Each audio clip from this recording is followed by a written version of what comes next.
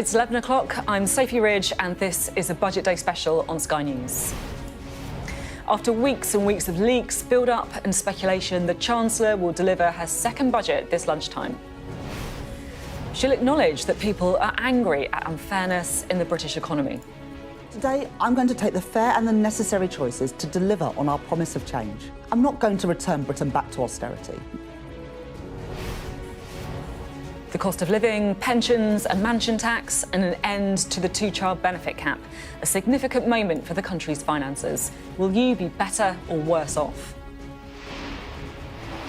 Well, in the next few minutes, we'll see the Chancellor on the steps of number 11 Downing Street before she heads to Parliament to deliver the budget.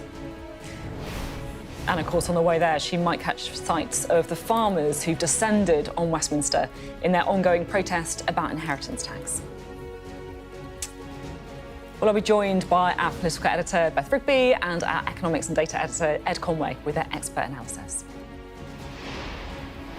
All the build-up and the full reaction to what could prove to be a defining budget for the country's prosperity and the government between now and 5.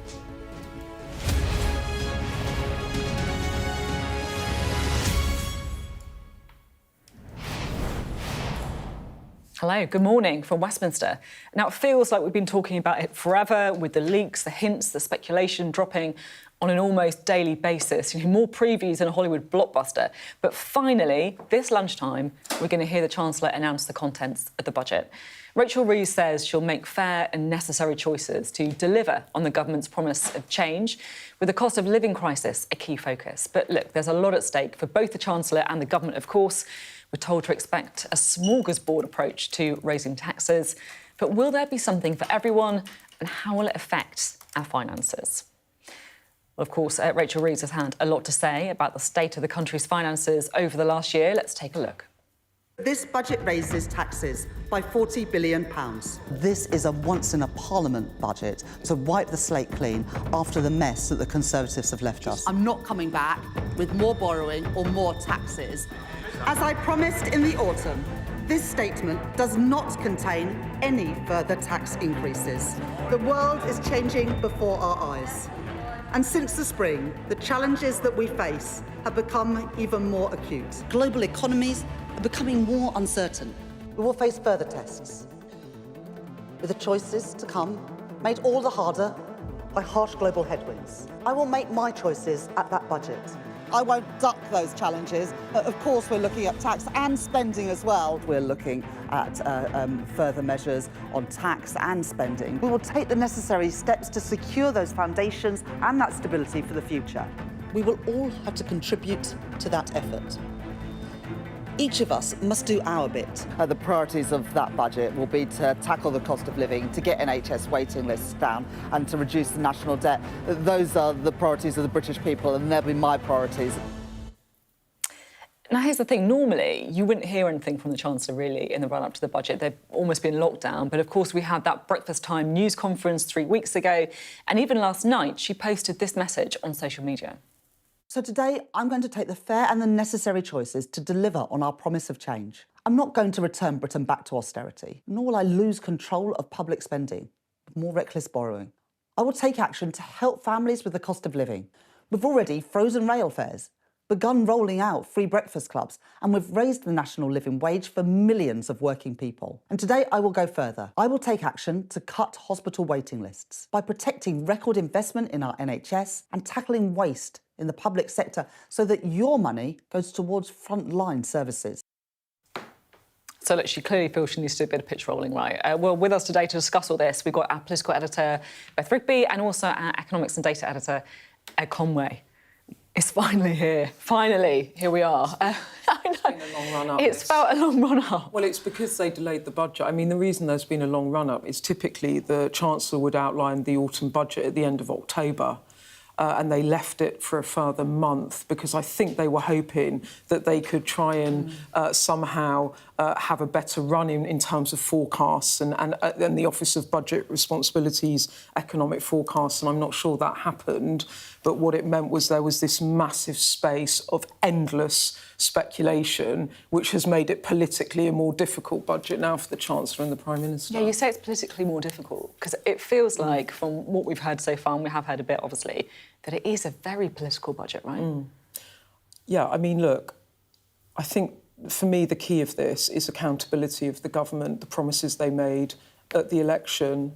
We all went into that election, you, me, Ed, all journalists really saying your promise not to raise taxes, the big three main levers, which is VAT, income tax and national insurance, and your insistence that you will not cut spending, nor will you increase borrowing, it doesn't add up.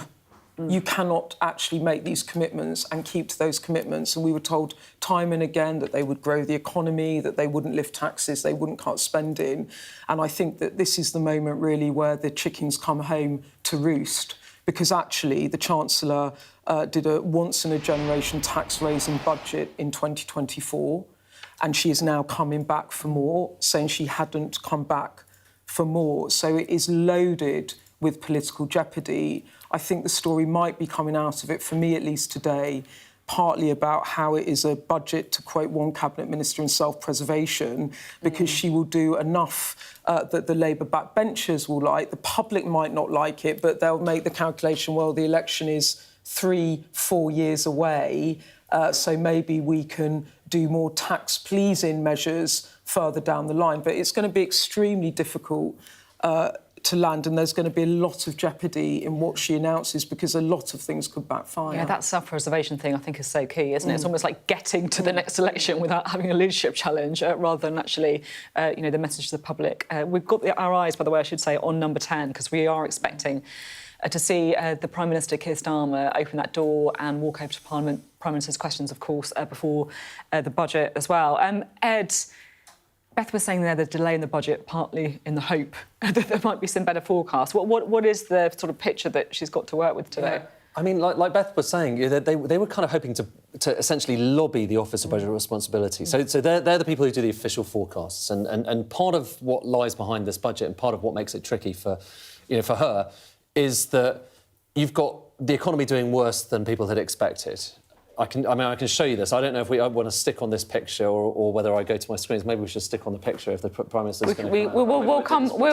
I'll butt in. Do you want to shout at? I'll shout at you if we need to go back to the door. Because I can kind of this is one of those things that actually you get a sense of it when you look at just the scale of. I'll push that in.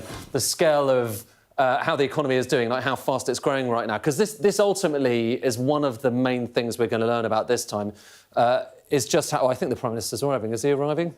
Why are you there we are. Oh, there we go. We knew it was going to happen. How can voters trust you?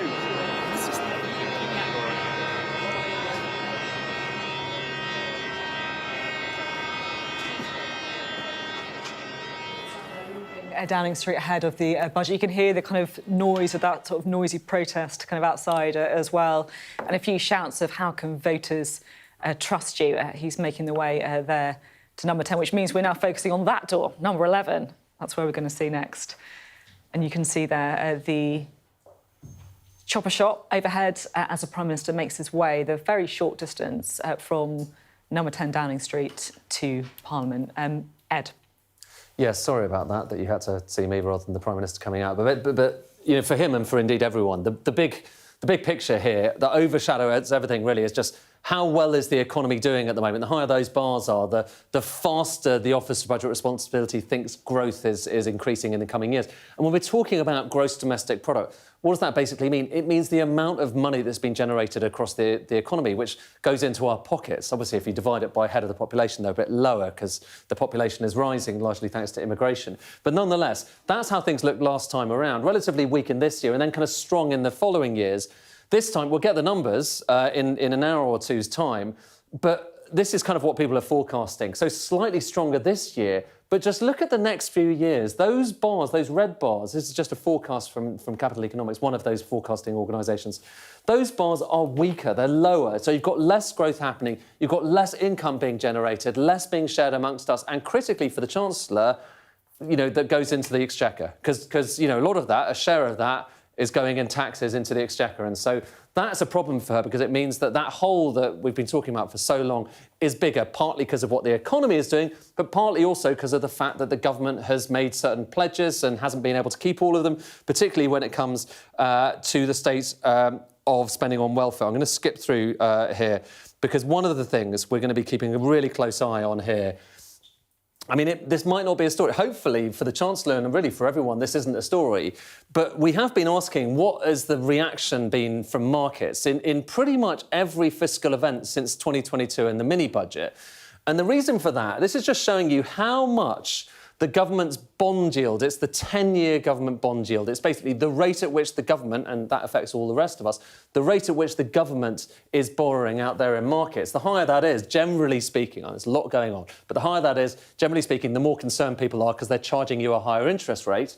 And here's the thing, OK, so far, budget 2025, it hasn't actually happened yet, but so far it's kind of zero. There hasn't been any movement in bond yields since yesterday. But last time around, when it was budget 2024, there was a bit of a move. And actually, Rachel Reeves kind of came out a day or two afterwards and said, listen, we've got plans. We're serious about kind of cutting the deficit. But people were a wee bit concerned about that. But nothing like as concerned as they were. You want to see something serious? Look at this. This is what happened after the mini-budget to basically what investors were charging the UK for its debt. That went through the roof. It kind of went above. It was a bigger reaction, you can see it there, that we've seen after any other kind of fiscal event in recent UK history. And this goes all the way back to the 1990s. So we will be watching that. We'll be looking at those big numbers. I showed you literally just one of them, but we'll have all sorts of them. And we'll have more of a sense. As Beth was saying a moment ago, so much speculation. It's hard to think of another budget where we've had so much room, so much kind of oxygen has been given to that speculation.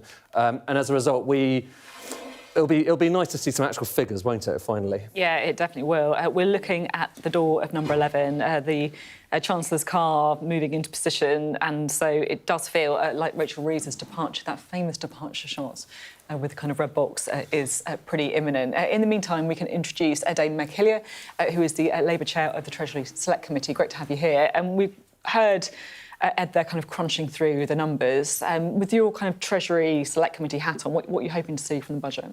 Well, we've looked at some of the issues that are being speculated on, everything from child poverty, gambling and cash ISAs particularly. So we think that as a committee, cross-party, we think that there's scope for more tax on the most harmful form of gaming online, which is taxed much lower than some physical presence gaming. So we've heard rumours, we don't know, but we hope that has made a contribution to the Chancellor's thinking, shall I say. And personally, I've been campaigning as a local Labour MP about child poverty a lot because I've got 1 in 2 children in my constituency living in poverty, and we have a very low birth rate in this country. We, for economic reasons as well as social reasons, need to invest in our young people. So I hope we see movement on those. But the reminder of what the mini-budget does just goes to show that we're much more stable than that, whatever happens today. It's pretty clear that the child poverty and the 2-child benefit cap is something a lot of Labour MPs feel very, very strongly about and care deeply about. But overall, is there a risk that this is a budget that is about pleasing their own backbenchers? So, the tough decisions on welfare, on, for example, putting a penny on income tax or whatever it is, are being shied away from for political reasons? No, look, I think we've got to be really clear about this. MPs sometimes described as parochial or lobbying for their own areas. Well, that's what we're there for. I visit people at home every week and see the challenges that they're living in. People who are working, 70% of people receiving universal credit are in work, and those who, if they've got more child benefit, are working people. They're living in overcrowded, challenging conditions, finding it, it's hard to hold down a job in those circumstances, but people do, sometimes several jobs, to make ends meet. So these are people who need support. We see that. So we'll all lobby for our own areas, and we're all impatient about things being done yesterday, but there's a very big realism, I think, in the Parliamentary Labour Party. I guess I'm not saying that, one thing is right or one thing is wrong, but some difficult decision has to be taken, whether that's a welfare cut, which some people think is a good idea, or whether it is a big income tax raise, for example, that other people think would be a good idea. But it's just that something has to be, some difficult decisions need to be taken. Absolutely. Look, we've got what people call a smorgasbord, or we've had described as a Scrabble bag of choices. If income tax isn't going up, which we've heard isn't, but, I have no inside track like you, then what we're looking at is probably a range of things. And those, not everyone will like everything in that. You're going to get lots of smaller groups of people perhaps unhappy about it. That will impact how they speak to their MPs about it. So it's difficult to please everyone all the time, especially if you're the Chancellor of the Exchequer, and the wider choice could make that more difficult for sure. Meg, you've talked about some of the tax rises you do, or the tax rises you do want to see to pay for, say, lifting to the two-child benefit cap. How worried are you as a Labour MP that this massive tax-raising budget from a Chancellor who said she wasn't coming back for more, that will effectively break two manifesto pledges, one which was to not lift income tax on working people, and obviously the freezing of tax thresholds will raise $8 billion and it will pull maybe 1 million more people into tax, it will pull 800,000 people into the higher band. The Prime Minister also said that the government couldn't afford to do the child benefit cap before the election. These were the election promises. How worried are you about how the public will take this budget? Well, I think one of the things about the thresholds is it's certainly not a stealth tax, because people would, if it does happen today, people see it coming and they have time to plan, compared with maybe a decision to make a change in April. So that gives people the space. But one of the reasons people are paying more tax is things like pensions are going up because of the triple lock. So I'm a great believer that actually paying tax is a good thing, if it's spent well. And what I find on doorsteps, as many constituency MPs will, is that people are very worried about the NHS. They see what's happening in their child's school and what's happening to the children in their child's class, who are not all living in happy conditions. And they want to see those changes. And actually, what's really been interesting, I've noticed on doorsteps in recent weeks, is that people are raising international issues with me. So they've got a lot of their own worries, but they're worried about the state of the world. And I think that's something that the Chancellor's obviously will have in her mind. And we've had Russian drones over Belgium. I mean, this is getting very close to us, and people have raised that with me. So I think people understand the world's uncertain and are prepared to give us a bit of leeway, but we need to be proof that very clearly that we can spend any money that is raised wisely. Meg, can I ask a really, really basic question? When you haven't seen it yet, the budget? No. when do you get? But do you get sight of it before? No. So I get. So the Chancellor speaks. She sits down. The Leader of the Opposition, Kemi Badenoch, speaks. Then I speak. So that's the time. So you're looking at it when she's standing up. You get a copy. No, I don't get a copy. Then I get a copy when she's sat down. But by then, that's not much prep time then. Well, indeed. So I won't. So forgive me, anyone who's watching and expecting me to go through the detail, the graphs in the red book and the blue book. I won't be doing that this afternoon because I just can't possibly digest that in the half. You get a bit of stuff though. You get a bit of time to just. I will get to see it when Kemi Badenoch is speaking, and I'll also be wanting to listen to what she's saying. So, so you kind of I'm a talented woman and making multitask, but there's a point there's a limit to what anyone can do. So so I will be digesting some of the main messages. But one of the reasons we have the Chancellor in 2 weeks' time in front of the Treasury Select Committee is by then we'll have put our slide rules across it, we'll have done all the digesting, you will all have picked it apart, we'll then be able to question the Chancellor directly in committee. And remember, that's the only time she'll have a pretty, 1 hour and a half or so of time to be challenged about the budget. Because although Beth and Sophie and others do a good job questioning politicians, it's usually for much shorter interviews. Because the thing I was struck by, I don't know if we can put this chart up, is the extent to which budgets have just been getting more and more complex in recent years. And, kind of not that long ago, you'd have kind of maybe 10 or 20 tax measures, and now it's kind of 60, 70, 80, 90. And, I mean, what's your sense of that? Is that just because, everyone has decided to tie their hands and not do the tough things like raising the basic rate of income tax, so you have to do the fiddly stuff instead? Well, yes, and we've had some clear evidence on this, and it's not rocket science, really. You either do one big thing, and then you don't have to do lots of little things. And it was described to us as a Scrabble bag of choices. Others have used smorgasbord. I quite like Scrabble bag. Yeah. So when you're taking out those ones, you then have to make sure you're testing them very hard against the reality of the world and how complicated it makes things for people. So there's a lot of judgments that the Chancellor will be doing. But look, we had actually George Osborne in front of the committee, because as one of the living, former Chancellors who's no longer in Parliament, we don't have many, and he said there's about 4,000 decisions made in a budget, and we don't focus on all those. So even in different times, famously had the omnishambles budget, where they felt they had done too much stuff and some of it backfired. And then, of course, the pass-through tax, famously. So there's always a risk for any chancellor when they're looking at that broad base that something will unravel. And it may not even be the biggest amount of money. It's just it's something that makes life a bit sticky or difficult for a certain group of people. I was looking at Ed's research, which I think is really interesting because it does show that much more recently, of course, people have gone for this Scrabble bag or smorgasbord. And I do, just wonder if actually it is because they just don't want to have the bad headlines of the bigger taxes. You said there that the freezing of thresholds wasn't a stealth tax. Well, because everyone's talking about it. So but really, in a way, if it happens, absolutely right. But in a way, it is kind of a raise in income tax, isn't it, right? But the government's not describing it as that. So I feel like you can see why people might think, actually, it is a bit of a sneaky backdoor way of putting up income tax without having to break a manifesto. But people will still be earning more money because they'll only be paying tax at the marginal But Meg, rates. isn't the part of the problem here as well that the Chancellor will be held by her own record, and a manifesto as a document, a budget speech in Parliament in October 2024 is a document. And she said on the record, I am not going to freeze tax thresholds because, quote, it will hurt working people, quote, it will take money out of their pay packets. And you're a government elected on a promise that you would not raise taxes on working people. Everyone said at the time, can you really make that promise, given the economic outlook, given the pressure on public finances, given the level of debt, given the fact that you do not want to make spending cuts? This was all previewed.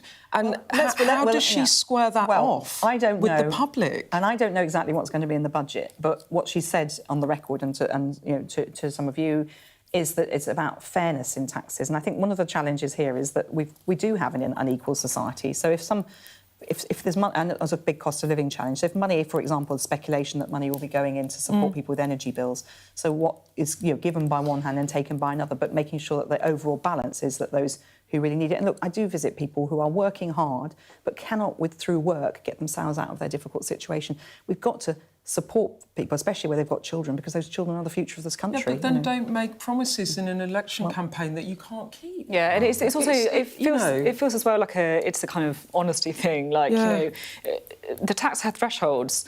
I feel like you listen to the government ministers and they're all just like shying away. Oh no, this is not a tax rise. Like, what is a tax? It's raising money, right? Like we're not sort of. Come on, let's just be straight. And I think about you've said it, and I think the British public get that. I mean, I don't think anyone. So I would say yes. Let's just. You think if the Chancellor dances on ahead of the pin and says I haven't broken the manifesto promises later, it will kind of look absurd, right? Because the public can see that there will be an excess of about 8 billion from those changes. Well, as a Labour MP who's still on that manifesto, that was the manifesto that the last election was fought over. Do you think these are fair points, aren't they? It's kind of this feels like quite a different set of fiscal policies. I know we're going to hear more about it today, but than the stuff that people were sold on just, Well, I think it was. I mean, it was fair to say. I think that the tax was the dog that did not bark in the election. There wasn't much scrutiny, dare I say it, by the media either. About. I don't know. No, we did. We tried. We probably had too much on doorsteps to see. Both me and Beth raised this repeatedly. But where the answers there, and I think that's the. We actually really need a proper national conversation about.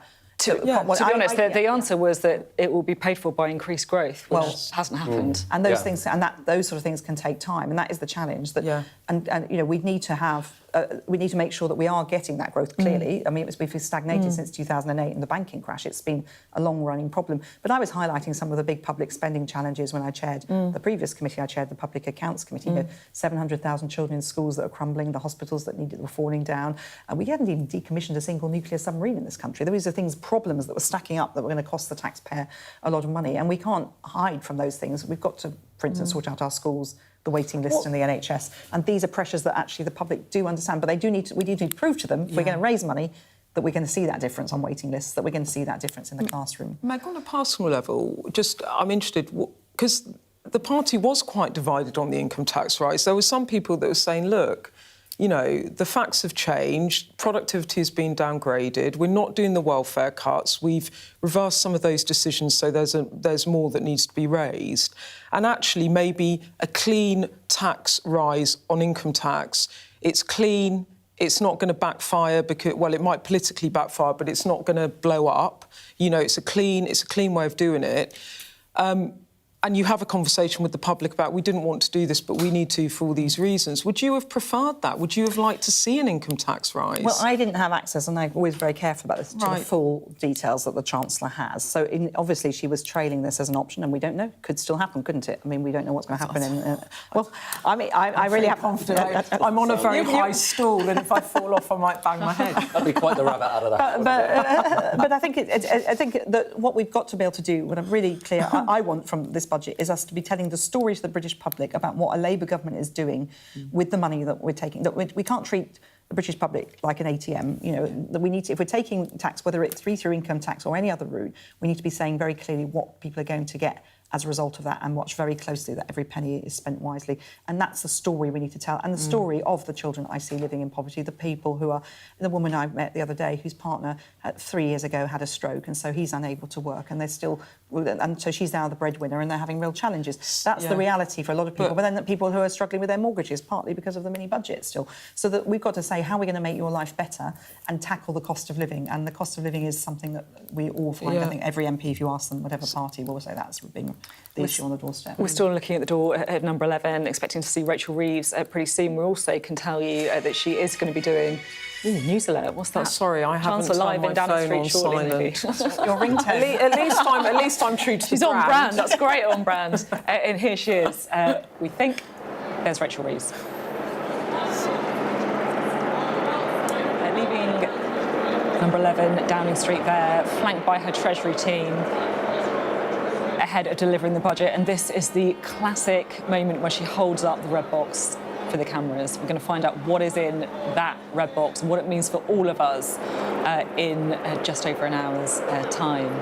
And interestingly, we can tell you as well, she's going to be giving a news conference at 4 p.m, taking questions from journalists. I think it'll be interesting again to see her pitch to the public after the budget as well. We've definitely seen more from the Chancellor around the budget this time, perhaps because she feels that she needs to sell what's in that box. A couple of little taps on the arm there from other members of the team. She's given quite a lot of interviews recently, more personal interviews, I think it's fair to say, about being the first female Chancellor, about some of the, what she describes as misogyny that she's experienced. Meg, do you think she gets a harder time because she's a female Chancellor? I think actually most women politicians get a hard time. I never read below the line. I don't even have social media on my phone now because it's just not worth bothering with. So I think, and look, Chancellors are never going to be popular in the moment because they have to make hard decisions. So, and I think I'm sure that is true. But I think she's a robust woman who can cope with it. Do you think she wanted to do this all her life, didn't she? So I think she's ready for the challenge. Do you think this will be her last budget? Oh, no, I think the chance of her going is, I would say, pretty slim. Look what happened when there was speculation about that in the summer. You know, there was a big issue in the markets. I think we need that stability. And there's not a long queue of people wanting to take her job either, is there? So I think... Oh, I don't know. There's always someone ambitious who thinks they might want to do it, but whether they do it well is another matter. I'm sure there's a cacophony of people that think they could do it better as well, don't you think, on your benches? Well, actually, not anyone who's certainly... genuinely, no one's been positioning for that. That's genuinely not the case. Unlike the Prime Minister role. Is this the famous moment where we kind of talk about how previous Chancellors, I think it was Hugh Dalton, on his way walking from Downing Street through to Parliament, once mentioned to someone one of the contents of what was in the budget in the 1940s, I think it was, and had to resign as a result because they had divulged something that was in the budget before it was announced in Parliament. That's extraordinary. And the contrast with today and this budget, most of which it sounds like has been briefed in the last few weeks, is kind of extraordinary. We can go and speak to Dan Whitehead now, who's been at the gates of Downing Street. There has been a bit of a noisy protest around Westminster today, hasn't there, Dan? Some of the farmers who've appeared there making their anger towards the Chancellor known. In front of us here, there were boos and shouts of Save Our Farms from the 500 or so farmers who've made it down here. Just to recap, they were planning to bring 500 tractors or so down to Whitehall outside Downing Street. They were going to tip 90 tonnes of soil in front. It was all approved, by the way, by the Metropolitan Police. 5 o'clock last night, the Met say, no, you can no longer do it. It's too much of a disturbance. A lot of people here believe that there was influence elsewhere, something, of course, that the government would deny. Let's chat to one of the farmers. Clive Bailey's a farmer from Staffordshire. Not one of the organisers of this event, Clive, but you organised the really big protest here on Whitehall back in November last year, shortly after the infamous budget. 12 months on or so, there's still a lot of anger, isn't there? Yeah, definitely. I mean, it seems this government are about as good at stopping tractors as they are stopping boats, doesn't it? We said back on the 19th of November last year that this wouldn't go away. There's been no dialogue with farmers particularly that's constructive. And, this is going to end up just defining Labour's entire term in government if they're not careful, isn't it? Everything they do is going to be punctuated by tractor horns in the background. So, just remind our viewers again, we're talking about inheritance tax, 20% tax on farms worth over $1 million. Now, it might generate, they think, about $500 million. Quite small fry money in terms of the economy, but this affects families, doesn't it, and the landscape of the country. Yeah, and it's a tax on wealth. So it's a bit like what could be announced today with a man tax or whatever. It's not a tax that the farm can pay. The official figure, I think farms, the average return on capital invested is like 0.5%. Even though it's spread over 10 years, the 20% inheritance tax is 2% a year, whereas a 1.5% problem there straight away, and that they just can't pay. So it means, in reality, selling assets, selling part of the farm to pay that tax. Then you haven't got a farm, right? Is one of the solutions that's been mooted. A lot of people think, look, they're not going to scrap this new IHT plan, but what about increasing that threshold from $1 million to $5 million? Thoughts on that? Exactly, and these are the kind of sensible kind of things that have been put forward by people. We're trying to get them to understand. There's a report like Sentax Dan Needle did a report that showed that if they raised that threshold, but then took it away for those investor farmers that are maybe using this as a loophole, not the genuine family farms that are at threat under this, these changes. If they brought in those kind of higher thresholds, they actually collected twice as much tax. So if Rachel wants to try and fill her black hole or whatever today, that's the kind of thing they seem to start listening to. But it feels, the fact that they're not listening or taking those routes, which are win-wins. It's a win for the economy, a win for this government, and it fixes the problem with those genuine family farms. The fact we're not taking those solutions kind of starts to make you feel it's personal. It's about something else, right? Clive, thanks so much for speaking to us and breaking it down for us. As I mentioned, not a huge amount of money potentially being raised by this IHT, but it is significant in terms of the opinions, the farming vote, which a lot left the Tories to go to Labour at that last election, and they are still extremely angry about it. Those tractors were banned, but I can tell you that earlier up in Trafalgar Square, down in Parliament Square, down on the embankment, lots and lots of tractors arrived and caused a lot of problems. And these farmers here were not stopped. They came regardless and made their voices heard. Dan, thank you very much indeed. Dan Whitehead there outside Downing Street. And of course, we are going to be looking at what is in the budget. We've got a bit of a sense of it already, of course. Two-child benefit cap looks like will be lifted. Income tax thresholds look like they'll be frozen.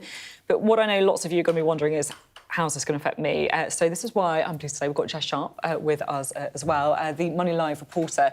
You're going to be doing a bit of a Q&A later, right? Yeah, so obviously we're expecting lots of changes to be announced, and the problem with them is they're often quite complex and quite complicated, and in the Money blog we really try and break it down with these big announcements to exactly what it means for you and the money in your pocket. So a little bit later, once we've heard the Chancellor's budget, we'll be taking questions from our readers, from our viewers, to really explain exactly how they're going to be impacted by the changes. OK, so what should you do if you've got a question, if you're worried about something in the budget, what do you need to do? Yeah, you can get in touch with us on the Money blog, and you can leave your question there and we might pick it up and answer it later. OK, great, thank you very much indeed. Lots more from Jess, lots more from Beth and Ed as well, as we kind of try and dissect not just what it means for you, but also the kind of overall political story, an awful lot riding on this budget, and of course the economic picture as well. See you in a minute.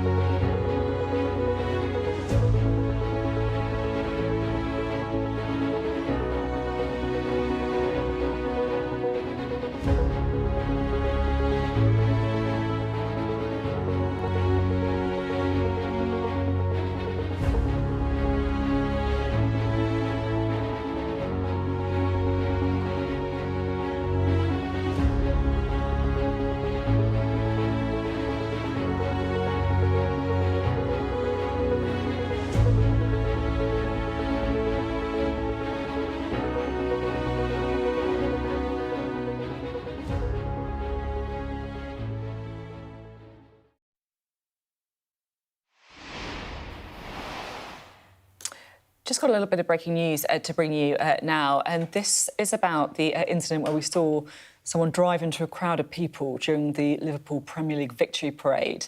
And I can bring you the news now that the man called Paul Doyle has pleaded guilty to all the charges. So he changed his plea this morning and actually pled guilty to dangerous driving in a fray. He also admitted 9 counts of causing grievous bodily harm with intent. He was sobbing in the dock, actually, earlier today as he dramatically changed his pleas to guilty to all of those charges. And this, of course, relates to the time when we saw that car driving into the packed street full of Liverpool fans who were celebrating the club's victory there. So the Liverpool Parade trial, of course, ongoing. Paul Doyle pleading guilty to all charges, changing his plea. We'll bring you any updates on that, of course, as they come in. But in the meantime, we're going to return to our coverage of the budget. It's not quite yet, though, of course. We've got PMQs to bring you first. Prime Minister's Questions. Always feels a bit weird to have Prime Minister's Questions before budget, but here we are. And to discuss all that, we've got Rachel Blake, the Labour MP and Vice Chair of the Labour Housing Group, Mark Garnier, the Conservative MP and Shadow City Minister, and also Bobby Dean, Liberal Democrat MP and the member of the Treasury Select Committee. And Beth's here, of course, not going anywhere. Beth Rigby, still here too. So it's always a little bit limited in what we can say at this time. But what are you expecting from, Prime Minister's Questions? What do you think Keir Starmer's got to do? We've got Prime Minister's Questions before we get the budget. There's bound to be some questions about the budget from the Leader of the Opposition. I think we've got to be talking about measures to tackle cost of living and measures to bring the debt down. I think that's what we're seeing from the Chancellor about the things that this budget's really going to be focused on. Of course, we'll also be hearing from backbench MPs bringing forward the issues that are affecting their constituencies, which I think you see people raising issues in public services a lot at the moment, whether or not it's hospitals, how people are being treated in hospitals. In my particular constituency, I often raise housing issues as well in the chamber. So I think that's what's going to be happening as a warm-up, shall we say? It's always a bit of a warm-up. It's true. I shouldn't really say that PMQs is. Keir Starmer's a warm-up. Exactly. But I think that's what we're debating. So, Mark, do you agree with that kind of cost of living, housing, NHS? Are those the kind of big issues you think on budget day? Yeah, absolutely. I mean, but I talk to a lot of my constituents, and they're really struggling. But just as alarming, I spend a lot of time talking to people who are wealth creators. So they're people who actually do a lot of employment, and I'm coming across more and more people who are really depressed. So they're some of them are going as far as sort of saying, look, actually, we've had it with this country. We're now seriously looking at taking our businesses elsewhere, and that's an incredibly bad thing. Now we'll have to wait and see. I mean, one of the problems about budget day is we spend an awful lot of time speculating about something. We know what the answer is going to be in just a couple of hours. But I'm not expecting people to be cheered up too much by this budget. So it's businesses, that's the kind of thing that you're going to be focusing on? Yeah, businesses, the employers, the wealth creators, the people who make the investment into the economy. It's all those people. At the end of the day, what we forget, we talk about kind of rich people. There are people who kind of run big water utilities, for example. They get £3 million bonuses and this kind of stuff. Those people, I'm happy if people get criticised for that. But it's the people who take out a second mortgage to invest into a business that creates 20 jobs. It's that type of thing where these wealth creators are not sort of hard-hearted capitalists. They're taking risks with their family's savings to create wealth for other people, and those are the people we need to protect. So look, I agree with you about wealth creation, and we've been on kind of similar sides of arguments, I think, in the past about wealth creation and how important that is. I think what this budget is going to do is be establishing the conditions for that investment. I think we have seen not enough public investment in public infrastructure, and that is a really important part of productivity. I'm hoping that we might talk a bit about productivity in the budget, and Bobby Dean and I used to be on the Treasury Select Committee together where we talked about the productivity. I think the tactics are good here, by the way. Like, we've agreed on a lot. We used to work together. I think that's quite. It's not. Look, I'm going to be. You've said about let's be. You've talked about let's be more honest in politics. There are things that Bobby and Mark and I actually agree on. I'm pro-agreement, by the way. And I think one of the things that needs to change in politics is to actually to crystallise the bits that we do disagree on, and we talk about our values on that, and try to bring it to the place places where there are real points of disagreement. So, you know, there are different. We have some different values, and that's what we should be talking about. Over to you, Bobby. Sorry, Bobby. Yeah, I mean, I think we can agree on the analysis of the problems. We do have a cost of living crisis. Families are really feeling it. We also have a cost of doing business crisis. I mean, businesses are feeling that a lot as well.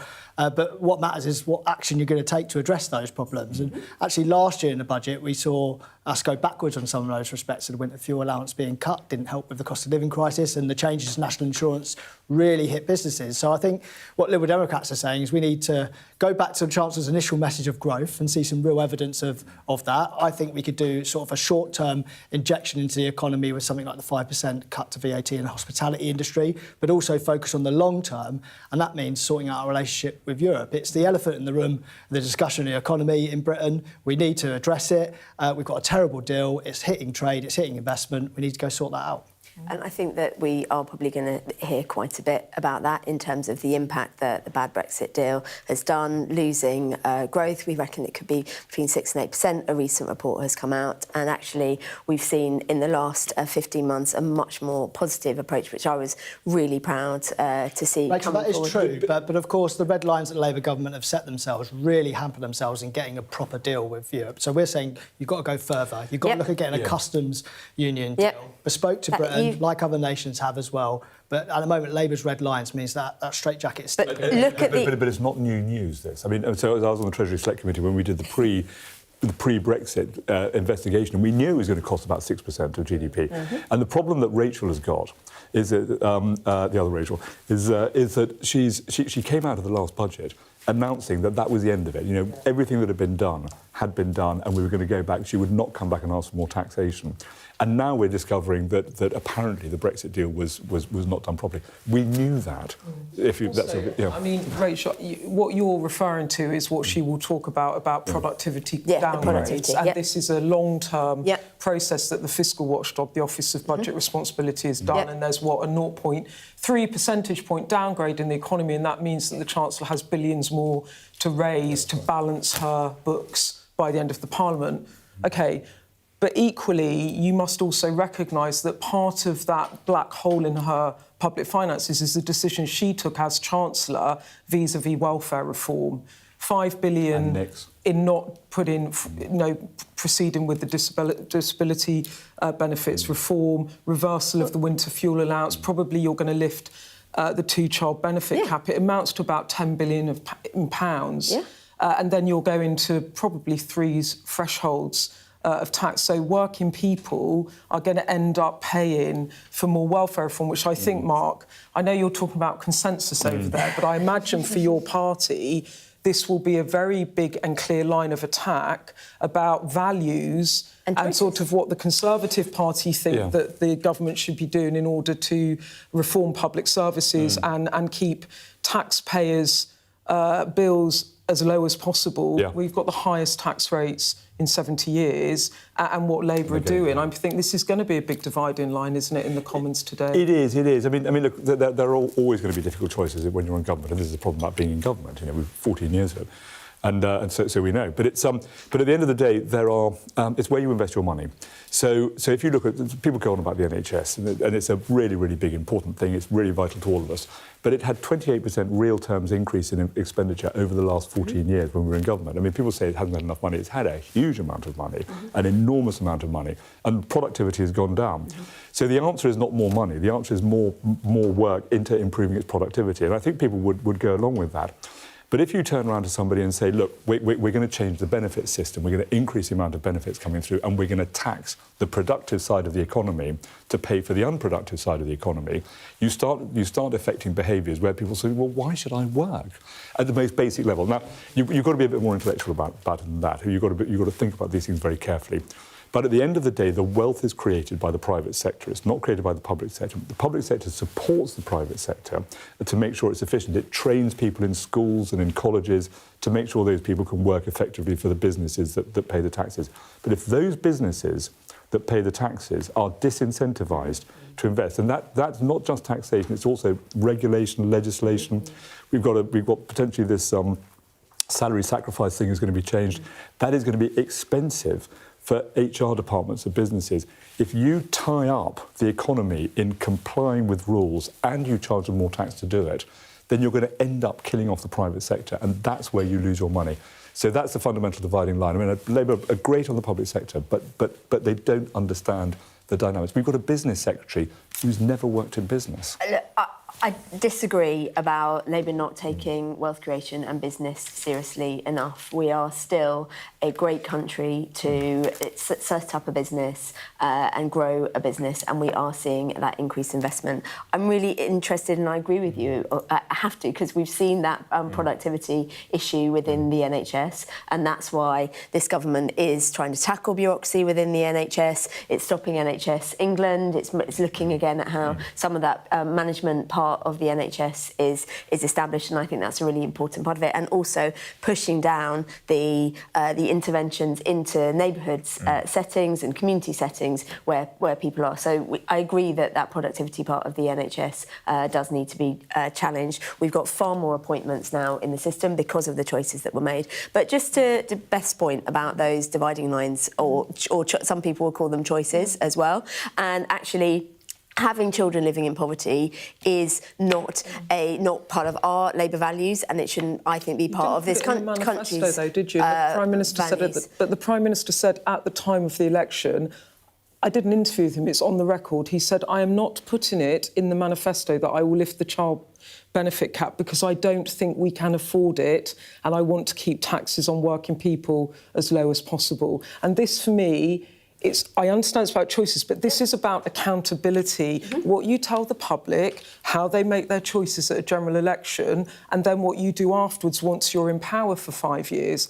And for me, it's an accountability issue. If you were going to do it, why did you not put it in the manifesto? So the manifesto was fully costed and made those clear choices about how we would to raise tens of billions more in taxes, having said you're going to keep taxes about low. how we would pay for the things that were put directly in the manifesto. And then tackling child poverty is always going to be what a Labour government does, and so they're making the choices now to look at how we can actually pay for that. But I'm just saying, the Prime Minister told the electorate at the election, I want to do it. My party want me to do it. We cannot afford it because I want to keep taxes as low as possible. But that's what he told people when he was trying to get them to vote for him. Yeah, it is. And now you're doing the opposite. I don't think we are doing the opposite. Well, when he said he wanted taxes on working people, and you're going to lift the two-child benefit So cap. he said he wanted to do it. His party wanted to do it, but at the time when those decisions were being made, there wasn't the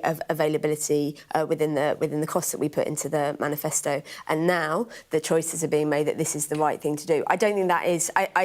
You're right in terms of what was said, but I think those decisions have been made to address that, which isn't good for our economy to have children living in poverty. Lots of arguments, I'm sure, going to be played out throughout the day. I've got a couple of little updates to bring you as we await Prime Minister's questions. Firstly, this has come to us from Reuters, the Reuters news agency, and they are saying that from the UK's OBR, the UK's Office of Budget Responsibility, so they kind of, do the forecast, they kind of mark the government's homework, if you like.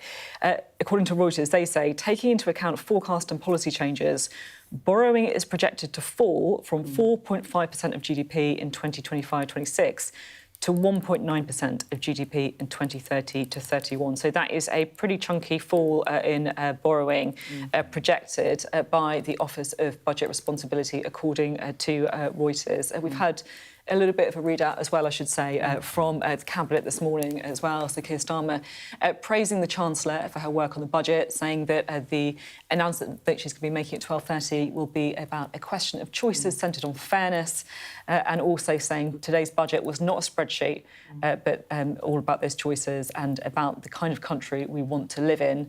The fight was between renewal or decline, and this government chose renewal.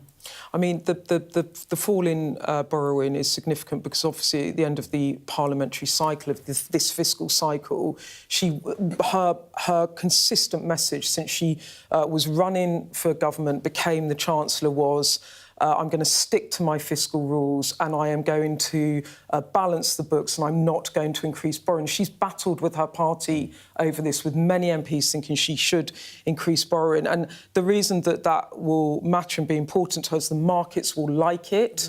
So that's a very big tick for her. But also it's about inflation. So part of the bringing down the cost of living, although there will be all these measures announced today, like freezing rail fares and they might prescriptions, they might do stuff on more breakfast clubs, I don't know. If you can actually keep the markets happy with your macro framework, then it helps bring inflation down or keep it down. So that is a key element. I mean, the three things that they're saying in this budget is keep borrowing down, waiting list down and cost of living down. So that's what she's aiming at with that. If borrowing is projected to fall like this, that must mean it's there's still some massive, though. Well, I think it's an admission of a mistake. Because she made a mistake previously in the way that she set out and then implemented her fiscal rules, which she left herself with minimal headroom. Yes. And that's created so much uncertainty. We talked about speculation ahead of the budget. That has continued pretty much since she delivered the last budget, because everybody knows that the minor movement in debt markets or maybe one policy doesn't go through creates all this uncertainty. And let me tell you, that has put investors off. Investors have held their money back because they're not sure what taxes are coming around the corner. So she needs to build more headroom in this budget. Don't you think, Bobby, I think that's one thing she's going to do today, though, because that's an admission of a mistake. And part of the stuff around the spending review with the welfare cuts was the Chancellor was trying to put the welfare cuts in before they'd got the party to the place they needed to, because she was trying to get headroom, right? Well, this is an example of the short-term thinking that's going on, though. We're going from budget to budget, fiscal event to fiscal event. So with welfare reforms, there could be a way to invest to save. So it's absolutely right. I mean, the fact that you've got borrowing down, which is great, is really important, because this determines on what price gilt yields are. And ultimately, gilt yields determine what interest rates are charged on mortgages. It's that long-term borrowing, which is really important. The problem is this is what she did last time. And what happened last time was Bob is absolutely right. She had a very small fiscal headroom. But the problem was that the measures she brought in created a slowdown in the economy. And at the moment, we've got the worst performing economy in the G7 on a GDP per capita basis, which is an important point. So what is individuals creating and generating in the economy, and with the worst of the G7? Now, the problem is she developed herself another problem for this budget, which is now resolved. So it's entirely possible that she could come out of this. But the point is, if she chooses a wrong way of reducing that borrowing, then actually you stifle the economy and the borrowing goes up. This is why I go back to my original point about her message before the previous budget was all about growth. We've not actually seen that delivered. We've seen quite a spreadsheet-driven approach to budgets where we're trying to raise enough tax to cover the spending commitments that they've made and no actual long-term thinking about growth. I'm going to jump in because I'm aware that we're on a bit of a countdown before Prime Minister's questions, and I definitely want to bring in Ed Conway, who was standing by in the newsroom for us, pouring through all that stuff from the Office of Budget Responsibility, including, of course, that Reuters account as well. Ed, what have you found? It looks like the Office of Budget Responsibility has accidentally published this document with the core set of forecasts for this budget before the actual budget itself. We shouldn't be reading this right now, but online we've been able to download a copy of the OBR's latest budget document with all of their forecasts, with all of the numbers about borrowing, with most of the policy decisions.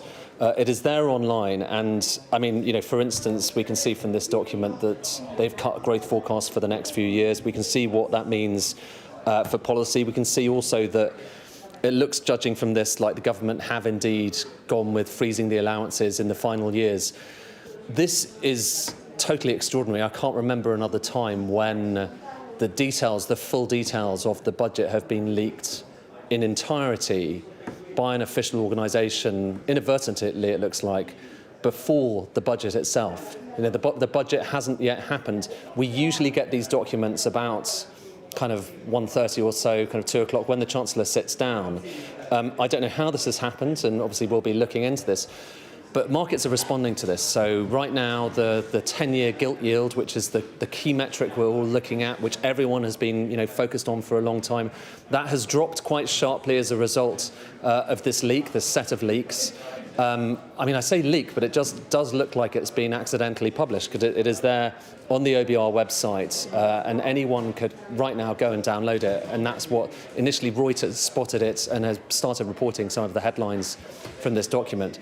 But as I say, I mean, I'm flabbergasted by this. I can't remember another time when the government has accidentally published the details of the budget before the budget speech itself. It's never happened in my memory, at least. And we've talked a lot about leaks and about briefings ahead of this budget and stuff that has been insinuated and hinted at towards journalists. Well, it looks like someone within government, whether it's the OBR or other parts of government, have inadvertently pressed the button to publish the document for this budget before the budget itself. I'm slightly lost for words by this, Sophie, because we shouldn't really be reading this stuff before the budget moment, but here it is, it's there in black and white.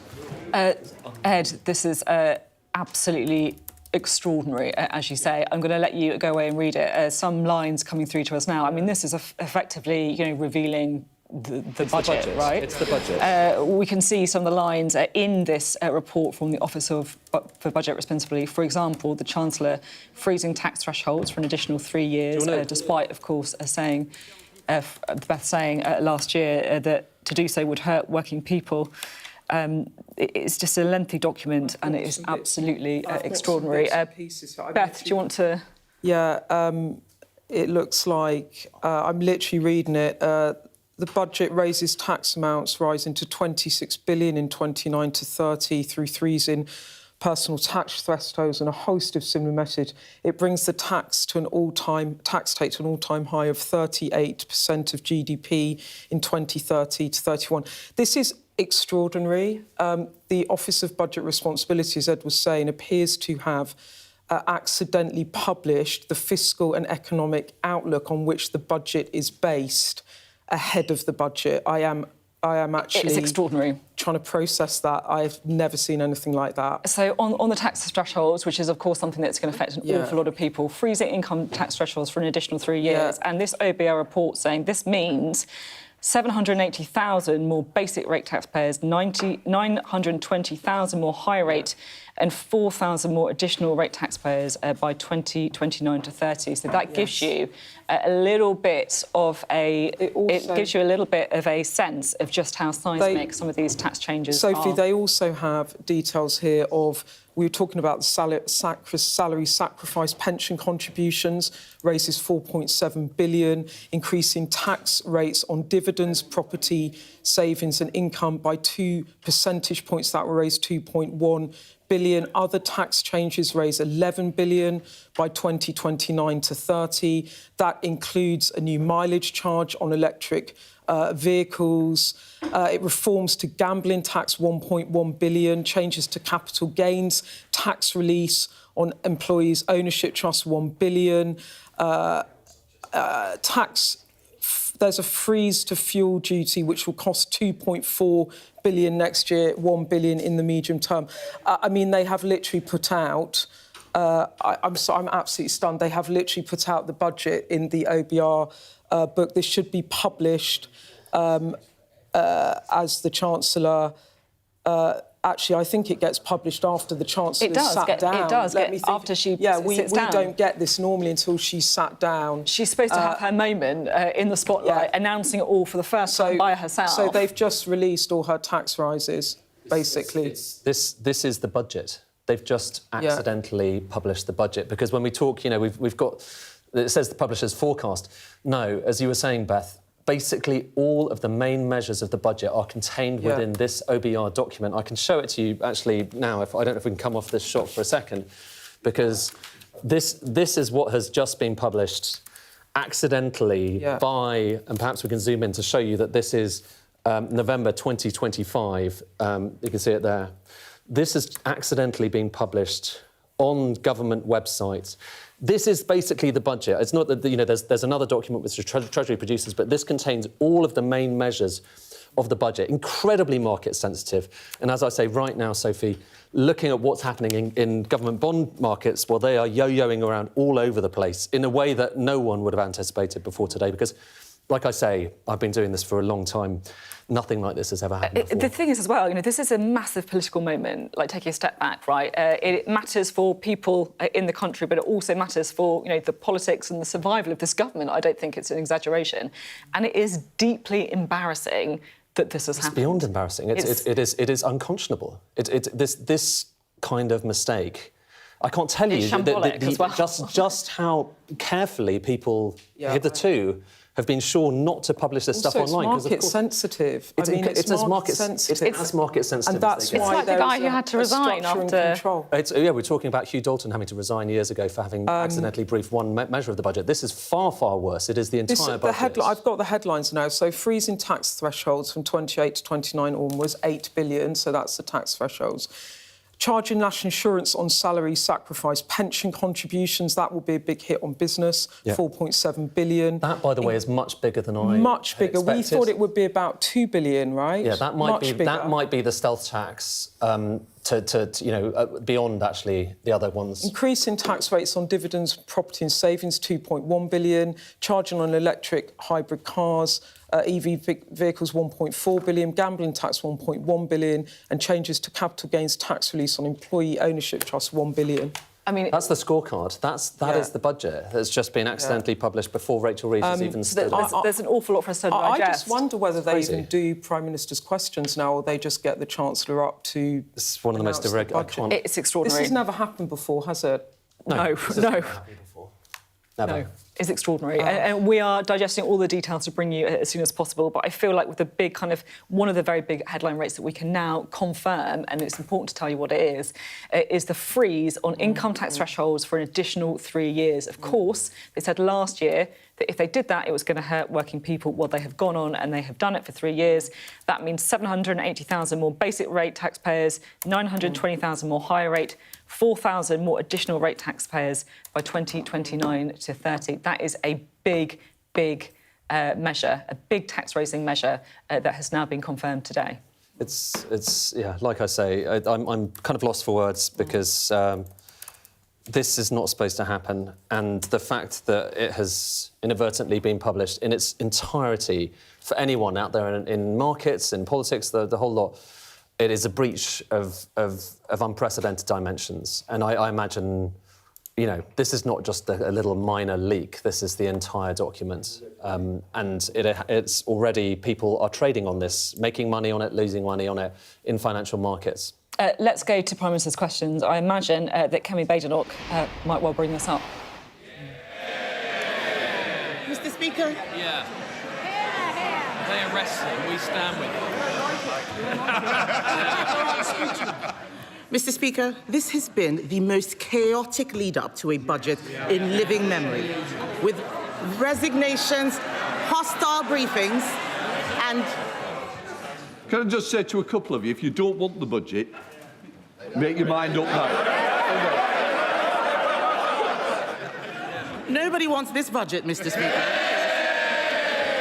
With resignations, hostile briefings and leaks galore, even just in the last 10 minutes, an unprecedented leak of the OBR analysis. Unbelievable. Mr. Speaker, these leaks have been so serious that even the former chief economist of the Bank of England has said, and I quote, that Labour's fiscal fandango is the single biggest reason why growth has flatlined.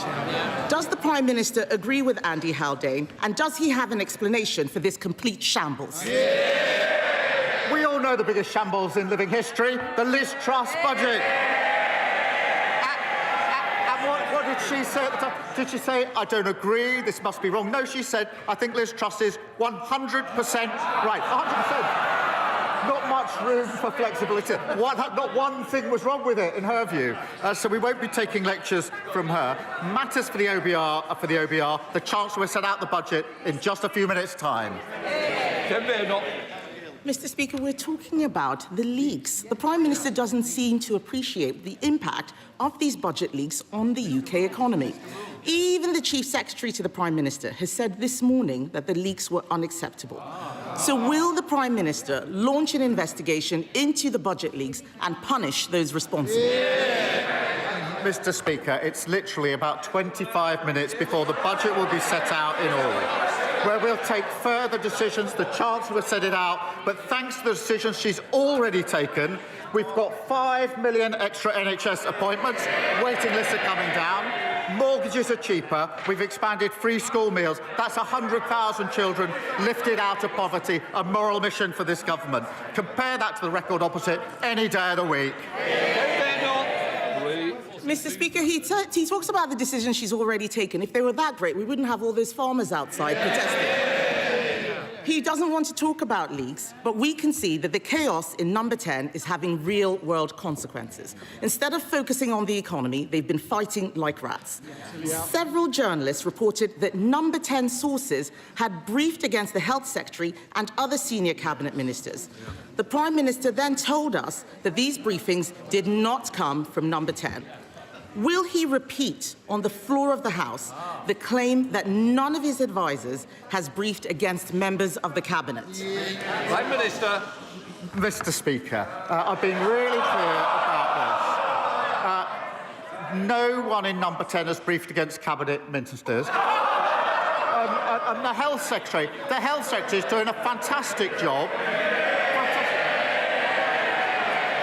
He stood before the electorate just before the last election. He said we'd deliver 2 million extra appointments for the NHS in the first year of a Labour government. There he is. What did he do? Not 2, not 3, not 4, but 5 million extra appointments for the NHS. They don't understand this language, Mr. Speaker, because they left everything absolutely broken.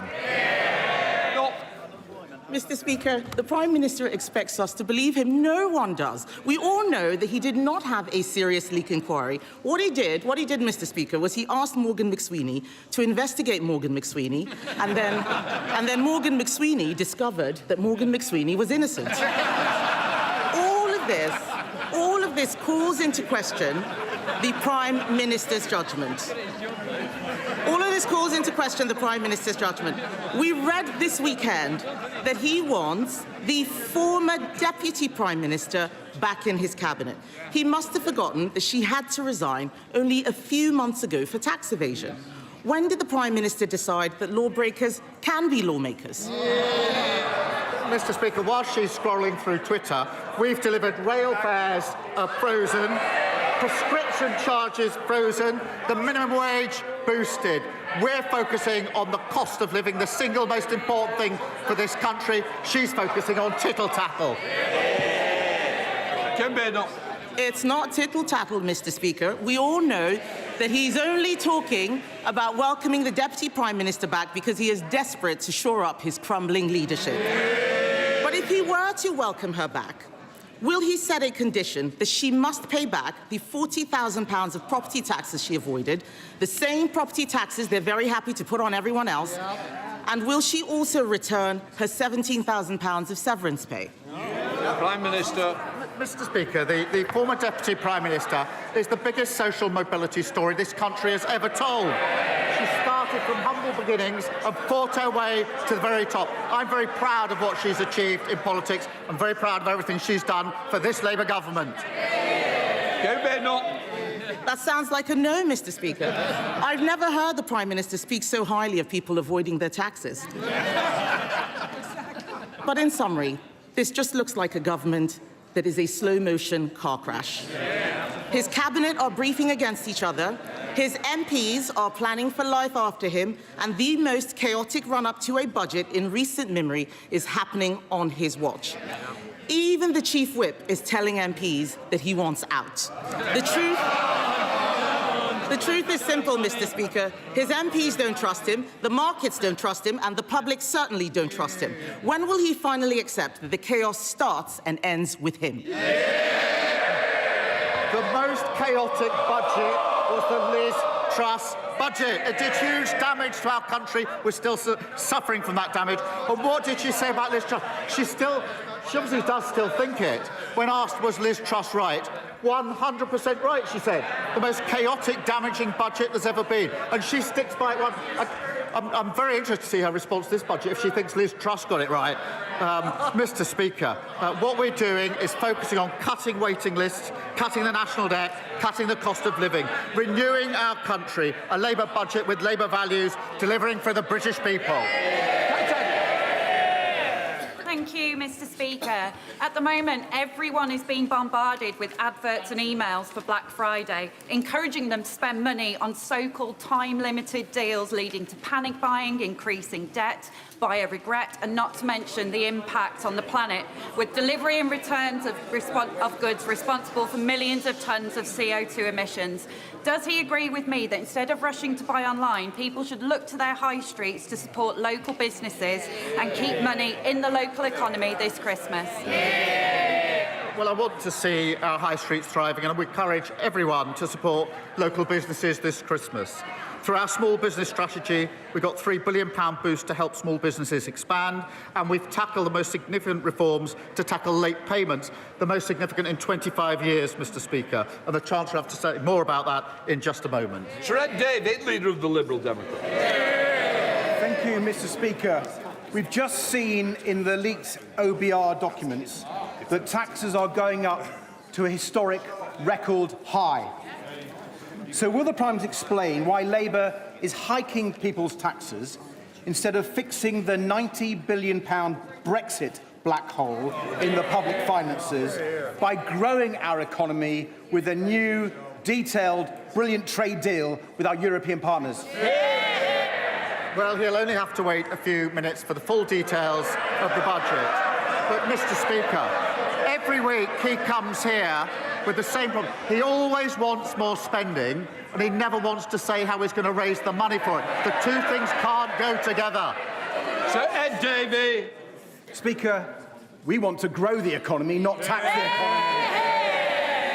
But if I can take him on to another issue, Mr. Speaker, I hope everyone in the House shares my alarm that a former leader of a political party in Wales has been found guilty of betraying our country and has now been sentenced to over 10 years in prison for his treachery.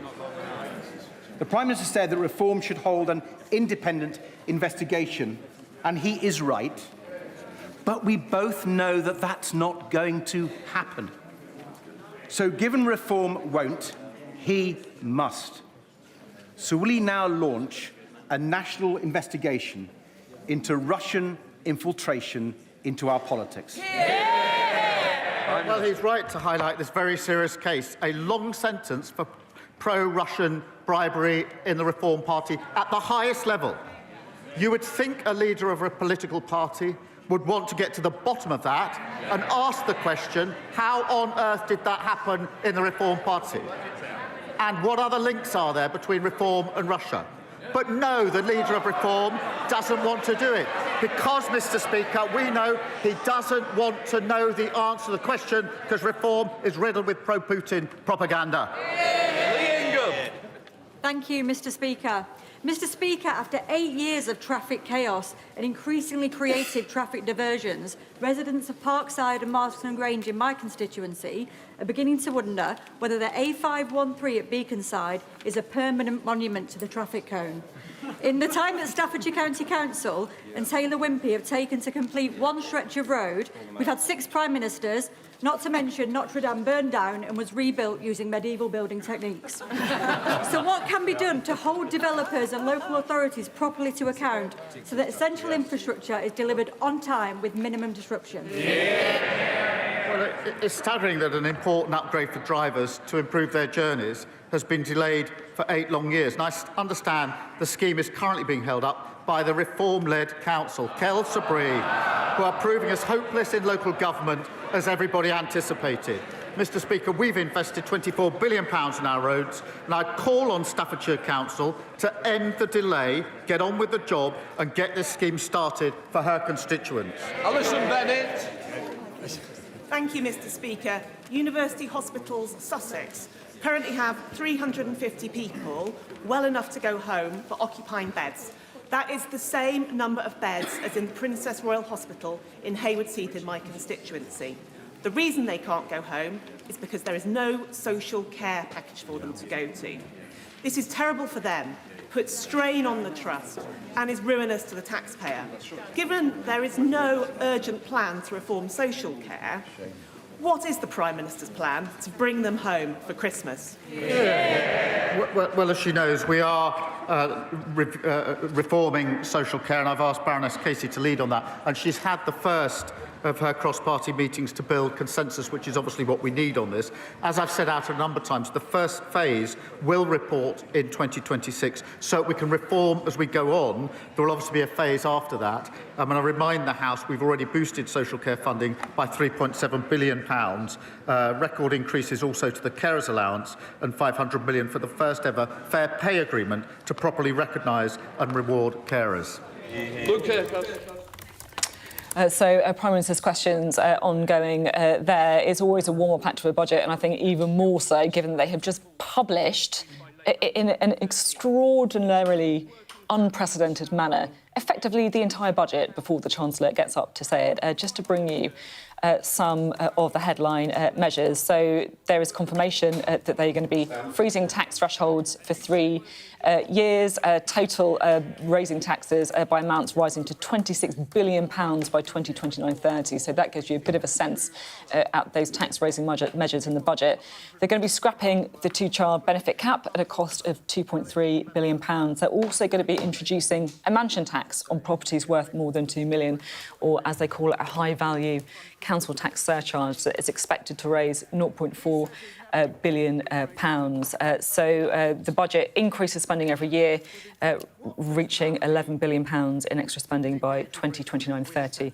But it is an awful lot of taxes as well. £26 billion by the same period. We, the three of us, I think, are shell-shocked, I'll be honest. We're digesting what is going on. Beth, what is standing out to you? Well, look, the first point is, and I was absolutely stunned into the point of not really even knowing how to react, so surprising, is this leak ahead of the budget. And I cannot stress how I have never seen anything like it. There will be massive consequences and there will have to be an investigation as to why this happens. The reason that budgets are not leaked is they move markets. And it actually matters that this stuff is kept confidential until it is actually officially announced in the Commons. So for this to leak, and then also for PMQs to kind of carry on as if nothing happened when we're all reporting the budget measures. The Prime Minister said you'll have to wait until the budget comes out. I've never covered anything like it, and I don't imagine I will again. On the headlines, as you were saying, 26 billion, as we can work it out at the moment, in tax rises, that's 15 billion in personal taxes, 8 billion coming from freezing thresholds to the end of Parliament. There's a massive 4.7 billion on national insurance, on salary sacrifice, pension contributions. That, I think, is going to be a big hit to business as well, right? It's enormous. Just on that very quickly, Ed this morning was basically saying that that was the one thing that he thought could end up being the kind of pasty tax or the farmers tax. That is going to be. I'll tell you why that's a big deal. Is because a lot of people aren't aware that they are part of this, and those numbers are big. They're bigger than have been expected. Yeah. Yes. And as a result of that, people are going to be squeezed more than expected. And we talk about stealth taxes. That's definitely a stealth tax. If you're not aware that you're part of these salary sacrifice schemes, which if you have a pension, if you're part of a kind of private sector pension, there's a good chance you are part of one of those schemes, then you are going to be taxed by this, and that is a lot of money. On the other taxes, you've got 11 billion more by 2029 to 30. There's an EV tax on electric vehicles. You're going to be charged on mileage. That's going to raise 1.4 billion. They're basically trying to deal with the fact that fuel duty will be falling as more people use electric cars. The council tax surcharge on properties worth more than 2 million, that's going to raise £500 million based on 2026 prices. That's slightly smaller than expected. Four price bands there. So for people in houses of more than £2 million. And then the child benefit cap is going to be raised from 2026, and it looks by the end of the Parliament that will cost £5.3 billion. So again, a bigger spending charge there than or a biggest cost than we perhaps thought. So at the moment, it's like £26 billion of tax rises. There's a big £5 billion slug on the child benefit, and I'm just trying to absorb. We normally get this stuff through after the budget. And we're trying to work it out, aren't we, as she sits down? This is completely, there's only so many times you can say it's unprecedented, but it is totally unprecedented. This is, as far as I know, nothing like this has ever happened before. It is the kind of height of embarrassing. And markets have been yo-yoing kind of quite dramatically, actually, after They're doing the same thing as us. They've downloaded it and they're trying to work out. And having started off... not control your messaging and how not to control your budget. Having fallen, so yields... If you're Rachel Reeves, you want the yields to fall. That's your kind of interest rate on your government debt. Having fallen quite sharply, as everyone was like, oh, look, they're raising a lot of money. Now, suddenly, they're up. So they've yo-yoed and right now, they are higher than they started the day. And frankly, that rollercoaster is probably going to continue. There's two things that I just want to pick out in this accidentally released report by the OBR. The first is that they've actually got net migration heading back up later in the Parliament. Net migration projected to rise to reach 340,000 by the end of the forecast. I mean, these are the kind of things that it can define a government, I'll be honest, particularly a government that said it will get it under control. And the other thing is about household income. So the starting level of real household disposable income per person has been revised down relative to the March forecast. So, in other words, household income growth will be worse than over the last decade at the end of the period. And again, these are the things that matter. So migration, totemic issue for this government. They've made it so, some would say, rightly or wrongly, and household disposable income. In other words, how well off you feel, right? Well, I think also lifting household income by the end of this Parliament was one of their key pledges going into the election. They said, we will lift household income. They wouldn't say by what, but they said it would be growing. And this is suggesting that it's projected to fall from 3% in 2024-5 to around 0.25% a year of growth over the forecast, slightly below the March forecast. So by the end of the Parliament, it's kind of slightly nudging up. I think the thing is, what we will see in this budget, though, there will be a targeting of tax measures. We're already seeing it. Towards wealthier people, people in bigger houses, people that are putting a lot of money into pension funds. And it's been used to fund more welfare spending, actually. And actually, on welfare spending, the cost of the welfare reversal in the summer is going to cost the government £7 billion by the end of the Parliament. So there you have really a direct correlation between almost freezing the tax thresholds in order to raise more tax, and that pays off the welfare reversal. Yeah. And I think that this will be an area where the Conservatives really feel, and I was saying this earlier, that they can actually make some political attacks here, because the two-child benefit... Meg Hillier loved it, didn't she? Yeah. It's really not popular in the country. 60% of people are opposed to lifting including the Labour two-child voters cap. as well. And also, just to put in context too, you know, you're talking there about the big sums with welfare. The mansion tax on properties worth more than £2 million, only raising 0.4 billion, which, don't get me wrong, that's still a chunk of money, but it pales into a small amount, doesn't it, when you compare it to the amount of money that they're spending on welfare. I think that's the tricky thing, is obviously this government wants to pitch this as raising lots of money from the wealthy and then transferring it to those who are less wealthy. The difficult thing is it's very hard to do that. You know, you can raise the top rate of tax, the higher rate of tax, and you just don't raise that much money from it because, you know, a lot of these people are mobile. There's not that many of them, and, you know, if they want to leave the country, a lot of them can. The way to raise lots of money is to tax everyone. And it looks, from this national insurance on pensions, like, again, we're going through it now, but it looks like that's a tax that's going to affect a lot of people. If you're raising £4.7 billion in a single year from that, then that's a lot. I mean, other things... What I will say, though, so what they've done, OK, so she has managed to kind of meet her fiscal rules by kind of raising about £26 billion worth of money. A lot of that money is quite backloaded, so it's not being raised this year, it's not next year, it's 3 years' time, it's 4 years' time. And that makes the sums add up because she's got this fiscal rule, arbitrary as it is, that says you need to kind of have a current budget surplus in 4 or 5 years' time. So it makes it just about add up. But I think a lot of people will be looking at this within markets, you know, these are the people who are buying our debt, and saying, I'm a bit sceptical about that because it's so backloaded, as they call it. It's so off in the distance. It's not like money today, it's promises of money tomorrow.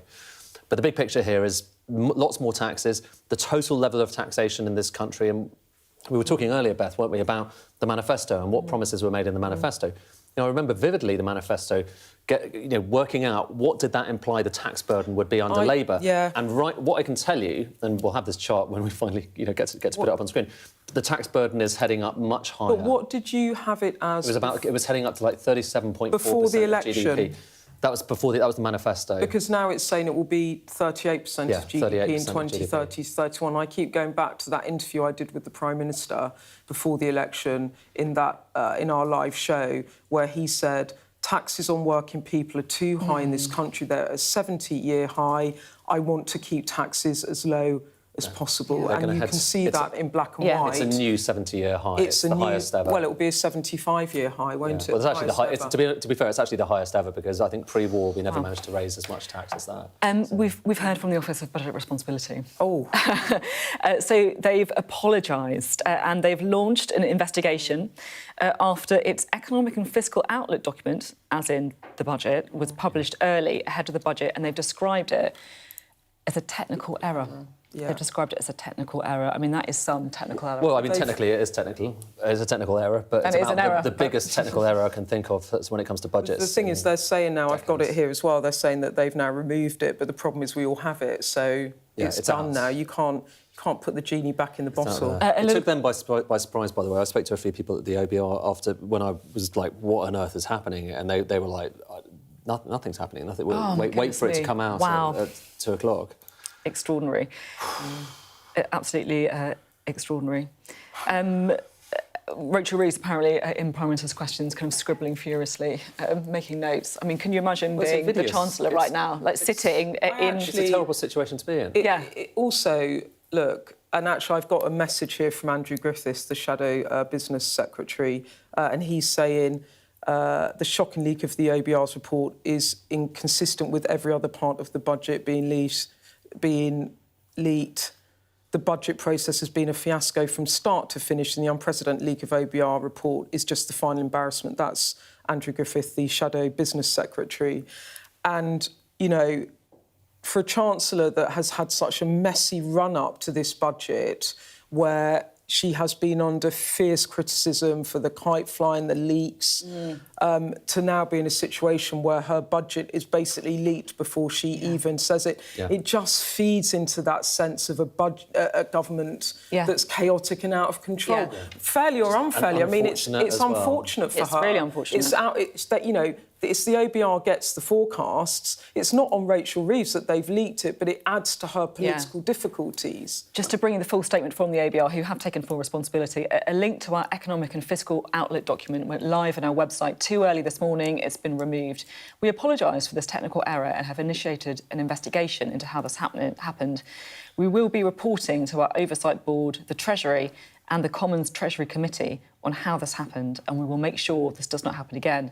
Our economic and fiscal outlook and supporting documents will be released when the Chancellor has finished her speech. So obviously that's what's supposed to happen. The Chancellor's supposed to give her speech. I mean, as you say, there it is. It's shambolic. It adds to a sense of chaos. It also means that Rachel Reeves doesn't get to make the pitch first, which I think is important. I mean, just looking at some of the details here, Home Office budget falling in real terms over the next few years, education funding frozen. I mean, this is difficult stuff, you know, given the pressures on immigration. They're going to miss their 1.5 million target, again, one of their key manifesto pledges. Yeah, it's difficult for the public, but it's also, you know, for her own MPs as well. Some of this is going to be hard to swallow, and it is important for the Chancellor to be able to present it in a way that makes an argument and makes a pitch, rather than she'll have to refer to this when she actually does her speech, because it was very surreal, that moment in Parliament just now where the Prime Minister's saying you'll have to wait because you know, it was out by then, albeit like 15 minutes before.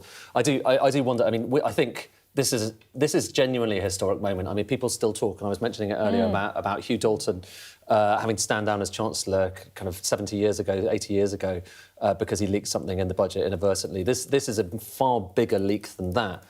But by the same token, the big story here is it is a big budget. I mean, Beth was saying earlier, this is going to be a big consequential budget. There is no doubting it here. You know, 26 billion, but that's just kind of actually the tip of the iceberg here of measures. A lot of them unexpected. The scale of some of them unexpected when it comes to those pension changes.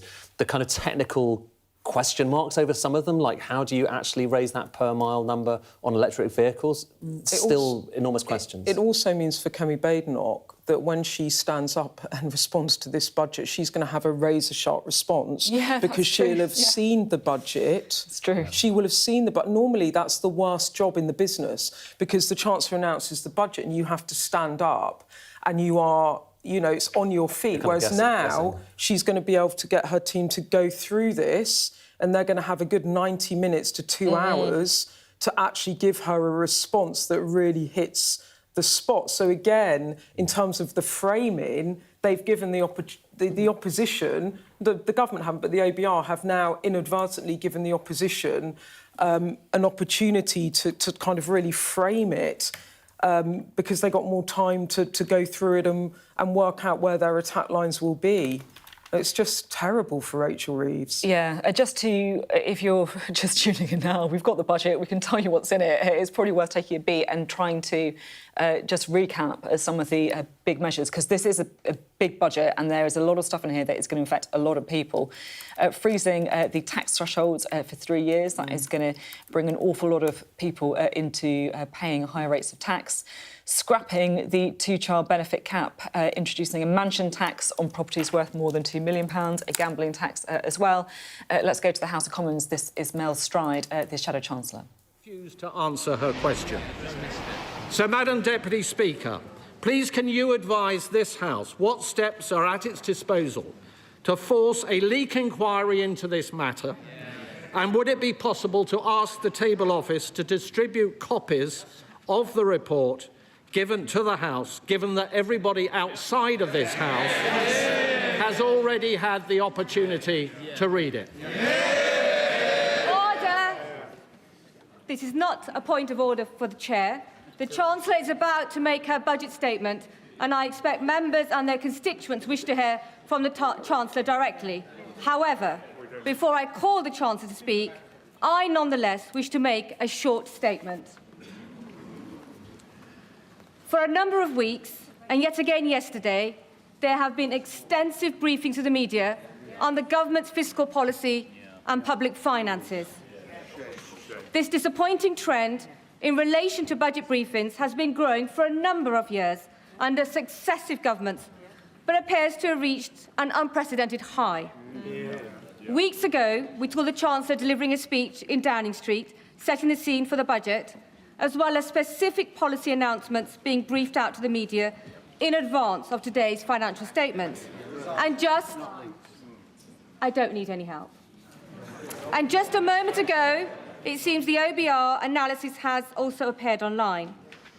This all falls short of standards that the House expects. The premature disclosure of the contents of the budget has always been regarded as a supreme discourtesy to this House and to all the democratically elected members, not to mention to Mr. Speaker and to myself, the Chairman of Ways and Means. The government's own ministerial code cannot be clearer, as set out in paragraph 9.1. When Parliament is in session, the most important announcements of government policy should be made in the first instance to Parliament. Mr. Speaker has always upheld the rights of this House and its members to be treated with respect and to be the first to hear major government policy announcements on behalf of their constituents. As Chairman of Ways and Means, I have responsibility to oversee the House's consideration of the budget statement and the ensuing resolutions, which are described in Erskine May, paragraph 36-33, as the most important business of Ways and Means in this House. I want honourable members on all sides of the House to have adequate opportunity to hold the Chancellor to account, rather than hear and read about new policies on a daily basis in the media. And like many, I also expected better. Before I call the Chancellor of the Exchequer, I remind honourable members that copies of the budget resolutions will be available to them from the vote office in members' lobby at the end of the Chancellor's statement and online. Shh. I also remind honourable members that interventions are not taken during the Chancellor's statement, nor during replies to the Leader of the Opposition or the Leader of the Liberal Democrats. I call the Chancellor of the Exchequer.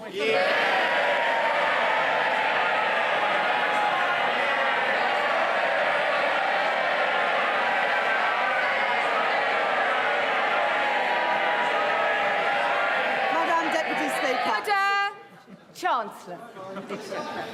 Madam Deputy Speaker, it is my understanding that the Office of Budget Responsibility's Economic and Financial Outlook was released on their website before this statement.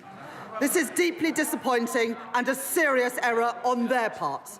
The Office for Budget Responsibility have already made a statement taking full responsibility for their breach. Madam Deputy Speaker, we are rebuilding our economy.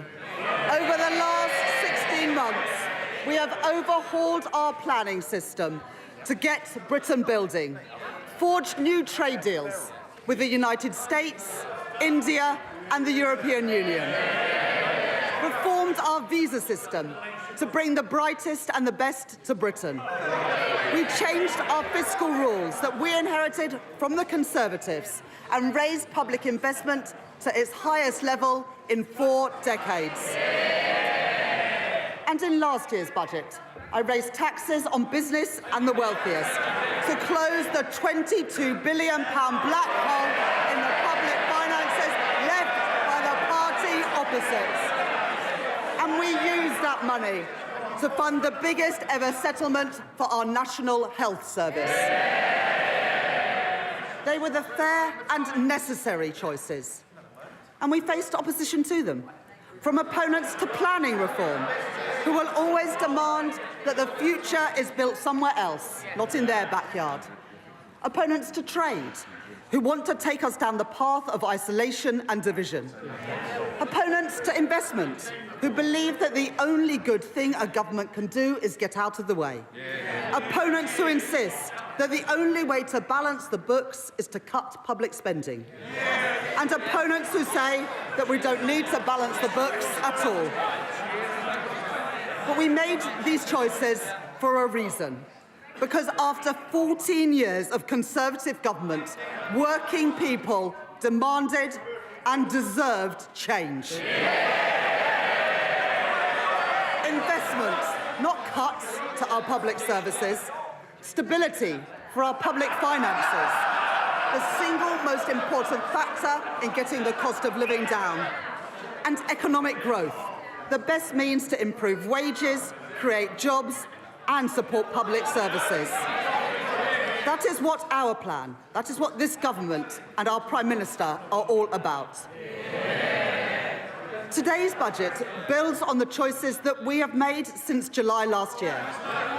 To cut NHS waiting lists, to cut the cost of living, and to cut debt and borrowing.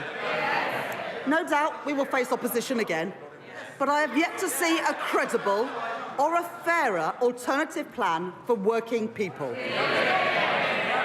These are my choices, the right choices for a fairer, a stronger and more secure Britain. Order. Far too much noise, and I expected so much better from you, Dr. Luke Evans. You're meant to be a leader in your community. Simmer down, Chancellor. I'm happy for them to shout as much as they like, Madam Deputy Speaker, as long as they do it from the opposition benches where they can't cause any more damage. I said there would be no return to austerity, and I meant it. This budget will maintain investment in our economy and in our National Health Service. I said I would cut the cost of living, and I meant it. This budget will bring down inflation and provide immediate relief for families. I said I would cut debt and borrowing, and I meant it. Because of this budget, borrowing will fall as a share of GDP in every year of this forecast. Our net financial debt will be lower at the end of the forecast than it is today, and I will more than double the headroom against our stability rule to £21.7 billion, meeting our stability rule and meeting it a year early. These are my choices, not austerity, not borrowing, not turning a blind eye to unfairness. My choices are a budget for fair taxes, strong public services and a stable economy. That is the Labour choice. Growth is the engine that carries every one of our ambitions forward, through stability, investment and reform. The platform from which British ambition can finally get moving again. Because growth doesn't just appear out of thin air. It is built patiently and stubbornly by people who take risks, by founders who bet their savings on an idea, by firms breaking into new markets developing new technologies and creating new jobs and new opportunities. By the men and the women who work hard every day in all parts of our country. Our job is not to watch from the sidelines, but to partner with them, backing them every step of the way, to match private enterprise with public ambition. I would like to thank my team of officials at the Treasury for their hard work in preparing this budget. In the spring, the Office of Budget Responsibility forecast that our economy would grow by 1% this year. I said then that Britain would defy the forecasts, and defy them we have. The OBR have upgraded Britain's growth for this year from 1% to 1.5%. Reaching the same conclusions as the IMF, the OECD and the Bank of England, who have already upgraded their forecasts. Today, the OBR have published the result of their review of the supply side of the economy. They are clear that this is not about the last 14 months. It is about the previous 14 years. The legacy of Brexit and the pandemic, and the damaging decisions by the party opposite. Cutting public spending, leaving communities and entire regions behind, starving our economy of investment and weakening our public services. As a result of their review, the OBR are reducing their expectations for productivity growth by 0.3 percentage points to 1% by the end of the forecast. They say today, and I quote, real GDP is forecast to grow by 1.5% on average over the forecast due to lower underlying productivity growth. There is an impact on our public finances too. The OBR say that their productivity forecast will mean £16 billion less in tax receipts by 2030. These forecasts are the Tories' legacy, not Britain's destiny.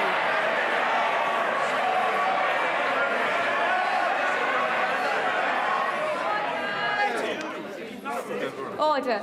It is very hard to hear the Chancellor over all the shouting. And Mr. Holmes, you promised me yesterday you were going to be on top behaviour in the first few minutes. Chancellor. We beat the forecasts this year and we will beat them again. By boosting trade, not blocking it. By increasing investment, not cutting it. By championing innovation, not stifling it. By backing working people, not making them poorer. Brick by brick, we've been building our economy. Building roads, building homes, getting spades in the ground and cranes in the sky. Growth begins with the spark of an entrepreneur. Half of new jobs in Britain are created by scale-up businesses. And we want those jobs created here, not somewhere else. Our job is to make Britain the best place in the world to start up, to scale up and to stay. So we're widening eligibility for our enterprise incentives, so scale-ups can attract the talent and the capital that they need. Expanding the enterprise management incentive so more companies can offer tax-relieved share options. Re-engineering our enterprise investment and venture capital trust schemes so they don't just back early-stage ideas, but stay with companies as they grow.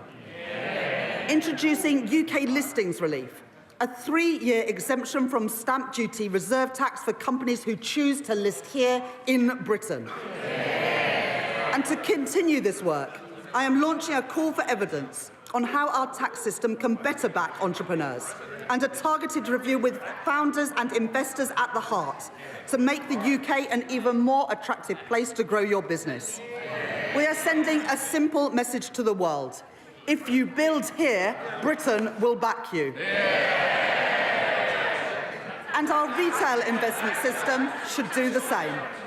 The UK has some of the lowest levels of retail investment in the G7. And that is not only bad for business, who need that investment to grow, it's bad for savers too. Someone who has invested £1,000 a year in an average stocks and shares ISA every year since 1999 would be £50,000 better off today if they'd put that same money into if they'd put the same money into a cash ISA. And so from April 2027, I will reform our ISA system, keeping the full £20,000 allowance while designating 8,000 of it exclusively for investment, with over 65s retaining the full cash allowance. And thanks to our changes to financial advice and guidance, banks will be able to guide savers to better choices for their hard-earned money. Over 50% of the ISA market, including Hargreaves Lansdown, HSBC, Lloyds, Vanguard and Barclays, have signed up to launch new online hubs to help people invest here in Britain. At this budget, consistent with the commitments in our corporate tax roadmap, I will retain our competitive corporation tax rate, the lowest in the G7, and retain our generous full expensing offer for business investments. I will also introduce a new 40% first-year allowance so that businesses can write off more of the cost of their investment up front, while reducing main rate writing down allowances in line with fiscal constraints. Private investment is the lifeblood of economic growth, but growth needs public investment too. When faced with challenges, previous chancellors have chosen to decrease, delay, or cancel capital spending. But low investment is the cause of our productivity problem, not the solution. So my choice is not cuts, not stagnation, but to maintain the additional £120 billion of investment that I provided at the spending review. In transport, to link our towns and our cities, energy infrastructure to power our businesses, and housing, so people can live near good jobs, paying decent wages and growing businesses. That is the Labour choice. I'm grateful to the Financial Secretary to the Treasury for his work in driving our growth agenda forward. As we allocate investment for the infrastructure that is the backbone of economic growth across our country, today I will commit investment for the Lower Thames Crossing. And we're continuing to drive investment in city-region transport, in the Midlands Rail Hub and the Transpennine Route upgrade, along with our commitments to the Northern Growth Corridor, including Northern Powerhouse Rail. It is this Labour government that has overhauled our planning system, and I will today provide further funding to increase planning capacity through a new skills offer, as called for by the British Chamber of Commerce and the Confederation of British Industry. It is this Labour government that has invested in nuclear power, in Sizewell C and in Culham. We are taking forward our commitment to slash electricity prices for thousands of manufacturing businesses, as Make UK and many others have called for. And today I'm pleased to welcome John Finkelton's report, an ambitious plan to cut the red tape that has tied our nuclear industry in knots for decades. And within 3 months, we will set out our plan for delivering his recommendations. We are proud of our industrial heritage, and we are determined to build the industry of the future so that we buy, make and sell more here in Britain. That's why, as we increase defence spending, we are investing in Portsmouth, in Barrow and in Plymouth. And I'm pleased to be supporting Team Derby, an initiative to drive growth in one of our defence industry hubs. It's why we stepped in to save British Steel in Scunthorpe and invested in Sheffield Forge Masters. And it's why we've changed government procurement so we can buy British when it is crucial to our national security. For steel, for shipbuilding, and today for AI, driving innovation and building that great industry here in Britain. But it's not just what we invest that matters, it's how we invest. Putting money and power back in the hands of local and regional leaders. Today, we are devolving £13 billion of flexible funding for 7 mayors to invest in skills, business support and infrastructure. I'm extending the business rates retention pilots in the West of England, Liverpool City region and Cornwall until 2029. I'm providing £30 million for the Kernow Industrial Growth Fund for sectors like critical minerals and marine innovation. I am establishing the Leeds City Fund, a long-term agreement to retain business rates to fund local regeneration projects like the development of Leeds South Bank, and I am allocating £20 million for the new Peterborough Sports Quarter and £16 million for a science centre in Darlington from the Growth Mission Fund. The benefits of investment... The benefits of investment and growth must be built and felt in every part of our United Kingdom. So we are providing an additional £370 million for the Northern Ireland Executive, £505 million for the Welsh Government and £820 million for the Scottish Government over the spending review period through the Barnett formula. And I am making... Sorry, I didn't quite catch that from the SNP. Did they not?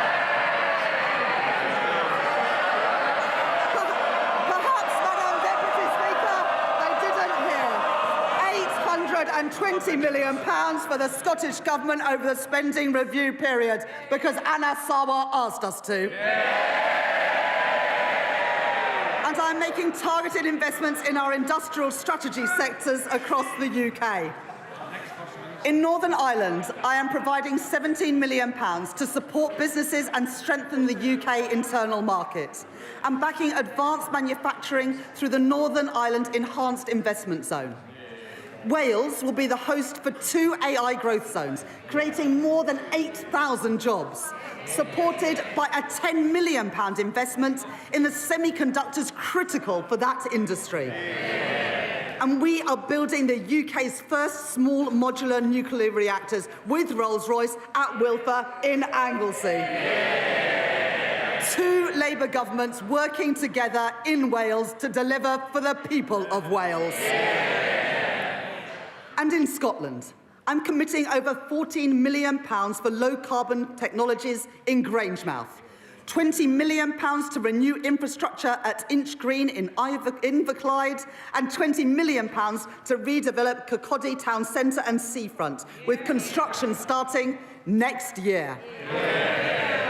And that's on top of the UK's biggest ever warship export deal with the Norwegian government to build frigates in Glasgow, supporting 4,000 jobs. Investment opposed by the SNP, jobs opposed by the SNP, defence opposed by the SNP, but secured by this Labour government. A growing economy needs strong foundations of economic stability, with borrowing, inflation down and investment up. That is good for business, and it is good for working people, so they have more money in their pockets. Economic stability, safeguarded by ironclad fiscal rules, is our best defence against rising prices and the best way to improve living standards.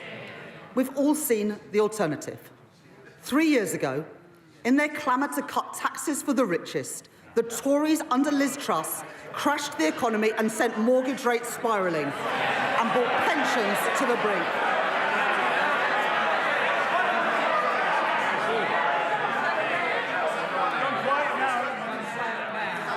Being so loud, Madam Deputy Speaker, and yet I can't even hear them now. Now, I know that the leader of the Green Party is a keen hypnotherapist, and he believes that he can achieve remarkable things using only the power of his mind. Unfortunately, the only things getting bigger under his approach would be the deficit and the rate of inflation. And for all the damage that the Conservative cuts did to our schools and our hospitals, they also doubled the national debt. Our net financial debt this year will be £2.6 trillion, 83% of GDP, meaning that today, 1 in every £10 that government spends is on debt interest. Not on paying down that debt, but just on paying the interest on the debt that we inherited from the Conservatives. My fiscal rules will get borrowing down while supporting investment. The stability rule, that day-to-day expenditure must be met through tax receipts. And the investment rule, which allows me to increase investment whilst getting debt on a downward path. Those fiscal rules are non-negotiable. I met them at the budget last year, I met them in the spring, and I have met them today. While the current budget balance is in deficit by £28.8 billion in 26-27 and £4.6 billion in 27-28, it moves into a surplus of £3.9 billion in 28-29, £21.7 billion in 29-30, and £24.6 billion in 2030-31. More than doubling our headroom against the stability rule and meeting that rule a year early too.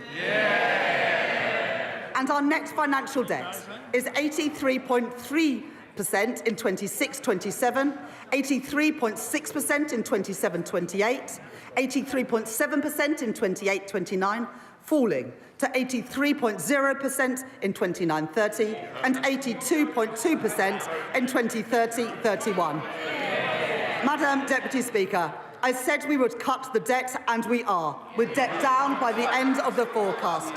And going forwards, to support our commitment to a single fiscal event and further strengthen our economic stability, I will follow the recommendations of the International Monetary Fund by assessing the fiscal rules just once a year at the budget.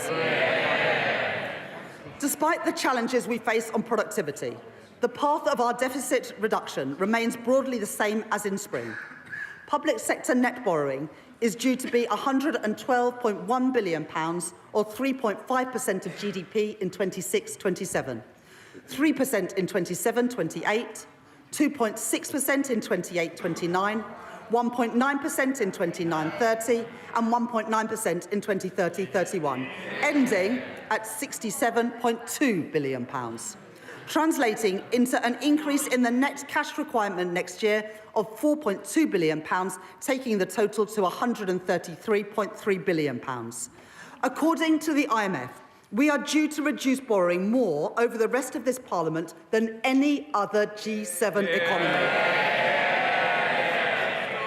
The Conservatives crashed the economy, we are protecting it. The Conservatives lost control of debt, we are getting debt down. The Conservatives let inflation and interest rates go through the roof. But, Madam Deputy Speaker, since Labour took office, the Bank of England have cut interest rates 5 times. I've made my choices. Not reckless borrowing, not dangerous cuts, but stability for our economy, security for our public finances, and security for family finances too. Those are the Labour choices. Madam Deputy Speaker, Tory austerity left classrooms crumbling and waiting lists sky high, weakened our productivity and choked our economic growth. And now they propose a further £47 billion of cuts to our public services. Well, that is equivalent to cutting every police officer in our country twice over. And then there is Reform, who promise more than £100 billion of cuts, with no details of where those cuts will come from or who will pay for them. A recipe for devastating damage to our public services. People voted for Labour because they wanted roads that aren't full of potholes. They want police on our streets, and they want an NHS that is there when they need it. And we're delivering that. Waiting lists down by 230,000. And not just the 2 million additional appointments we promised, but an additional 5.2 million appointments already delivered since the general election. I joined the Labour Party almost 30 years ago because I could see that the Conservative government that I grew up under didn't care much about schools like mine. Textbooks were rationed. I know that many of you weren't at schools like mine. There is far too much noise, far too much excitement. People need to calm down a little. Chancellor. They don't want like to hear what the Tories did to schools like mine, but I will tell them. Textbooks rationed, libraries closed, kids herded into porter cabins in the playground, and I came into politics to change that. The money that I allocated at the spending review will fix the crumbling classrooms that the Conservatives left behind and build the schools that they promised but never delivered. And today, thanks to representations from my honourable friends, the members for Wolverhampton North East and Leeds South West and Morley, I will provide £5 million for libraries in secondary schools, building on the £10 million commitment to ensure that every primary school has a school library within this Parliament. And thanks to representations from my honourable friends, the members for Bournemouth East and from Luton North, I am providing £18 million to improve and upgrade playgrounds across England. Madam Deputy Speaker, let there be no doubt that this is a government that is on the side of our kids and who will back their potential. I will not allow the legacies of Conservative neglect to stain our society. Last year, I made changes to the Mine Workers Pension Scheme to ensure that its members receive the fair pensions that they are owed. This year, with thanks to the Minister for Pensions for all his work in this subject, I can go further. I have heard representations from Labour Coalfield MPs, including my honourable friends, the members for Bassetlaw, Blyth and Ashington, Barnsley South, Mansfield and Llanelli. And today I can announce that I will transfer the Investment Reserve Fund of the British Coal Staff Superannuation Scheme to its members. The men and the women who worked in our coal industry get a fair deal in their retirement too. And more. Having heard representations from my honourable friends, the members for Banbury and the member for Edinburgh South West, I will index for inflation on pensions accrued before 1997 in the Pension Protection Fund and the Financial Assurance Scheme, so that people whose pension schemes became insolvent, no fault of their own, no longer lose out as the result of inflation. Last year, I also provided funding to compensate the victims of the infected blood scandal, after the previous government failed to budget for the costs of compensation. This year, I have listened to representations from my honourable friend, the member for Eltham and Chislehurst, and my honourable friend, the member for Edinburgh South West. And I'd like to thank the Minister for Employment for her representations over many years on this subject.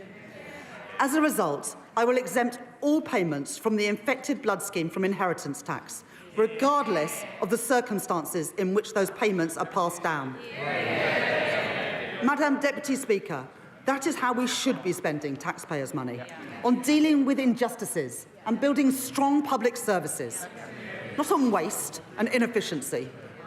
At the spending review, I set an ambitious target of £14 billion of efficiencies per year by 2029, and I am grateful to the Chief Secretary to the Treasury for driving that work forward, realising savings through AI and automation, and by scrapping NHS England and reducing back office staff by 18,000.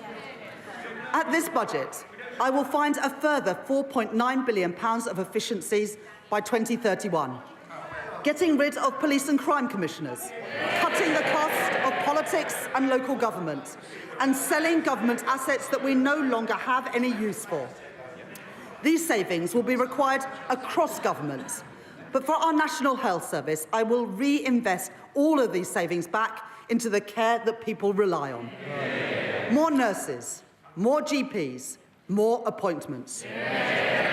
Restoring the services that faltered under years of Conservative decline and investing in the future of our National Health Service.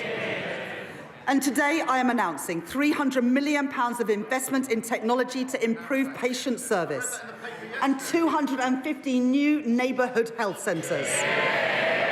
Expanding more services into communities so that people can receive treatment outside of hospitals and get better, faster care where they live. Over 100 of these will be delivered by 2030, including in Birmingham, Truro and Southall. The Labour Party founded our National Health Service, and we will renew our National Health Service. I will take the same approach for defence spending that I take to NHS spending, reinvesting savings back into our national security. In our age of insecurity, Britain will continue to stand with our allies, working in collaboration to secure a sustainable ceasefire for Ukraine and maintaining our commitment to NATO, with the UK set to spend 2.6% of GDP on defence by April 2027. Madam Deputy Speaker, the public rightly expects that we stamp out fraud, error and waste and put that money to good use in our schools and our hospitals and other frontline services. My right honourable friend, the Home Secretary, has already announced that she will claw back excess profits from the use of hotels to house asylum seekers, as we phase out the use of those hotels entirely. And we will consult on reforms to indefinite leave to remain and access to taxpayer-funded benefits. The introduction of digital ID will break the link between illegal migration and illegal working. And the HMRC and the Fair Work Agency will crack down on illicit businesses that blight our high streets and undercut illegitimate firms, enforcing the minimum wage, investigating dodgy businesses, and increasing scrutiny of the gig economy, as well as tracking down fraudulent business owners who vanish without paying their taxes. And I'd like to thank my honourable friends, the members for Great Grimsby and Cleethorpes, Lee and Atherton, and Kensington and Bayswater for their representations on this subject. And I'll take further steps to prevent and track down unpaid tax, which will together, these reforms will raise nearly £10 billion a year by 2030, including through new powers for HMRC to pursue the promoters of tax avoidance schemes. I am building on our successful use of targeted checks on welfare claims to root out fraud and error and prevent public money being paid to people who are not entitled to it. And I would like to thank Tom Hayhoe, the COVID Corruption Commissioner, for his work in helping to chase down nearly £400 million from dodgy pandemic spending and contracts.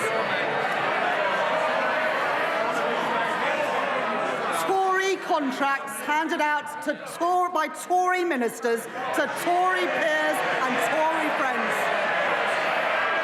Well, that money belongs in our schools and in our hospitals. It is so noisy now, we can barely hear the Chancellor. Everybody needs to calm down. Chancellor. Well, I wouldn't want any honourable member to miss this. So we are chasing down that money, and we've got almost £400 million back from dodgy pandemic spending and contracts. Tory contracts handed out by Tory ministers to Tory peers and Tory donors. Well, that money belongs in our schools and in our hospitals, and we are getting that money back. And finally, Madam Deputy Speaker, we are ramping up sanctions on Russia, and we are freezing known Russian assets. But let me be clear, I don't actually mean the honourable member for Clacton.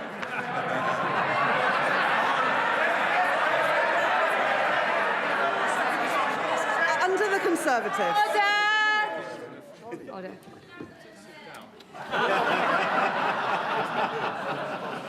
You don't need commentary from the backbenches, and Mr Dewhurst, you are so loud. It's remarkable how far your voice carries. Chancellor. Under the Conservatives, the cost of our welfare system increased by nearly 1 percentage point of GDP, equivalent to £88 billion in just 5 years. The broken welfare system that we inherited wrote off millions of people as too sick to work. And we will reform that system so that it is a system that does not count the cost of failure, but one that protects people who cannot work and empowers those who can. We have brought back face-to-face assessments for disability benefits. Those are the face-to-face assessments that the Shadow Chancellor got rid of when he was Work and Pensions Secretary. And changes to universal credit will get 15,000 people back into work, a figure confirmed today. The former Health Secretary, Alan Milburn, will review the causes of rising youth inactivity, and we are already taking action. I'm grateful to the Federation of Small Businesses and Small Business Britain for their representations on apprenticeships. And today I am announcing funding to make the training for under 25 apprenticeships completely free for small and medium-sized enterprises. And funding our new youth guarantee, providing £820 million over the next 3 years to give young people who are let down by the Conservatives the support and the opportunity that they deserve. Guaranteeing every young person a place in college, an apprenticeship or personalised job support. And after 18 months, 18 to 21-year-olds will be offered paid work, not benefits. The Motability Scheme was set up to protect the most vulnerable, not to subsidise the lease on a Mercedes-Benz. And so I am making reforms that will reduce generous taxpayer subsidies, and Motability have confirmed that they will remove luxury vehicles from their scheme, getting the scheme back to its original purpose of offering cost-effective leases to disabled people. And taxpayers' money should not be spent on pensions for people abroad, who only lived here for a couple of years and may never even have paid a penny in tax. The Conservatives allowed thousands of people living abroad to buy their way into the state pension for as little as £3.50 a week, debasing the purpose of our pension system. And so I will abolish access to Class 2 voluntary national insurance contributions for people living abroad, increasing the time that someone has to live or work in Britain to 10 years and increasing the contributions that they must pay. These reforms improve our welfare system. They support our young people, protect those who need it most, and put an end to Conservative waste and unfairness. Madam Deputy Speaker, to break the cycle of austerity, we need a fair and a sustainable tax system, one that generates revenues to fund the public services that we all use, and supports investment to grow our economy. That does mean that today I am asking everyone to make a contribution. The previous Conservative government froze personal tax thresholds from 2021 to 2028. And today I will maintain all income tax and equivalent national insurance thresholds at their current level for a further 3 years from 2028. While ensuring that people... Order! The noise is far too high. Chancellor.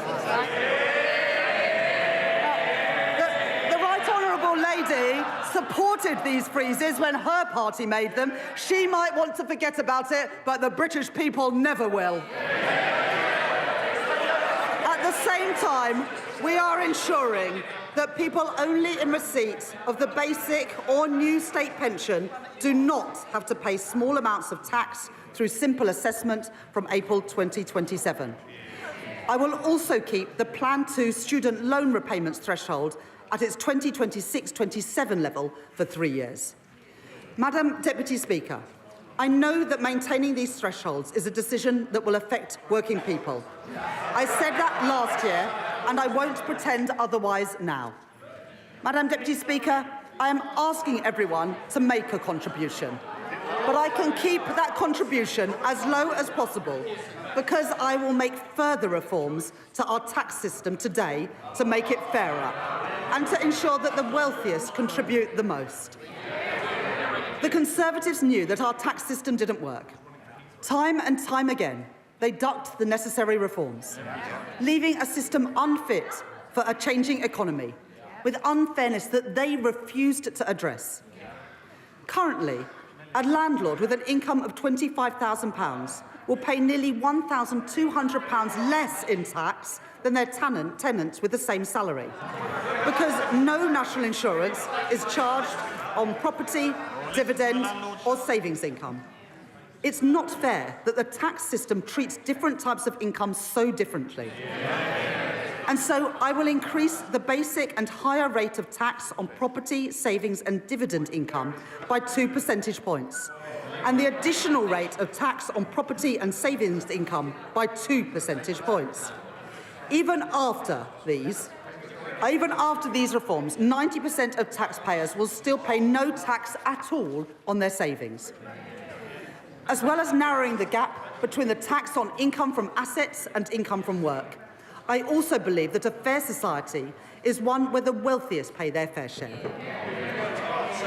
The reforms I made last year will raise an additional £8 billion a year by 2020-30 from wealth. I increased taxes last year on private equity, private schools and private jets.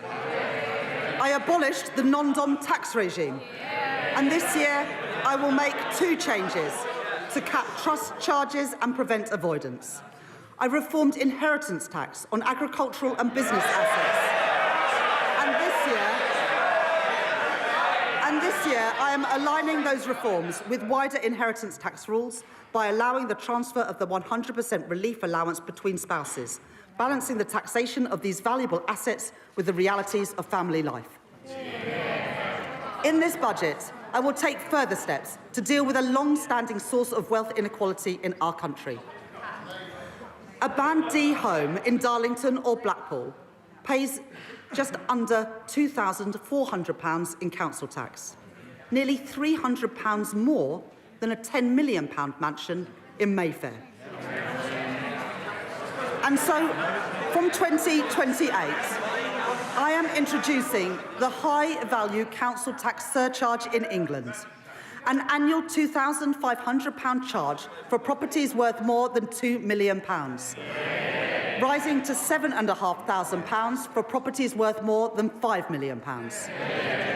This will be collected alongside council tax, levied on owners, and we will consult on options for support or deferral. This new surcharge will raise over £400 million by 2031 and will be charged on less than the top 1% of properties. Madam Deputy Speaker, reliefs in our tax system cost the taxpayer billions of pounds a year, but many of them no longer serve their original purpose. The government rightly provides generous tax relief for people paying into a pension, relieving income tax on all contributions and on the investment itself, as well as national insurance relief on employer contributions, at a cost of over £70 billion a year to the Exchequer. This budget makes no changes to those reliefs or to the tax-free lump sum. But salary sacrifice for pensions, which was intended to be a small part of our pension system, is forecast to almost treble in cost to other taxpayers, from £2.8 billion in 2017 to £8 billion by 2030, with the greatest benefit going to the highest earners, or to those in the financial services sector putting their bonuses into pensions tax-free, while those on the minimum wage or those whose employers don't offer salary sacrifice don't benefit at all. That is not sustainable for our public finances, putting pressure on the tax that everyone else pays. And so I am introducing a £2,000 cap on salary sacrifice into a pension, with contributions above that taxed in the same way as other employee pension contributions. That is a pragmatic step so that people, especially on low and middle incomes, can continue to use salary sacrifice for their pension without paying any more in tax than they do now, and to give individuals and employers time to adjust to these new arrangements. These changes will come into effect in 2029.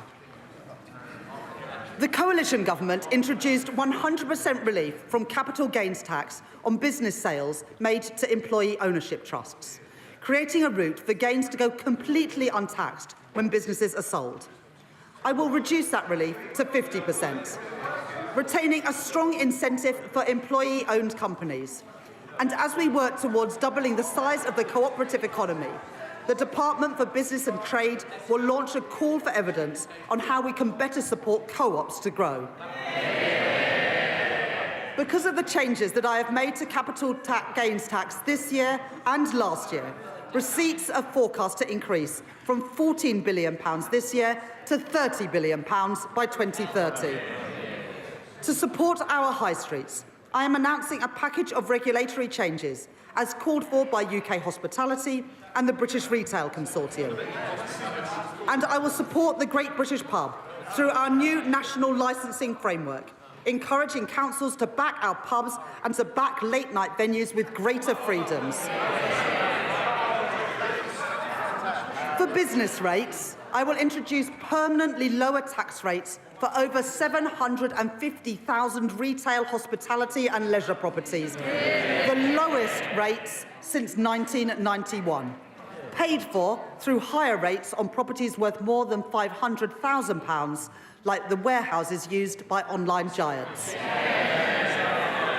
Alongside this, I will introduce a package of support worth over £4.3 billion over the next 3 years for a property of any size seeing a large increase in their bill. And to support a level playing field in retail, I will stop online firms from undercutting our high street businesses by ensuring customs duty applies on parcels of any value. I will reform our motoring taxes, exempting search and rescue vehicles from vehicle excise duty as called for by my honourable friends, the member for the Western Isles and for Whitehaven and Workington.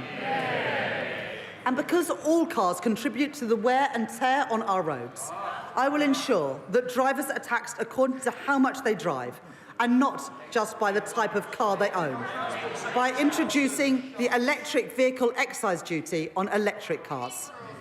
This will be payable each year alongside vehicle excise duty at 3p per mile for electric cars and 1.5p for plug-in hybrids, helping us to double road maintenance funding in England over the course of this Parliament.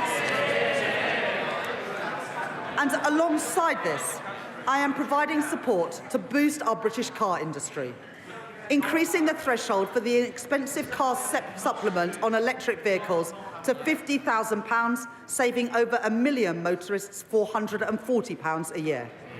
Providing £1.3 billion additional funding for the electric car grant, extending it to 2030 and taking total funding to £2 billion, as well as delaying changes to the employee car ownership scheme. In addition, we're investing a further £200 million to accelerate the rollout of EV charging, as well as 100% business rates relief for EV charge points for the next decade, with thanks to my honourable friend, the member for Camborne and Redruth, for his representations on this policy.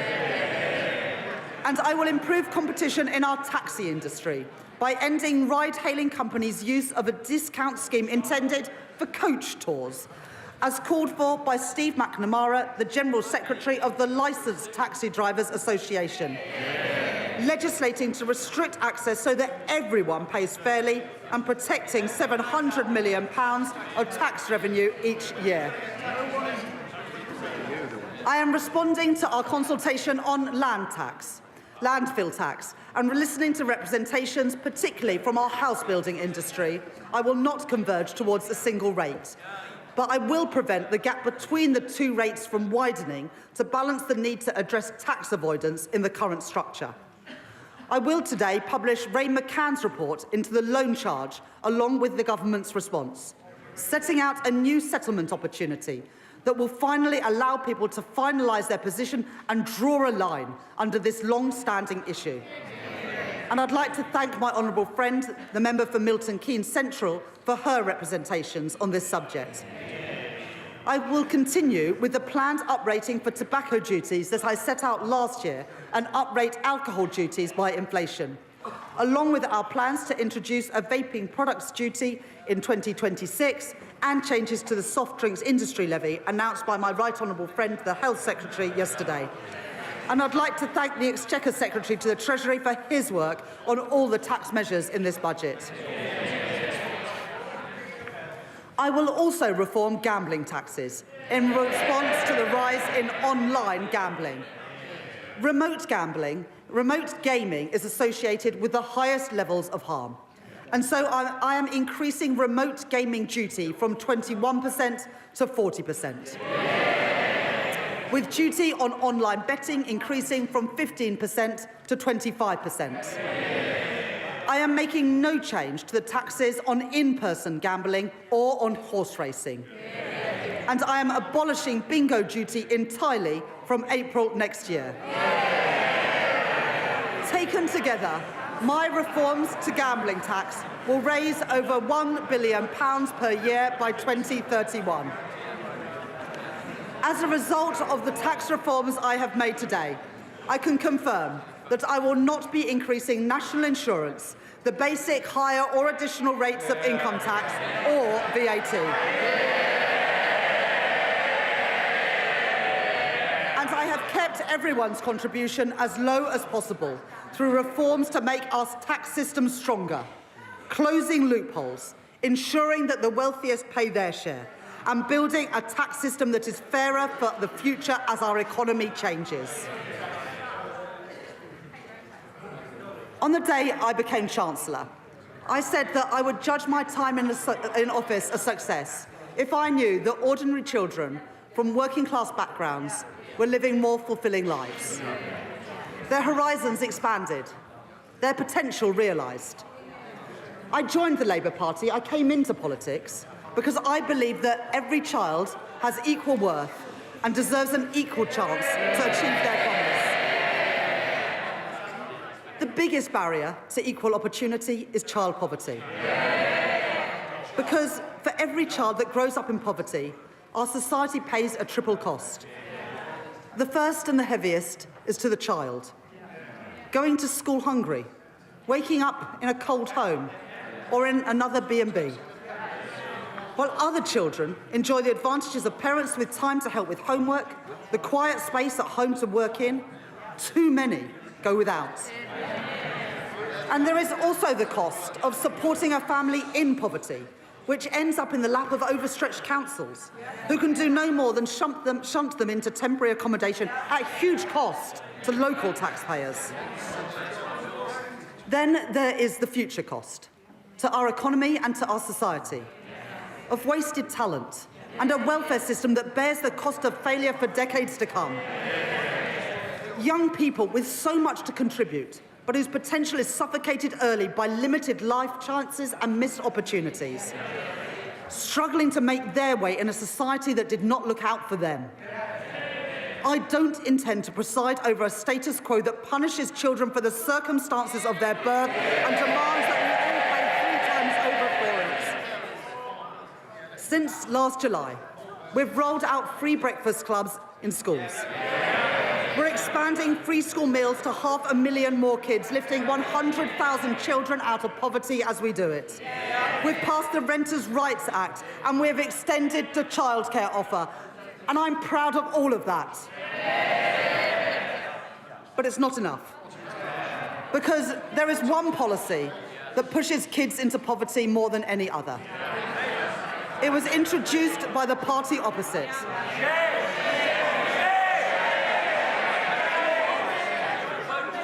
They said it would save money and that it would bring about behavioural change, disincentivising poorer families from having more children. Well, even on its own terms, it failed. The welfare bill has continued to rise, and there's been no difference in the size of families. But what it has done is to push hundreds of thousands of children into poverty since it was introduced. They said they were punishing parents' choices, but it's the kids who have paid the price. They've paid the price for the policies of a party which opted for cynical gimmicks over real savings in our welfare system.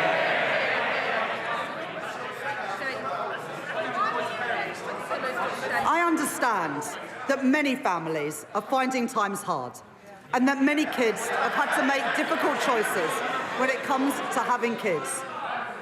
And there are many reasons why people choose to have children and then find themselves in difficult times. The death of a partner, separation, ill health, a lost job. I don't believe that children should have to bear the brunt of that. And neither can I, in good conscience, leave in place the vile policy known as the rape clause, requiring women to prove if their child has been conceived non-consensually to receive support. I'm proud to be Britain's first female Chancellor of the Exchequer. I take the responsibilities that come with that seriously. I will not tolerate the grotesque indignity of women of the rape clause any longer. It is dehumanising, it is cruel, and I will remove it from the statute book.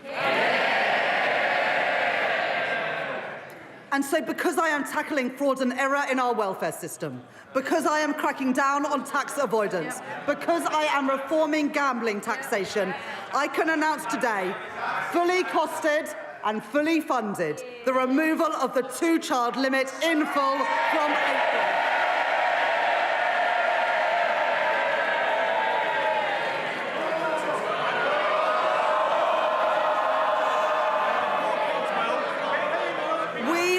This side of the house. It's amazing what people get so angry about, and we've seen their true colours today. The thing they get angry about is lifting children out of poverty. Order. Our constituents will want to hear the Chancellor. I think our constituents have heard all they need to from the party opposites today. We on this side of the House do not believe that the solution to a broken welfare system is to punish the most vulnerable. We are lifting 450,000 children out of poverty with the end of the two-child limit. And, Madam Deputy Speaker, combined with other actions we are taking, this Labour government is achieving the biggest reduction in child poverty over a parliament since records began. That is the difference that this Labour government is making. Madam Deputy Speaker, I know how worried families are about the cost of everything. Worried that their money won't stretch to the end of the month. Worried that price... I think if you've got a house that's worth £5 million a year, you can probably afford it. But you get more exercise about reducing child poverty than you do about the richest paying more. Under this government, wages have risen by more since we were elected than in 10 years under the last government, with lower interest rates already saving families £1,200 a year off a typical new mortgage, compared to that to when Liz Truss was Prime Minister. But I know that people still face pressure on their budgets day to day and week to week. And where there is more to do, where we can provide relief, we are doing it. Extending the bus fare cap, cracking down on rip-off price hikes, freezing prescription charges and freezing rail fares for the first time in 30 years. I am increasing the basic and new state pension by 4.8%, an increase of £440 per year for the basic state pension, and an increase of £575 per year for the new state pension, in line with our commitment to the triple lock. At the election, we promised a genuine living wage, and we are delivering it. At the budget last year, I increased the national minimum wage and the national living wage, and I am doing the same this year too. Accepting the recommendations of the Low Pay Commission in full, and increasing the minimum wage for 18 to 20-year-olds from £10 to £10.85 an hour, and increasing the living wage from £12.21 to £12.71 an hour. Under current plans, the temporary 5p cut to fuel duty that was introduced during the pandemic will come to an end in April, and fuel duty will be uprated in line with inflation. But I know that the cost of travelling to and from work is still too expensive. And so I am extending the 5p cut until September 2026. And because I know that changes in wholesale prices are not always passed on to motorists, I am bringing in new rules to mandate petrol forecourts to share real-time price rises through a new fuel finder, empowering drivers to find the cheapest fuel, calling out rip-offs and strengthening competition, saving the average household £40 a year. Madam Deputy Speaker, one of the greatest drivers of the rising cost of living is the cost of energy prices. The cause of high energy bills must be tackled at source, and so we are investing in energy security, in nuclear and renewable energy, and in insulation through our Warm Homes Plan. But that's not enough when people are struggling with energy bills today. The Conservatives' Eco Scheme was presented as a plan to tackle fuel poverty. It costs households £1.7 billion a year on their bills. And for 97% of families in fuel poverty, the scheme, get this, has cost them more than it's saved. It is a failed scheme, and so I am scrapping it, along with taking other legacy costs off bills. And as a result, I can tell you today that for every family, we are keeping our promise to get energy bills down and cut the cost of living. With £150 cut from the average household bill from April next year. Money off bills and in the pockets of working people, that is my choice. Not to neglect Britain's energy security like the Tories did. Not to leave working families to bear the brunt of high prices like the Tories did, but to get energy costs down now and in the future. That is the Labour choice. And Madam Deputy Speaker, one more thing. Because of our action on bills and on prices, as a direct result of this budget, the Office for Budget Responsibility confirmed today that inflation is coming down faster and will be a full 0.4 percentage points lower next year. That's the benefit of a Labour government cutting the cost of living. Madam Deputy Speaker, this Labour government is changing our country. In the face of challenges on our productivity, I will grow our economy through stability, investment and reform. I've met my fiscal rules and built our economic resilience for the future. I have asked everyone to contribute, yes, for the security of our country and the brightness of its future.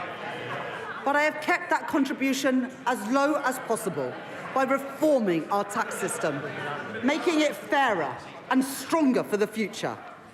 I have protected our NHS, maintaining public investment and driving efficiency in government spending. I've taken action on our broken welfare system, rooting out waste and lifting children out of poverty. And I have cut the cost of living with money off bills and prices frozen, all while keeping every single one of our manifesto commitments. Those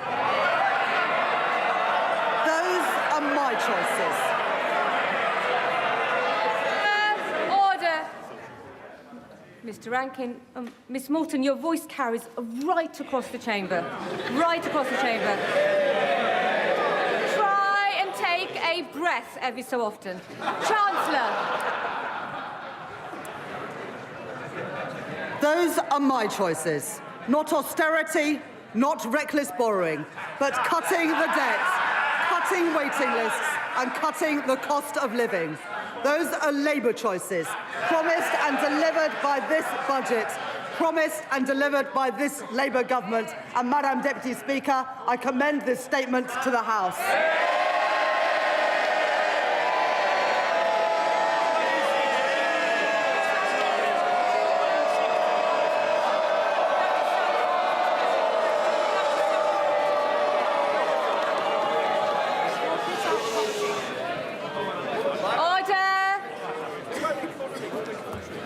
Standing Order number 51, the first motion entitled Provisional Collection of Taxes must be decided without debate. Will the Chancellor of the Exchequer please move formally? Chancellor, please move formally. Formally. The question is that pursuant to Section 5 of the Provisional Collection of Taxes Act 1968, provisional statutory effect shall be given to the following motions. Stamp duty reserve tax, UK listing relief, motion number 60. rates of tobacco products duty, motion number 65. As many of their opinions say aye. Aye. Of the contrary, no. The ayes have it. The ayes have it. We now come to the motion entitled Income Tax Charge. It is on this motion that the debate will take place today and on the succeeding days. The questions on this motion and on the remaining motions will be put at the end of the budget debate on Tuesday, the 2nd of December. I call the Chancellor of the Exchequer to move the motion formally. Formally. The question is that income tax is charged for the tax year 2026-27, and it is declared that this and is expedient in the public interest that this resolution should have statutory effect under the provisions of the Provisional Collections of Taxes Act 1968. I now call the Leader of the Opposition. Leader of the Opposition.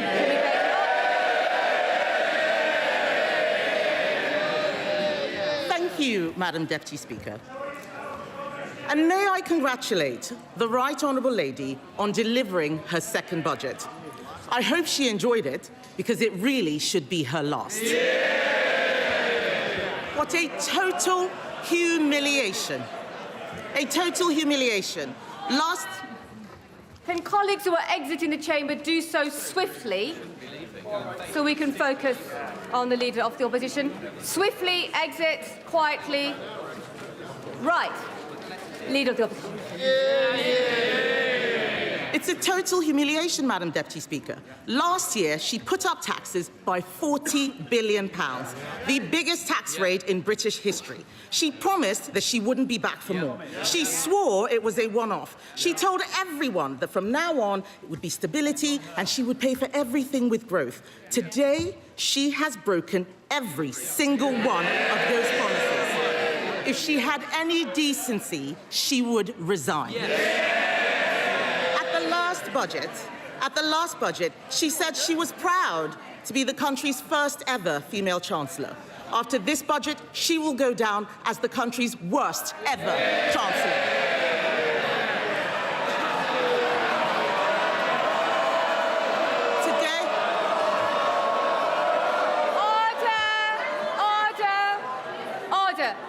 Chief Whip in particular knows that we don't allow clapping in the chamber.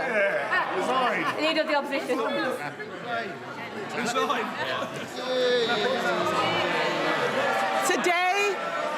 Today she has announced a new tax rate of £26 billion. They're all cheering. Household income is down. Spending policies in this budget increase borrowing in every year. That smorgasbord of misery we just heard from her can be summed up in one sentence. Labour are hiking taxes to pay for welfare. This is a budget for Benefit Street, Madam Deputy Speaker, paid for by working people.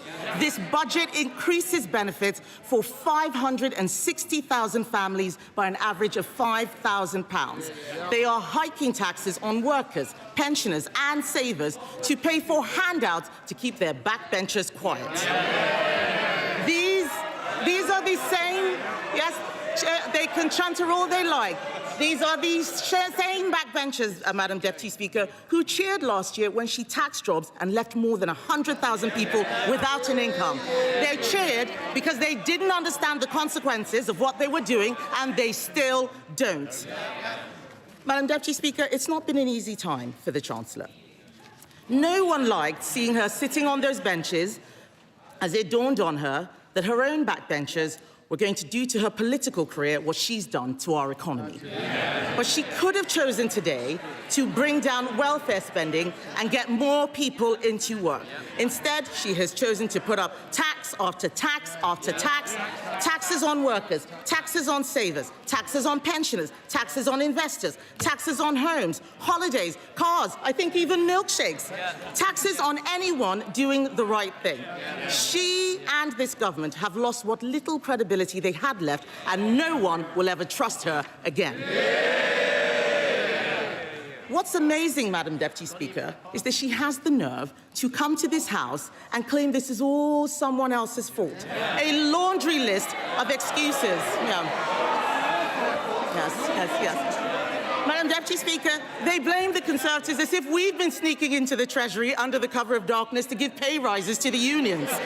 She inherited an economy with inflation at 2% and record high employment. She has tanked it in just over a year. Endless excuses. She blames Brexit. She blames Donald Trump. She needs to blame herself. And I've got some news for her. The Chancellor didn't seem to understand what the OBR was saying. Inflation is up, not down, and that inflation was stoked by her tax and spend decisions.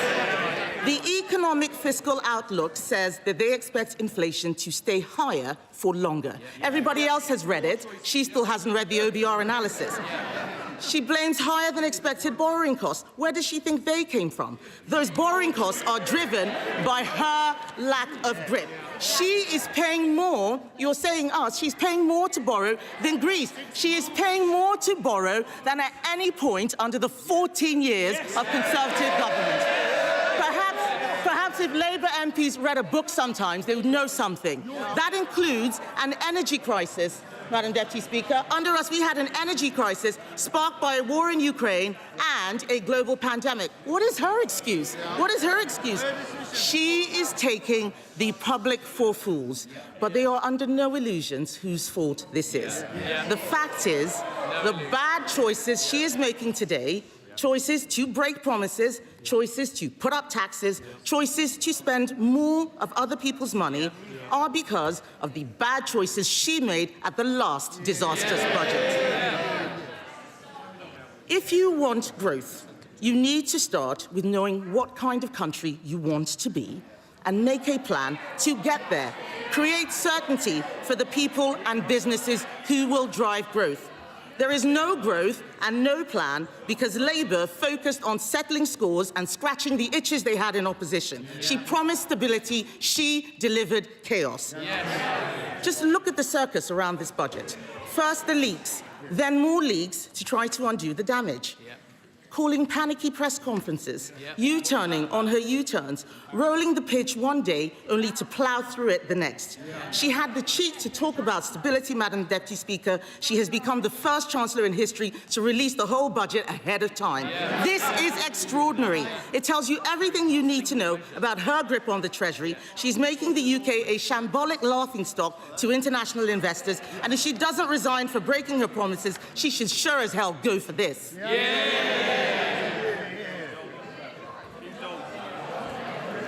But, Madam Deputy Speaker, what have we got for all this chaos and disorder?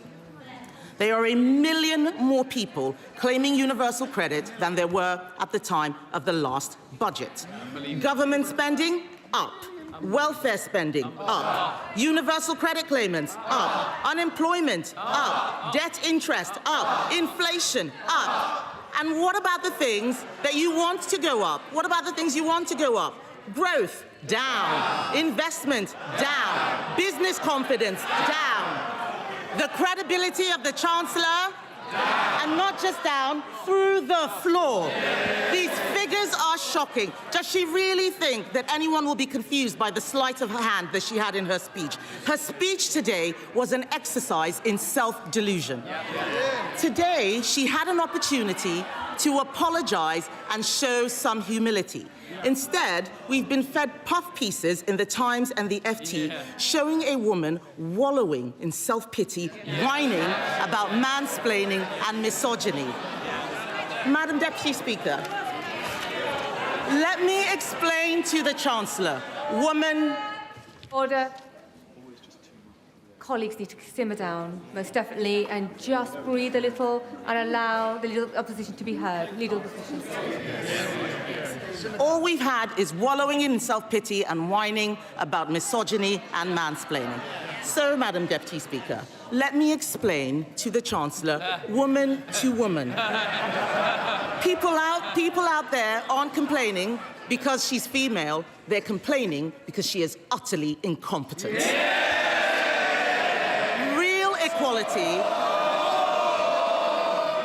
Real equality means being held to the same standard as everyone else. It means being judged on results. Take her bright idea, the Office for Value for Money. It's been closed down because it didn't save a penny. In fact, it cost the taxpayer £1.6 million. You couldn't make this stuff up. Madam Deputy Speaker, I've identified a way to save taxpayers huge amounts of money by sacking just one person, the woman sitting opposite. The ex-chief economist of the Bank of England was not mansplaining. He wasn't mansplaining when he said the uncertainty around today's budget is the single biggest reason growth has flatlined. What did the Chancellor think would happen when she went on breakfast telly to do an emergency public service announcement? I interrupt your Cheerios to bring you this frightening message about income tax. And then, unbelievably, she changed her mind 3 days later. No wonder people are in despair. She says she wants people to respect her.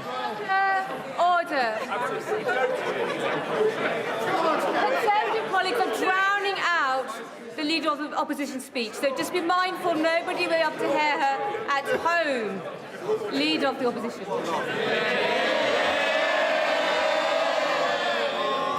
Madam Deputy Speaker, she says she wants people to respect her. Respect is earned. She apparently told Labour MPs this week,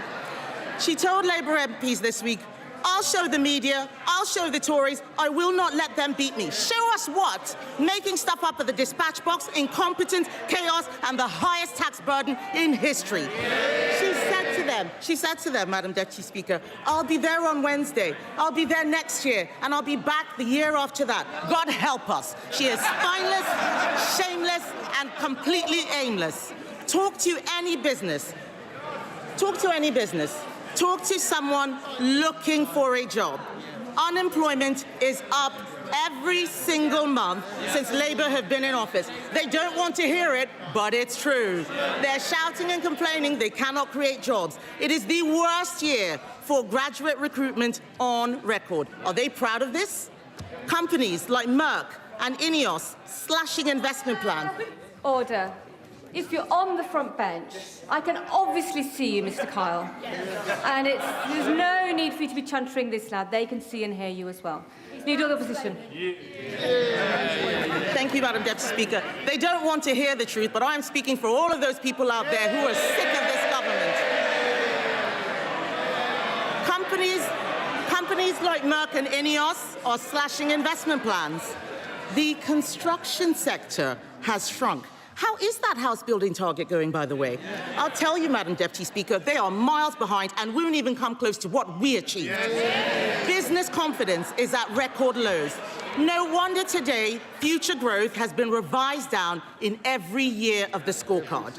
The papers are reporting that 1 in 8 business leaders is planning to leave Britain. Even one of Labour's biggest ever donors, Lakshmi Mittal, has fled the country. Fled. With a passport.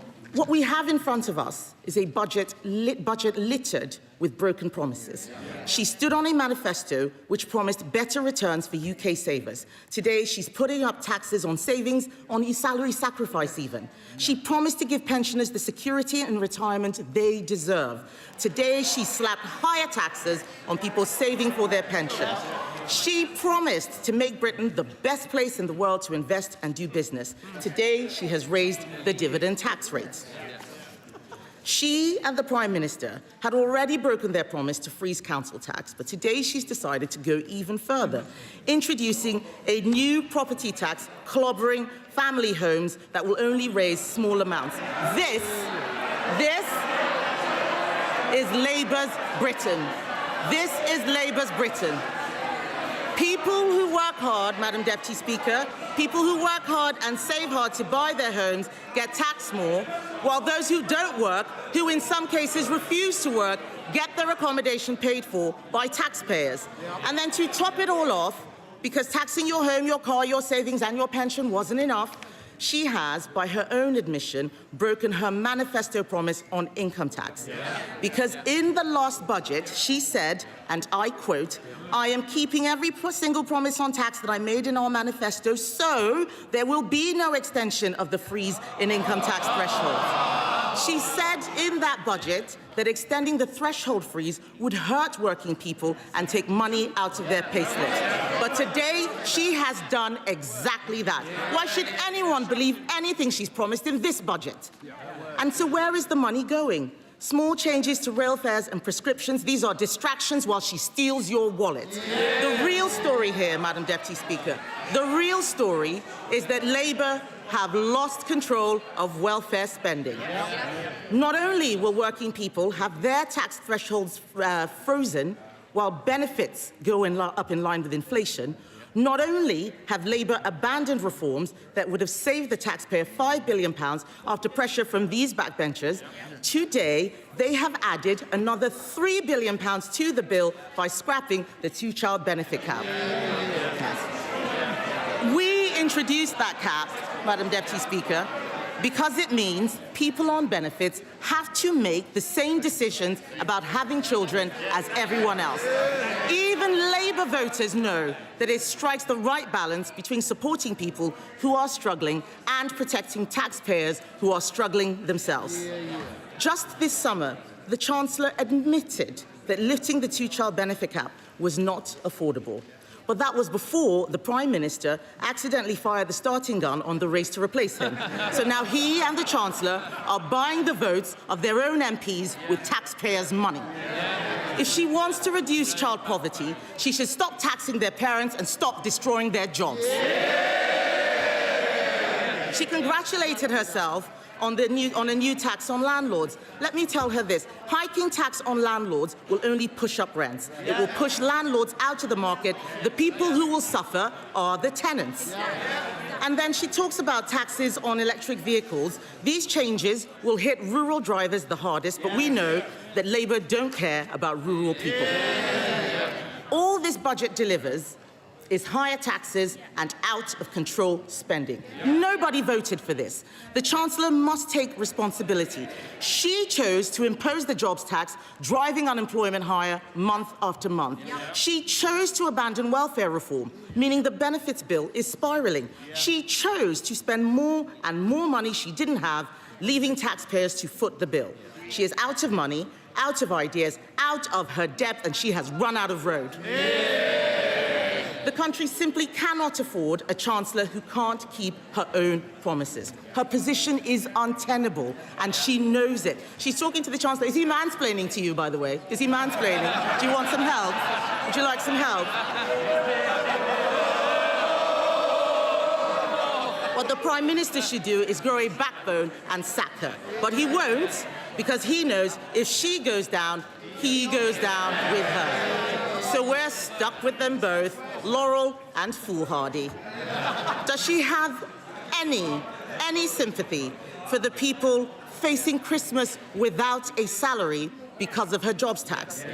For the retailers who are suffering sleepless nights because of their plummeting Christmas sales? People out there are crying. Last year, we had the horrors of the Halloween budget. This year is the nightmare before Christmas. And as for her, she's the unwelcome Christmas guest, 10 minutes through the door, and she's eaten all the Quality Street, Madam Deputy Speaker.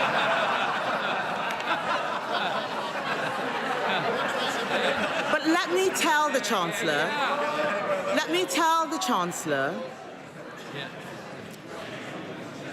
Chancellor something she has forgotten. Behind every line in today's Red Book is a family, a home, a lifetime of work and sacrifice. People are frightened, and they have every reason to be. The Chancellor has spent the last year terrifying them. Every decision that she and the Prime Minister make puts more pressure on the people who keep this country going. If Labour are the party of working people, why is it that every day under them, thousands more people are signing off work and onto benefits? It's Conservatives who are the party of work. The Labour Party should be renamed the Welfare Party. And they are making a mistake. The British public don't want higher welfare spending. They want people in work providing for themselves. They want to live in a country where hard work pays, where what you put in reflects what you get out. And we agree with them. There is an alternative. We Conservatives have set it out. This budget could have saved £47 billion, including £23 billion from welfare. She could have applied our golden economic rule allocating half of those savings to cutting the deficit and using the rest to cut taxes. Oh, they're all pretending they're not listening. It's the shame of the mess they've made. It's the shame of the mess they've made. Order. Mr. Vince. Mr. Thompson, you're so enthusiastic. I was worried you're going to knock Mr. War off his chair a moment ago, so we need to calm down and breathe, and we need to ensure that we can hear the Leader of the Opposition. Kemi Badenoch. Even the dog is laughing at the Chancellor, Madam Deputy Speaker. She could have applied our golden economic rule, allocating half of those savings to cutting the deficit, using the rest to cut taxes. She could have abolished stamp duty on homes to get the housing market moving, abolished business rates on shops to breathe life into our high streets. She could have introduced our cheap power plan. It saves a lot more money than what she announced would bring down energy costs for homes and businesses. That's what she should have done. She should be on the side of people who get up and go to work, people who take a risk to start a company, people working all hours to keep their business afloat. She should be on the side of the farmer, trying to hand something over to the next generation. The investor, deciding whether to spend their money in the UK or elsewhere. She should be on the side of the young person, looking for their first job. The saver, doing the right thing and putting money away for a rainy day. The pensioner, trying to enjoy a decent retirement. This country works when you make the country work for them. Only the Conservatives are on their side, Madam Deputy Speaker, and our plan for them is simple. Bring down energy costs, cut spending, cut tax, back business, and get Britain working again.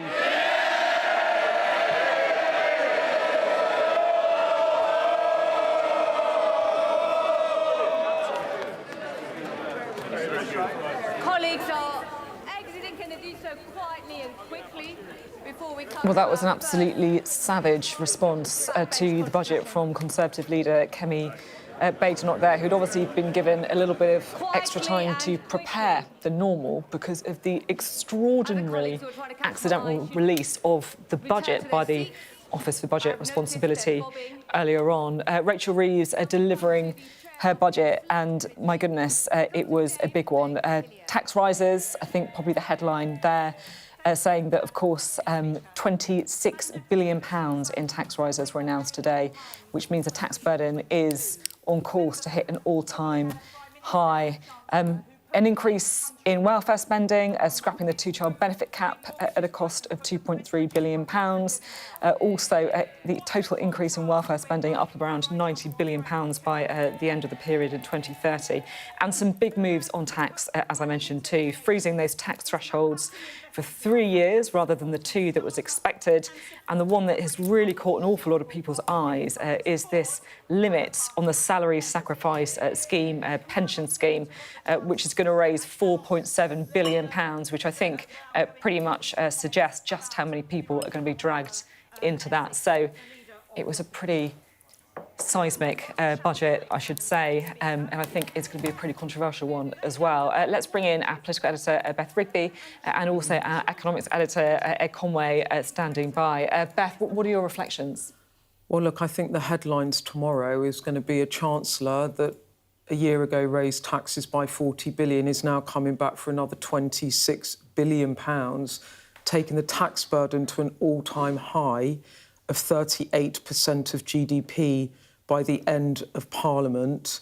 And this is a government that, in the run-up to the election, said we are not going to be taxing, we will grow the economy. And she has had to eat her words there today. Living standards rising more slowly than expected. The welfare bill still going up. What is ringing in my head is when a cabinet minister said to me in recent days, this budget will be a budget for self-preservation and not for the country. And the reason that they were talking about that was that what Rachel Reeves also did there was she did what Labour MPs have been calling for. She has lifted the two-child benefit cap. It's very popular within her party. It's less popular in the country, with 60% of people polled opposed. And she's also targeted tax rises on some of the wealthiest in society. You've got that mansion tax levy. You've got the pension changes, which will hit higher earners. overall personal taxes going up by 15 billion, other tax changes by 11 billion, the freeze in income tax thresholds, I think the biggest one, that raises 8.3 billion, and it is effectively breaking a manifesto pledge, particularly because the Chancellor, as Kemi Badenoch noted in the Commons, explicitly said she was not going to do that a year ago because, to quote her, it would hurt working people, and the tax rate on pension contributions will raise 4.7 billion. And really, Kemi Badenoch absolutely on fire there in the Commons, benefited, of course, because she had sight of this from this astonishing leak from the Office of Budget Responsibility. I have never seen anything like it. And it actually meant when the Chancellor stood up, no one was listening to her frame her budget because we knew what the headlines were. So she wasn't able to frame it in the way that she wanted to. Kemi Badenoch saying there it was a total humiliation. She said the Chancellor should resign. She said she has broken every single one of her promises. She said it was a budget for Benefit Street paid for by working people. So it was pretty excoriating in the Commons there for Rachel Reeves, who must have had a really hard time standing up on her feet when her budget had been leaked. And she was a combination, I think, of utterly furious and probably just a little bit upset as well. Yeah, it changed the atmosphere in there. I really think it felt much more kind of raucous. Well, she'd also lost the room before she even got in. Exactly. Because normally we would hang on every word because we'd been trying to work out what she was saying, and we weren't even listening that hard because we were trying to. We'd already got the budget. This budget. This is it. We've now got the hard copy, and that has all the tax and spend measures in it, and it was leaked. And look, when you're putting up taxes by £26 billion, then you need to be able to set the narrative. That's the least of your worries in normal times. Ed, what do the numbers say? What was the kind of projections? What's going on? Well, I mean, we should probably start with the leak, first of all. Yeah, let's do it. I mean, I've never experienced anything like it. I don't think there ever has been anything like it, to have the entire contents of a budget to be... leak is probably the wrong word. It was an accidental release. Yeah. It was an hour or so, well, actually really kind of a couple of hours before it would have come out. Technical mistake, I think, is what we said, I'm kind of right? just looking at the markets as we speak. We said that we'd be looking at the markets just because of, you know, the fear of what happened after the mini-budget and how are people going to react to it. What we certainly didn't expect is that there was going to be this kind of a moment where traders out there would be kind of all over the place. Let me quickly show you, because, I mean, there's all sorts of charts, both about that, but also the kind of charts we'd normally be showing were it not for the leak. But as I say, start with the leak. This is just showing you, like I said, normally at this point I'm showing you the growth forecast from the OBR, but this something like this has never happened before. This is the government's cost of borrowing. It's the 10-year government bond yield, and that's where it was trading before that accidental release of the budget. And look at what happened afterwards.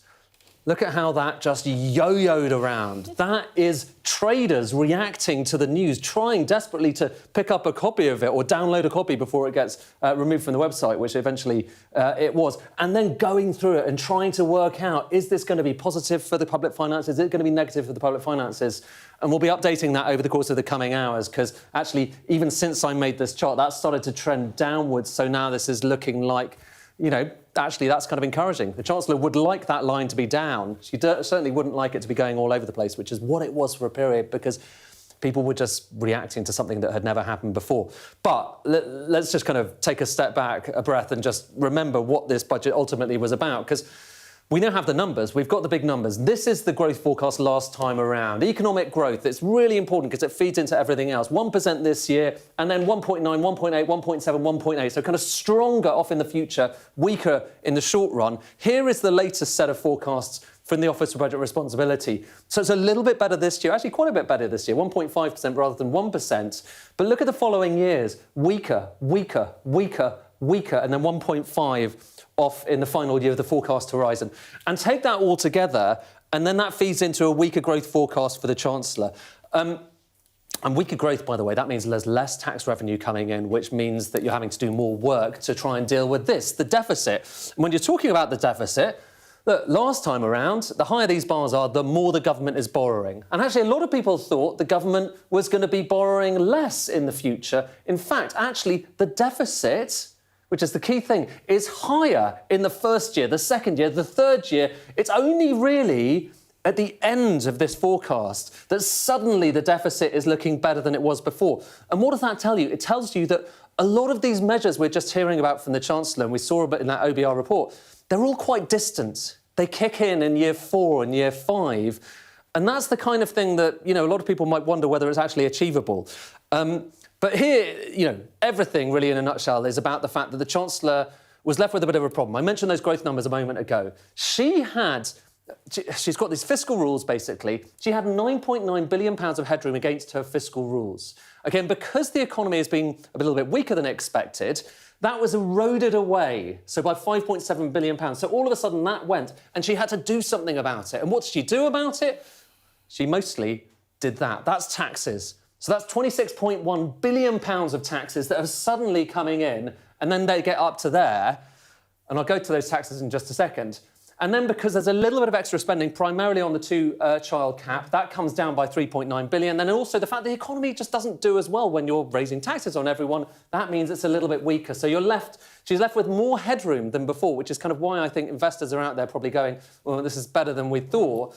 But nonetheless, it's better because that's a lot of taxes. £26.1 billion of taxes. And final thing, I could go on forever, but I want to just break that down to show you the scale of what we're talking about here, OK? So breakdown, where are the taxes being felt, OK? So here's the breakdown. The biggest bit is those freezes to tax thresholds. Everyone ends up paying more in income tax as their earnings go up because the point at which you start paying tax is frozen. A lot of money comes in, £8 billion from that in 2029-30. But here's the surprise, and Sophie was referring to this a second ago. Salary sacrifice brings in £4.7 billion. That's basically pensions. That is most people, and it's many working people as well. Remember this phrase that the Chancellor likes to talk about. A lot of working people will be paying more in pensions because you're not getting that tax relief you were before. It kind of depends on how your scheme is operated. Property savings taxes. EV tax is quite a lot of money. So if you drive an EV, suddenly you're going to be taxed a lot more than you were before. And interestingly, fuel duty stays frozen. EV drivers have to pay more. What's the environmental consequences of that? That's a pretty good question. We didn't get an answer. Gambling taxes. Here's one final thing. The mansion tax. So how many headlines have been devoted to the mansion tax in recent months? In the end, it only raises £400 million, which is kind of piddling compared with the rest of it. But take it all told. I'm going to stop now, Sophie, because otherwise I'll just end up kind of blathering on forever.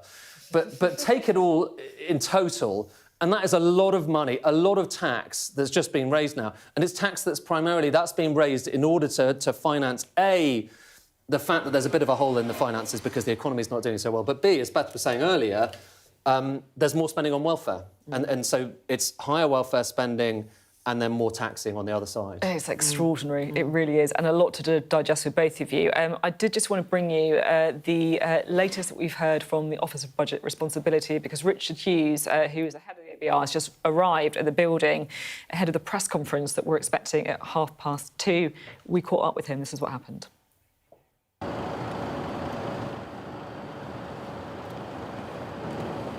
Mr. Hughes, morning. Hello, has today been embarrassing? A document was uploaded with our forecast in it on our website this morning, too early. We've investigated, we launched an investigation into that. It will report to the Treasury Committee of Parliament and to the Chancellor. We apologise for the error. We'll take action to make sure it doesn't happen again. Thank you very much. Is it something to resign over, Mr. Hughes? Well, he didn't answer that final question about whether it's something to resign over, did he? But I think there's certainly a couple of people, there are a lot of people, in fact, who are pretty tight-lipped and unhappy about what happened with the inadvertent publication of the entire budget before Rachel Reeves had the chance to stand up and deliver it. She was furious in the House of Commons, it was pretty clear. Right, let's go live now, shall we, to the City. We can speak to Stephen Fine, who is a Chief Executive at Peel Hunt Investment Bank.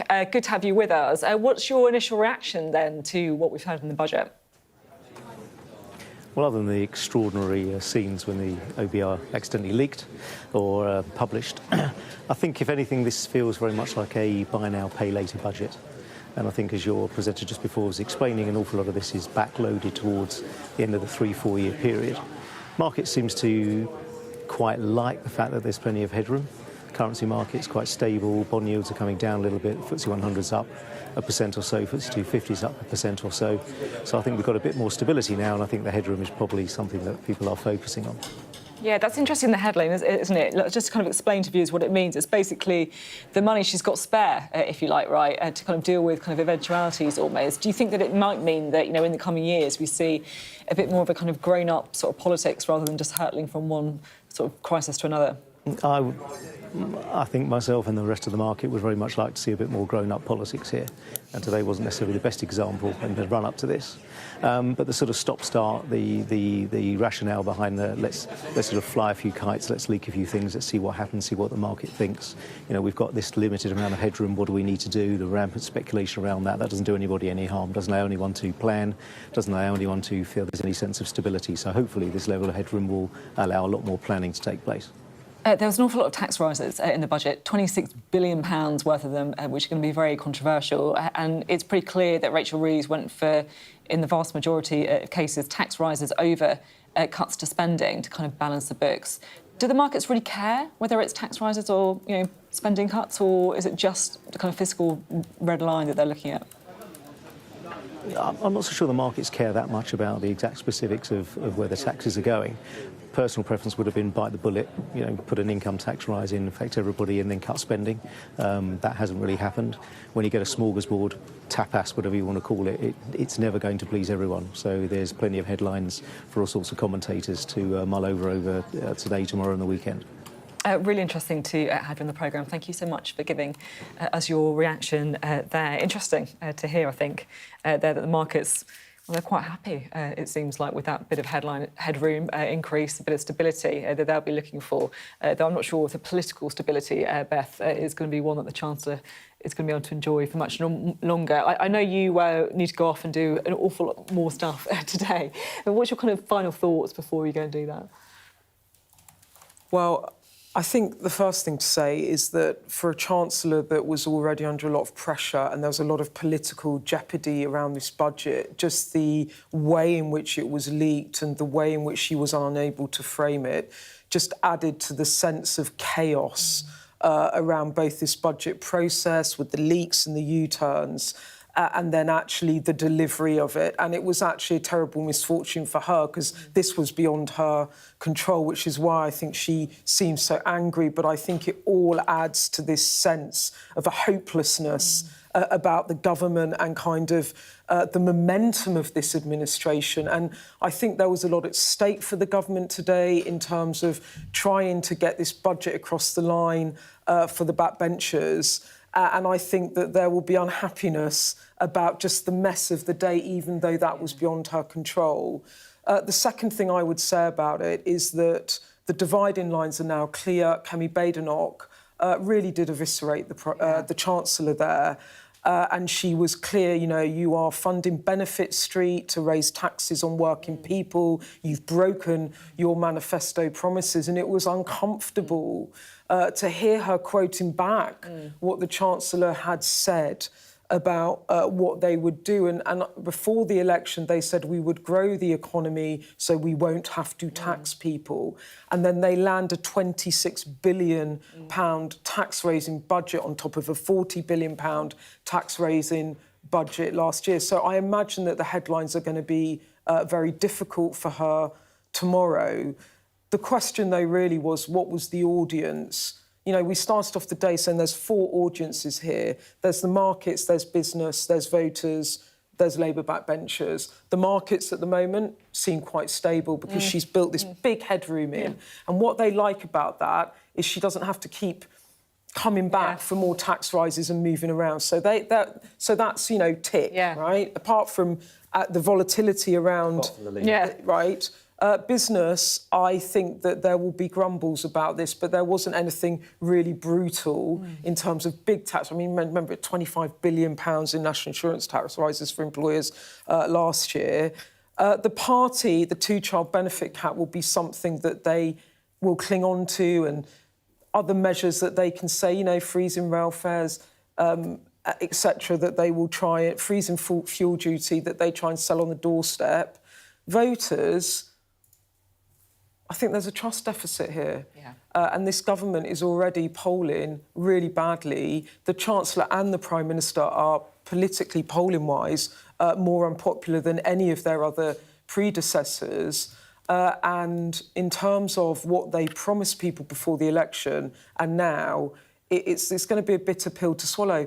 People are going to be paying more tax. Ordinary working people without loads of money are going to be paying more tax. 8.3 billion on freezing the tax threshold, 4.7 billion on pension sacrifice. And yes, it hits higher earners because they might contribute more to pensions. But that is painful for working people that they said were in their mind's eye when they took decisions in this government. Yeah, they said they wouldn't put up taxes on working people, and they have, basically, no matter how they try and spin it. Thanks, Beth. I have to say as well, the three of us have presented a few of these budgets now. That was... I'm still slightly in shock. Like, we got through the Liz Truss budget together. We did the last budget, which was a big one, because it was the first Labour budget in, like, however many years. But I don't think I've ever been prepared for a budget that was published by accident before. The Liz Truss budget was, the mini-budget was definitely, it was an intense afternoon as we saw gradually the markets responding and seeing what was going on. What we didn't have is the shock and awe of this sudden surprise, and so that this was a different... It came so quickly. You were still at the newsroom. You didn't even have time to come in. But it's worth saying, this is not. This doesn't look like a Liz Truss moment. It does look like markets aren't fretting now. It just looks like it was a bit of a roller coaster over the course of the day. But also the thing why that was so astonishing is what we do is when the budget comes out, we listen to the speech intently, trying to work out what she's saying. We wait for this to arrive and this, so then we work out what it means. By which point she spent an hour framing the budget and we have to try and unpack that. And it just got flipped on its head today, which means that everyone are forming opinions before she even gets to frame it. And actually, when you're a Chancellor in quite a lot of political difficulty, with a second difficult budget, it's like your second album, very difficult budget to land, to not be able to at least have the opportunity to frame it has just meant more pain for Rachel Reeves. Beth, I'm going to let you go. Thank you very much. Let's go for a lie down. Honestly... Management press conference. I hear you. Well, we're gearing up now because it's the Office for Budget Responsibilities press conference in like 10 minutes' time. Which is not normally blockbuster. But it is now. Get the popcorn out. It's going to be extraordinary. It really is. Now, we're also, of course, we've been analysing the economics. We've been analysing the politics. We're also trying to analyse the kind of consumer matters of it as well. We're joined by... our Money Live reporter, Jess Sharp, and a panel of guests as well to try and answer your questions on that. Because, look, with the budget, it's easy for us to get sucked into the absolute kind of roller coaster of the accidental release, to get into analysing what it means to Rachel Reeves, what the markets think, what the MPs think, but really... what actually matters is how it's going to impact people right in their pockets. Yeah, and I mean, it was crazy. The whole way that this budget has unfolded is a bit insane. And there are so many things that have been announced that are going to directly affect so many people. And it is, these things are sort of designed to be overly complicated and complex. And it's really important that we break that down to make it really easy for people to understand how this is going to affect them. Can you do that with the pension changes? Because I think that it's a huge amount of money for a start, right? As soon as you start talking about 4.7 billion, you realise just how many people are going to be impacted by this. A lot of people are going to be paying a lot more money to the tax man, basically. What is that policy all about? Yeah, so with salary sacrifice, and it's really hard to figure out the numbers on how many people, contribute to a pension using salary sacrifice. But at the last count, it was around a third of private sector workers that were using salary sacrifice to pay into a pension. It's a lot of people. It's a lot of people. And by putting this cap of £2,000 a year onto how much you can contribute through salary sacrifice into your pension just means you're going to end up paying more tax or potentially paying more tax. And whilst this is more likely to affect those like higher earners because they typically use salary sacrifice to reduce their income so they're protected by better tax rates. Yeah. You know, even people who are earning sort of like £50,000 a year would a lot of see an people might impact. use it, right, as well, because it is a smart way of, you know, preparing for your future as well, and thinking that you're doing the kind of responsible thing, right? For Yeah, saving into your definitely. pension. And, you know, we're already hearing that people aren't going to have enough in retirement. We've heard the phrase we're sleepwalking into a retirement crisis numerous times now. And this isn't going to help that I guess in any way. A lot of people are just going to change their behaviour, aren't they, as well? This is the thing, right? So I think it's quite hard for them to really work out how much they're going to raise from this as well, because I would imagine that, you know, if you don't get the tax break, a lot of people are going to be like, oh, you know what, I'm not going to bother doing this. I'll just put it into a savings, or I'm going to buy a property or whatever it is. I suspect that might be what's What going I've on, seen. because if you look at the years, so they think they're going to raise about 4.7 billion the first year, but the following year it's much lower. So I expect they're kind of anticipating people are going to kind of shift their plans. And, as you're saying, not save as much in the future. Yeah. But for me, I think what's striking, and you know, we've all talked about this a bit earlier on, is I think for a lot of people they'll be taken by surprise by this, because they won't have been aware that the way that their system, you know, if you work in the private sector, if you've got a pension scheme, there is a really good chance that it is a salary sacrifice scheme without you even kind of pressing a button. You're part of this, and so the fact that you're now being taxed quite a lot more, and those numbers are big. They're big, aren't they, if you're dividing them by the number of people. It's definitely a reminder to go and check how you pay into your pension, isn't it? And to, you know, make sure you're clued up on it. The other one's ISAs as well, because there's changes to ISAs, aren't there, that is going to impact people too, right? Yeah, so at the moment, before the budget, you could put £20,000 into a cash ISA, and that would be tax-free. Any interest that you earned on that would be tax-free. What Rachel Reeves has announced today is that that is going to be cut to £12,000. That won't come in. We've got a few years until it comes in, so it's not something that will immediately affect people now. And if you've already got money into your ISA, the likelihood is it won't be affected. It will be on new funds that you deposit. But even that, it's the move is hoped that more people would put money into stocks and shares ISA. Why do they want people to do that, by the way? Is there a reason behind that, or? Well, they're very keen to boost investment. They're keen to get people to put more money into shares. In businesses, basically. So there was this running question, wasn't there, ahead of this budget and previous budgets, as to whether there would be a kind of UK, like a Brit ISA, and so you would be encouraged to just put money into British stocks. Yeah. But they haven't gone that far. No. But they are keen. They're keen to shift it. But exactly like you say, in the process, you're discouraging people from putting cash into their bank accounts. And again, it's the signal that sends. And a lot of it is optics as well, isn't it? It's lots of people aren't going to take the time to delve into the changes. They're just going to hear cash ISAs aren't as good as they used to be, and that could, instead of moving their money into a stocks and shares ISA, it could cause them to just withdraw and try and go for a safer option. This is it, because some people just, you know, are just, particularly if you're not someone who's, you know, money matters to you, which lots of people does, you want to go for the more secure thing, right? So a lot of people prefer that, right, don't they? So it's difficult. We're waiting for the Office for Budget Responsibilities news conference. That's expected to come in just a few minutes' time, so do not go anywhere, because it's going to be one to watch this year after that extraordinary revelation. Stay with us, because I've actually got a whole list of things that I'm keen to... Can I mention one thing? The thing that I'm... Of course, always, Ed. Well, it's just like there's quite a big thing that's happening behind the scenes here, which is that there's a tax on electric vehicles, which has just come in. Yes. And they're raising quite a lot of money with it. And at the same time, they're kind of freezing fuel duty. And this is something that, you know, a lot of people, the OECD, have been going on about for a long time. At some point, you have to deal with the fact that you've got all these people on the road with their EVs. They're not paying VED, fuel tax. They are paying VED now. And as a result of that, you're going to run out of money. You know, there's lots of money that comes in fuel duty.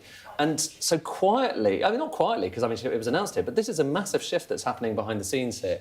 And I don't even know, how are they going to work out how many miles anyone is driving at the moment? Yeah, I don't think that's super clear at the moment. Because we've never had something like that in this country before, I don't think. And it's not like they're going to be kind of, you know, snooping on how many miles you're driving. So yeah, that's true. There's a lot of administration involved, I think, in a lot of these measures that mean it might well work out and you might raise money from it, but you might raise a lot less than you thought you were raising before. Let's just have a quick look at the live shot coming in here from the Office for Budget Responsibility news conference. You can see there Richard Hughes, the head of the OBR, in the glasses there. He did face some questions as he came into that news conference, where he effectively repeated the statement that they'd made publicly, apologising for what they described as a technical error, taking full responsibility for it. The reporter did ask him if it was a resigning matter, but he didn't reply to that one. But, I mean, make no mistake, I think these conversations will almost certainly be going on, and he's going to be facing questions about that today, isn't he, as well as all of the usual predictions too. The OBR, interestingly, now kind of downgraded themselves to only one report a year rather than two, perhaps a political decision from the government there as well. Well, it looks like we're just a few moments away. I'm just going to get a very quick thought from... Welcome to the OBR's press conference for our November 2025 economy and fiscal forecasts. I'm Laura Gardner, Chief of Staff, and I'll be chairing today's event. I'm joined by the three members of the Budget Responsibility Committee, the Chair Richard Hughes, Professor David Miles and Tom Josephs. In a moment, Richard will run us through a summary of the forecast we've just published, after which the committee will take questions from both those here in the room with us today and those joining us online. Those watching online can submit questions at any time on Slido via the link on our website. Before that, I should start by thanking, on behalf of the committee, staff from the OBR, Treasury and across government for their expertise, flexibility and perseverance in putting this latest forecast together. Of course, all the analysis and conclusions continue to represent the BRC's own independent judgments. With that, let's hear from Richard. Thanks, Laura, and good afternoon, everyone. Before I turn to the substance of our forecast, let me start with an apology. A link to our Economic and Fiscal Outlook document went live on our website too early this morning and was subsequently removed. We apologise to the Chancellor, members of Parliament, for this technical error and have initiated an investigation into how this happened. It'll be reporting to our Oversight Board, the Treasury and the Commons Treasury Committee on how this happened and how to make sure it doesn't happen again. Let me now turn to the substance. Starting with the economy, the productivity performance of the UK economy has continued to undershoot our forecasts, despite several significant downgrades since 2010. And continued sluggish productivity growth, seen years on from the shock of the pandemic and energy crisis, suggests that the sharp rebound we've been expecting is unlikely to materialise. Therefore, following our summer supply stock take, we further revised down our estimate of the underlying trend rate of productivity growth by 0.3 percentage points. As you can see from this chart, this takes it from 1.3 to 1% in the fifth and final year of our forecast. As you can see from the chart on the right, this downward revision takes our latest forecast for productivity growth closer to, but still above, the 0.5% average growth the UK has experienced since the financial crisis. And we published a paper alongside today's EFO setting out the analysis and reasoning underpinning this judgment. Combining our new lower productivity forecast with an unchanged estimate of growth in the labour supply at around 0.5% per year, this means that in our latest central forecast, we now expect real GDP to grow by an average of 1.5% a year for the next 5 years, with stronger growth this year and somewhat weaker growth in later years than in our March forecast. But the downward revision to productivity was not the only material change to our economy forecast since March. We've also revised up our forecast for earnings growth and inflation in the near term, both of which are important drivers of our fiscal forecast. This is especially true when personal tax thresholds are frozen in nominal terms, as they have been since 2022. As you can see from the chart on the left, we've revised up our estimate of nominal earnings growth by around 1% per year this year and next.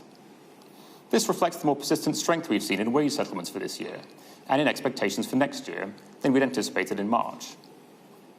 More persistent domestic wage pressures mean we also expect inflation to be higher than in March, as you can see from the chart on the right. And while one-off cost of living measures announced in this budget are expected to knock around 1/3 of a percentage point off inflation next year, it's still forecast to be around 0.5 percentage point higher next year and take a year longer to return to its 2% target than we thought back in March. The net effect of these changes to our economy forecast on tax receipts is actually to increase them by £16 billion by the end of the decade, compared to our March outlook.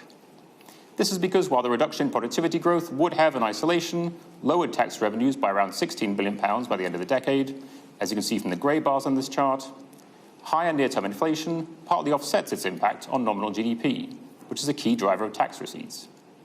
In itself, this boosts all nominal receipts by around £14 billion, as shown in the blue bars on this chart. On top of this, higher nominal wage growth shifts the composition of GDP growth towards labour income and consumption. And because these are both more than twice as tax-rich as business profits and investment, especially in the context of frozen personal tax thresholds, receipts are boosted by a further £11 billion, courtesy of this compositional effect. So the net effect of these and other pre-measures changes in our receipts forecast, shown in the black diamonds, leaves total tax revenues £16 billion higher than in our March forecast, despite the downgrade to productivity. Let me now turn to what these and other developments imply for the latest fiscal outlook before taking account of policies announced in today's budget. As you saw in the previous chart, the net effect of changes to our economy forecast increased receipts and therefore reduced borrowing by £16 billion by the end of the decade compared to our March forecast. However, this improvement in the underlying receipts position is more than offset by a £22 billion increase in underlying spending in the same year. In particular, higher inflation and disability caseloads are expected to push up the cost of welfare spending by around £8 billion. Higher borrowing and interest rates increase the cost of servicing the government's £3 trillion stock of debt by around £4 billion. Higher departmental and other central government expenditure adds £6 billion per year to spending in the middle years of the forecast. And last, but by no means least, we've significantly revised up our forecast for local authority spending by around £8 billion, based on both higher outturn data and a much higher estimate of future spending on special educational needs.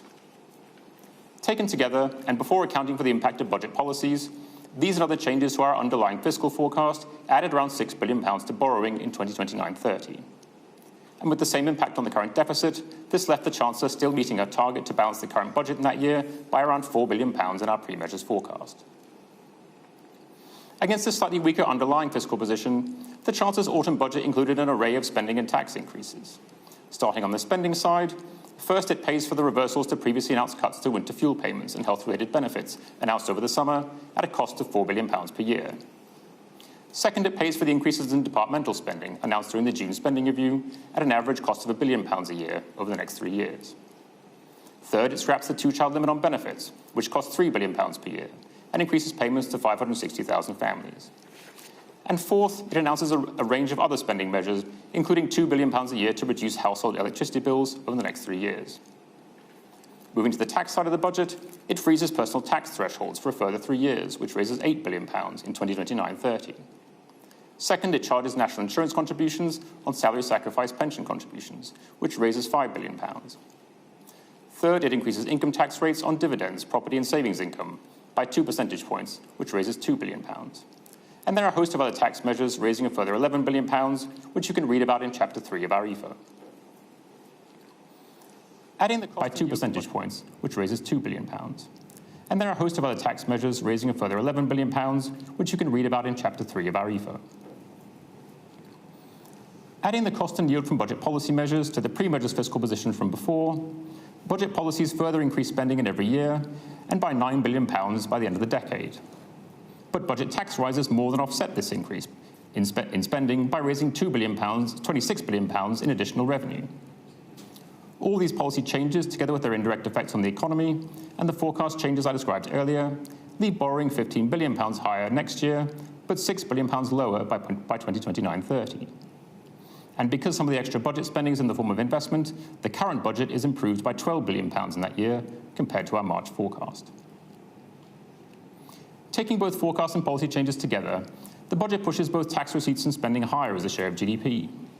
Receipts are up by £38 billion by the end of the forecast, and the tax-to-GDP ratio reaches a new high of 38% of GDP by the end of the decade. Spending is also higher in every year by around £33 billion, and on a flatter profile than forecast in March, due to both forecasts and policy changes. By the end of the decade, spending settles at just over 44% of GDP, which is 5 percentage points higher than it was before the pandemic. Looking at what this implies for the overall path of borrowing as a share of GDP is projected to fall from just over 5% last year to 4.5% this year to 2% from 2029-30. And the near-term loosening in this budget shifts back the weight of the planned fiscal consolidation by a year relative to March. The composition of consolidation is also now more tax-heavy, with increases in tax accounting for 3/4 of the reduction in borrowing as a share of GDP, and reductions in spending account for the remaining quarter.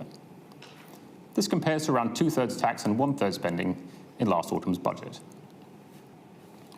Debt rises over the forecast from 95% to 97% of GDP in 2028-29, before falling back to 96% in 2030-31 due to a one-off repayment to the Bank of England.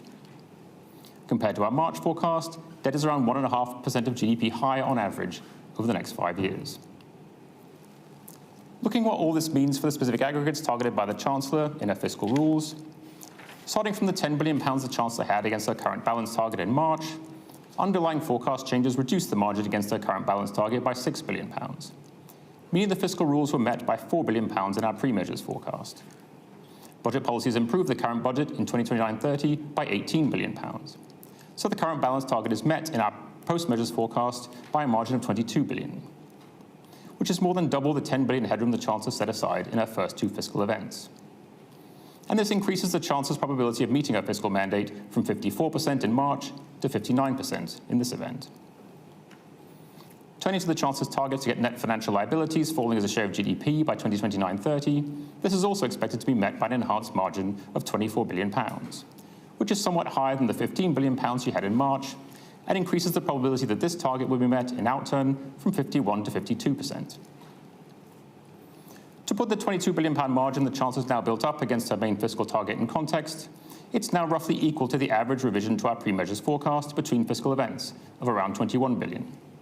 And as you can see from this chart, it's 3/4 of the £29 billion average margin that previous Chancellors have set aside against their fiscal rules. But it's still less than half the £54 billion average difference between our forecast and final outturn for borrowing in 4 years' time, which is the current distance to the Chancellor's target. More generally, even if the government were to meet its fiscal rules and reduce overall borrowing below the roughly 2.5% of GDP it invests every year by the end of the decade, this would only reduce the UK government's deficit to the level that the average advanced economy had already achieved several years ago, as you can see from the chart on the left. And it would only just be enough to stop the government's debt, which has tripled since the start of the century, from continuing to rise, and stabilise it at 96% of GDP by the end of the decade. That would still leave us with a debt-to-GDP ratio of around twice the advanced economy average and the 6th highest amongst 32 advanced economies, which you can see from the chart on the right. And we would still be devoting more of our national income to paying the interest on that debt than at almost any time in our post-war history. And there are a number of risks and pressures which could push that level of debt even higher and further increase the stresses on the public finances. Starting with the risks emanating from the economy, even after the downgrade in this forecast, the outlook for productivity growth continues to be one of the most important risks to our fiscal outlook. So our EFO explores the fiscal implications of productivity growth being 0.5 percentage point higher or lower by the end of the forecast. Interest rates have also remained highly volatile, varying by 50 basis points since March.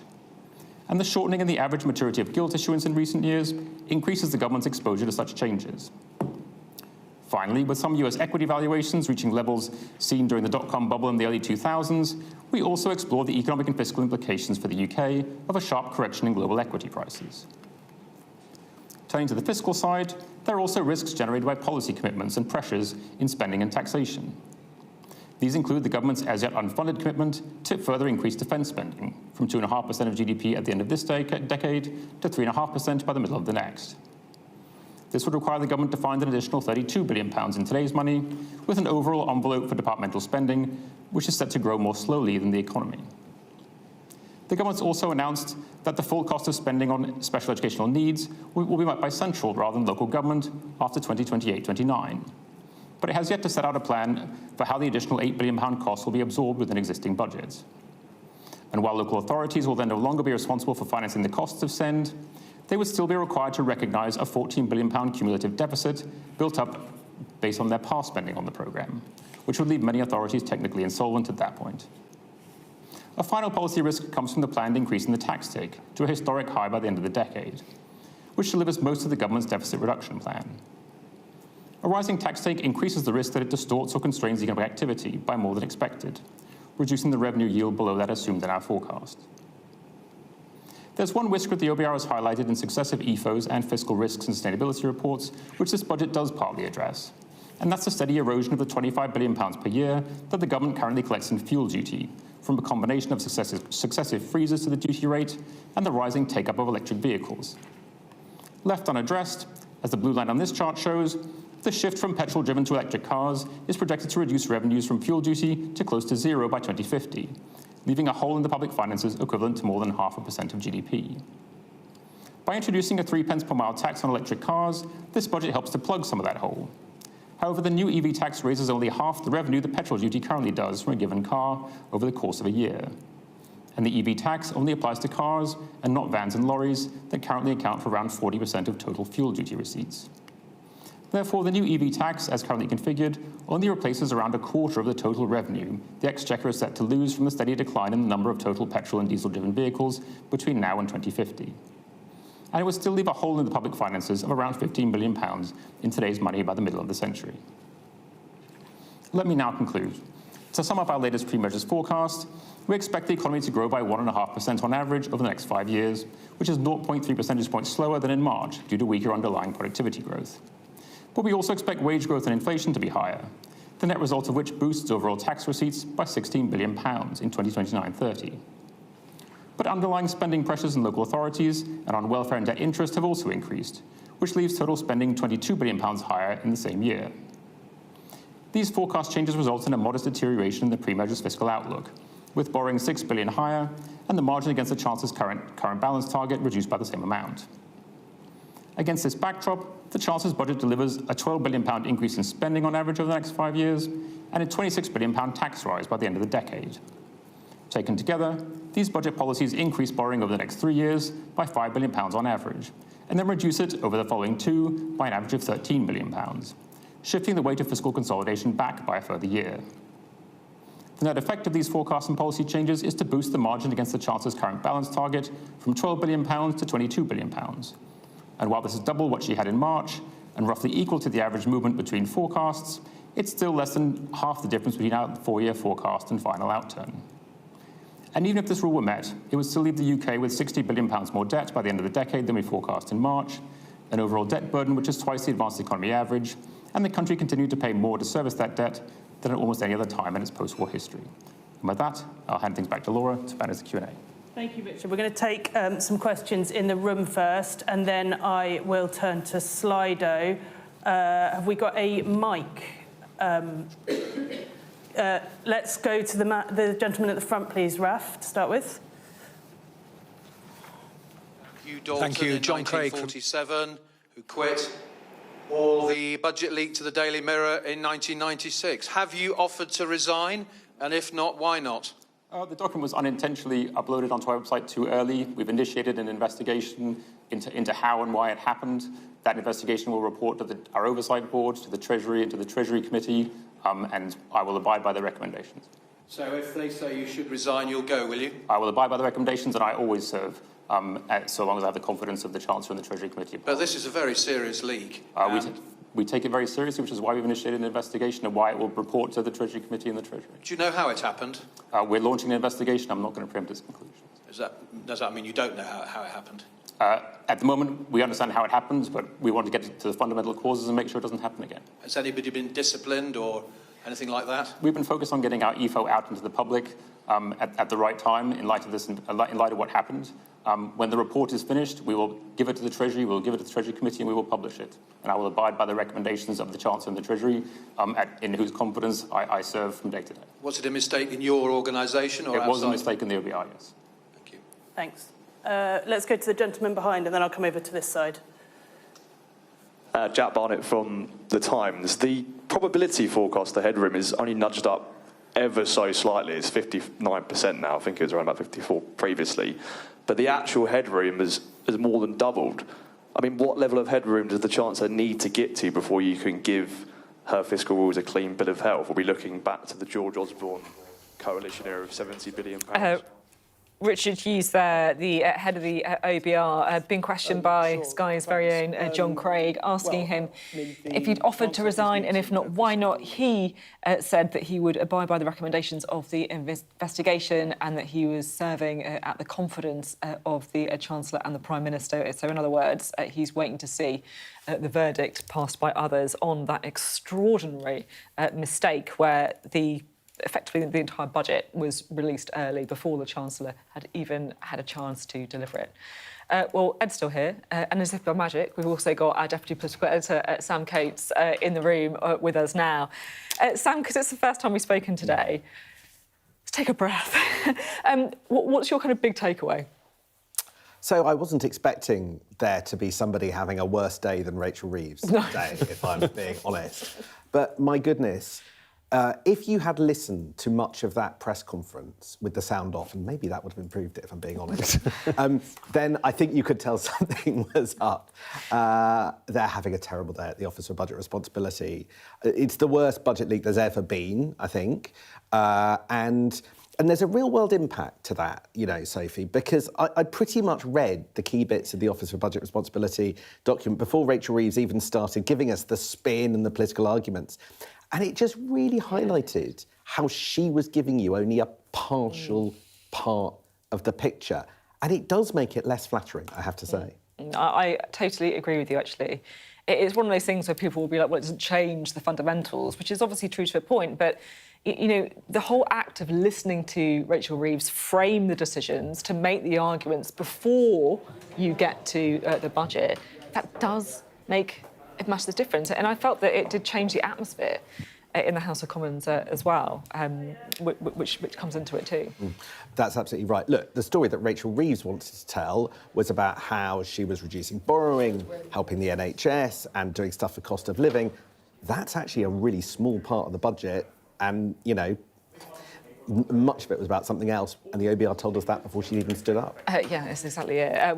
We said that Sam Coates had appeared as if by magic, and we've got another miraculous entrance as well. We've got James Murray, of course, who joins us now, the Chief Secretary to the Treasury. Great to have you with us. Thanks for having me on. We're just reflecting on the extraordinary news conference at the Office of Budget Responsibility and that accidental wasn't it really a leak, a release of effectively the entire budget. I mean, that must have really taken the wind out of your sails. When did you first find out that had happened?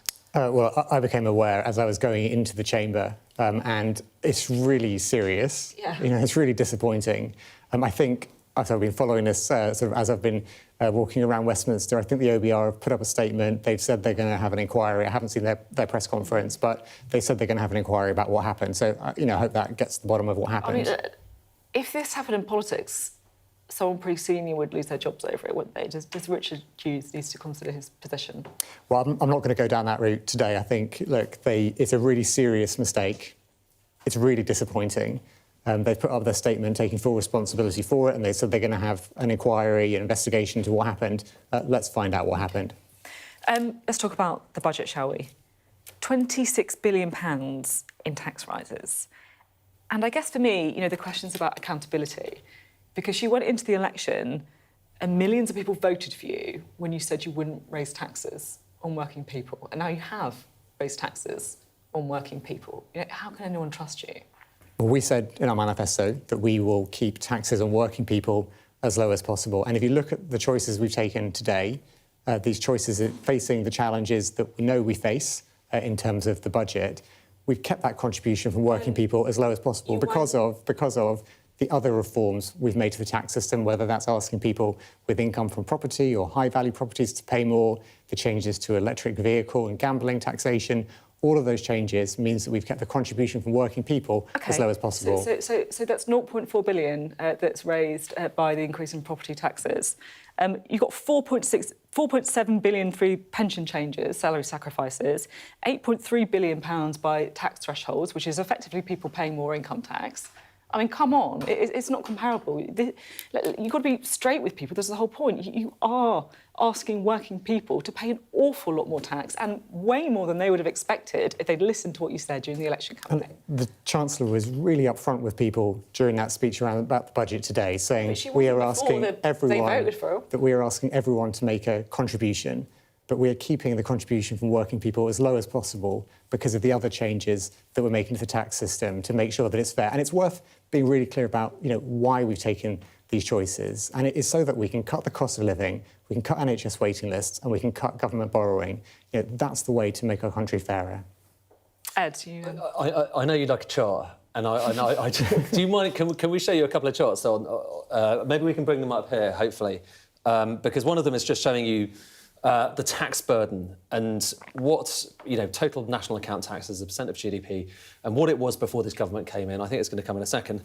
There we are. I don't know if we see that. I don't think I have to jump in front of it, do I? Do I have to jump in front of it? OK, all right, I'll jump. Come on, Ed, get out. Come on, anyway. So last government, it was going there. in your manifesto, you were talking about your manifesto a second ago. In your manifesto, you kind of said it would go up just a wee bit more.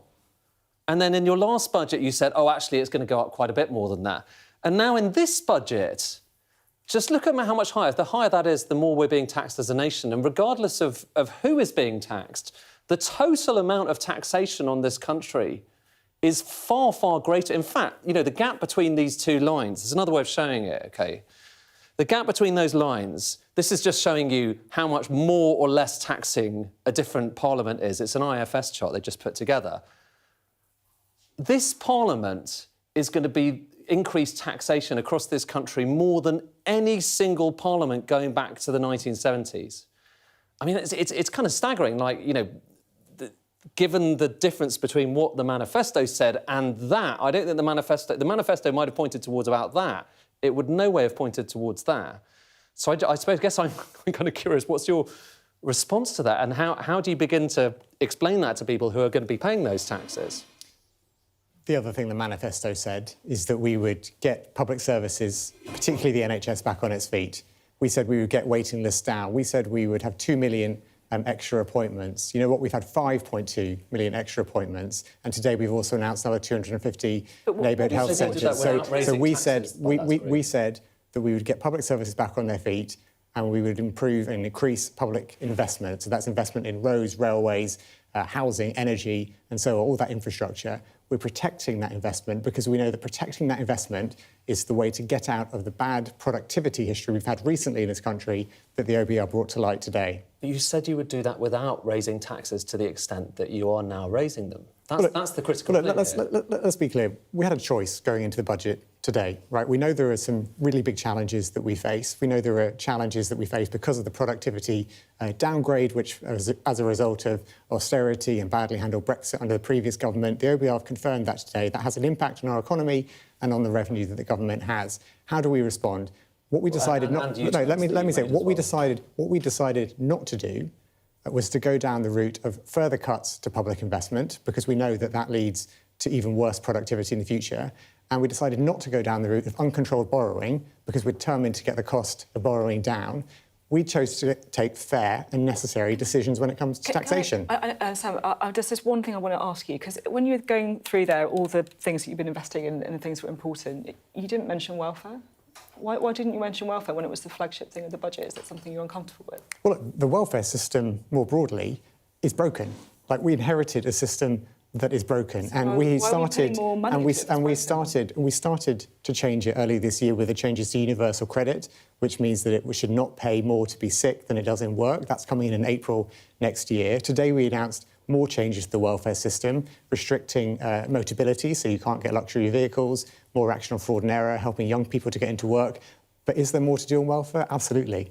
Like, we're going to keep going on welfare because we can't leave it unchanged.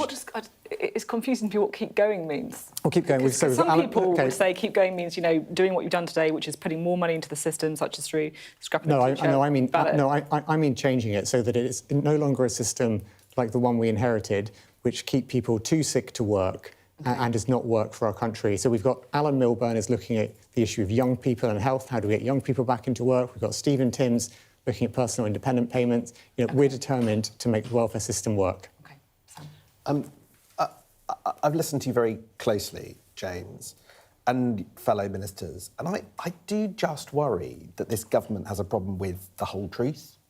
So you sat there and you said, as Rachel Reeves did, that this was a budget about living standards, about the NHS and reducing borrowing, right?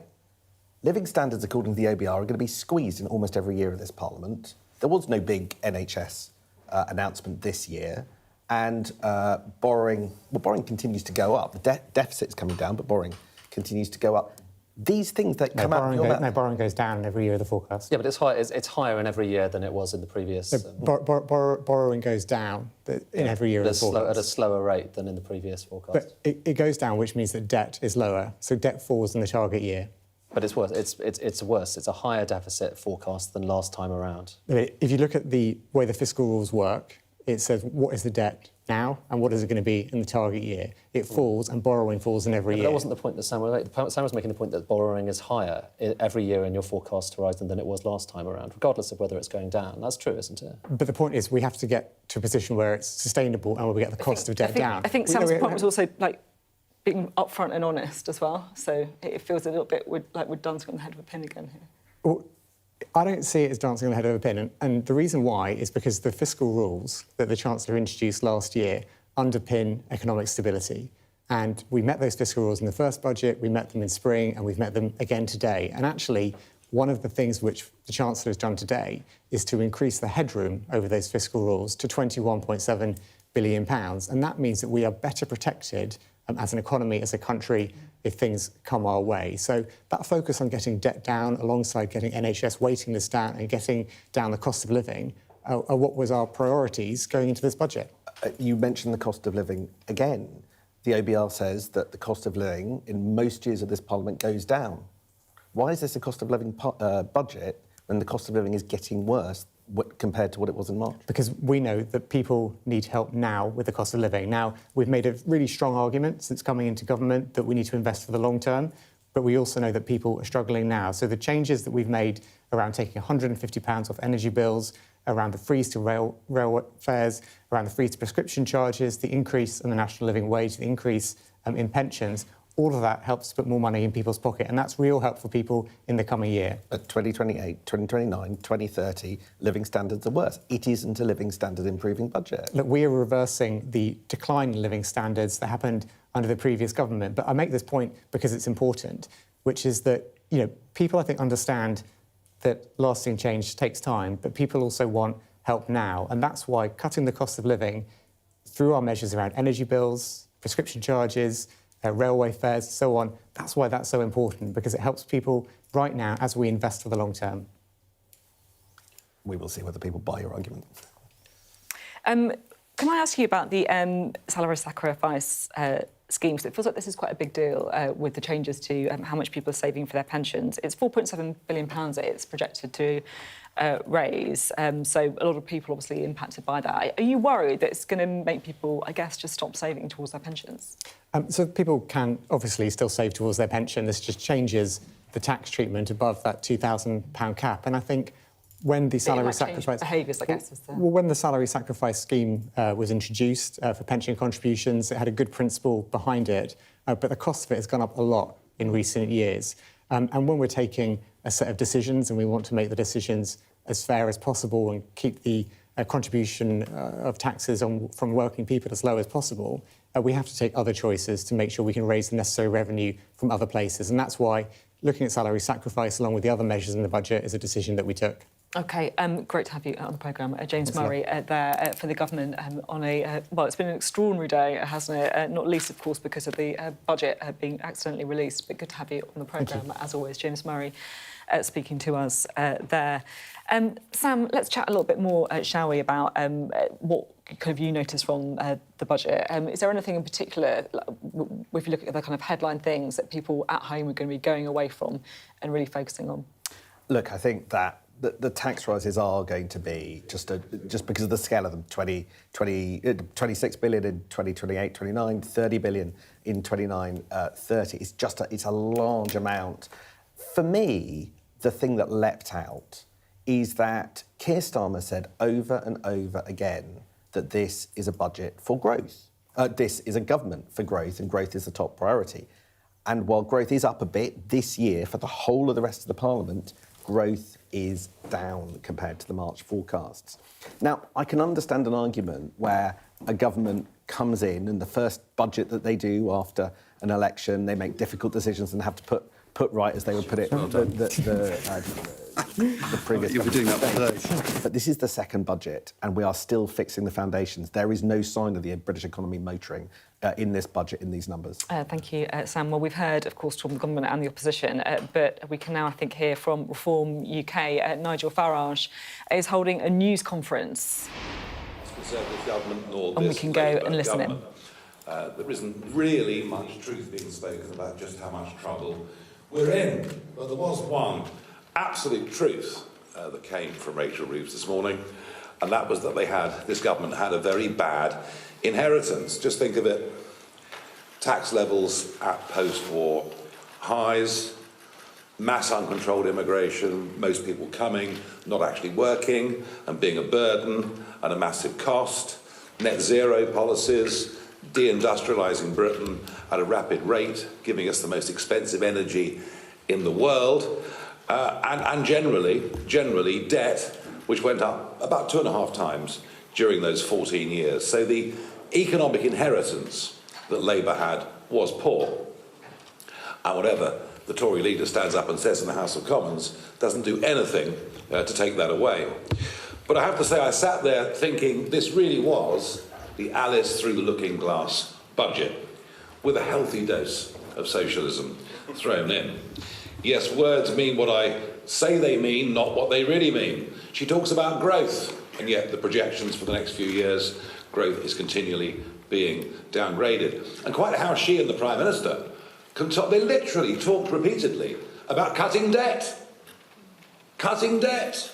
And yet, even in their first year, they've borrowed 21 billion more than they were forecast to borrow before they even started. And the parts that I found billion more than they were forecast to borrow before they even started. And the parts that I found really difficult to swallow, she talked about entrepreneurs, supporting entrepreneurs, not understanding that actually entrepreneurial people are generally deciding not to stay in this country, let alone invest in this country.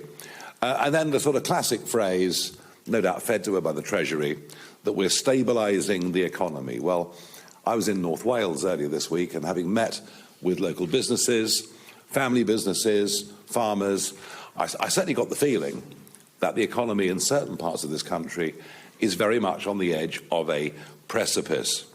So none of what she really said today was true.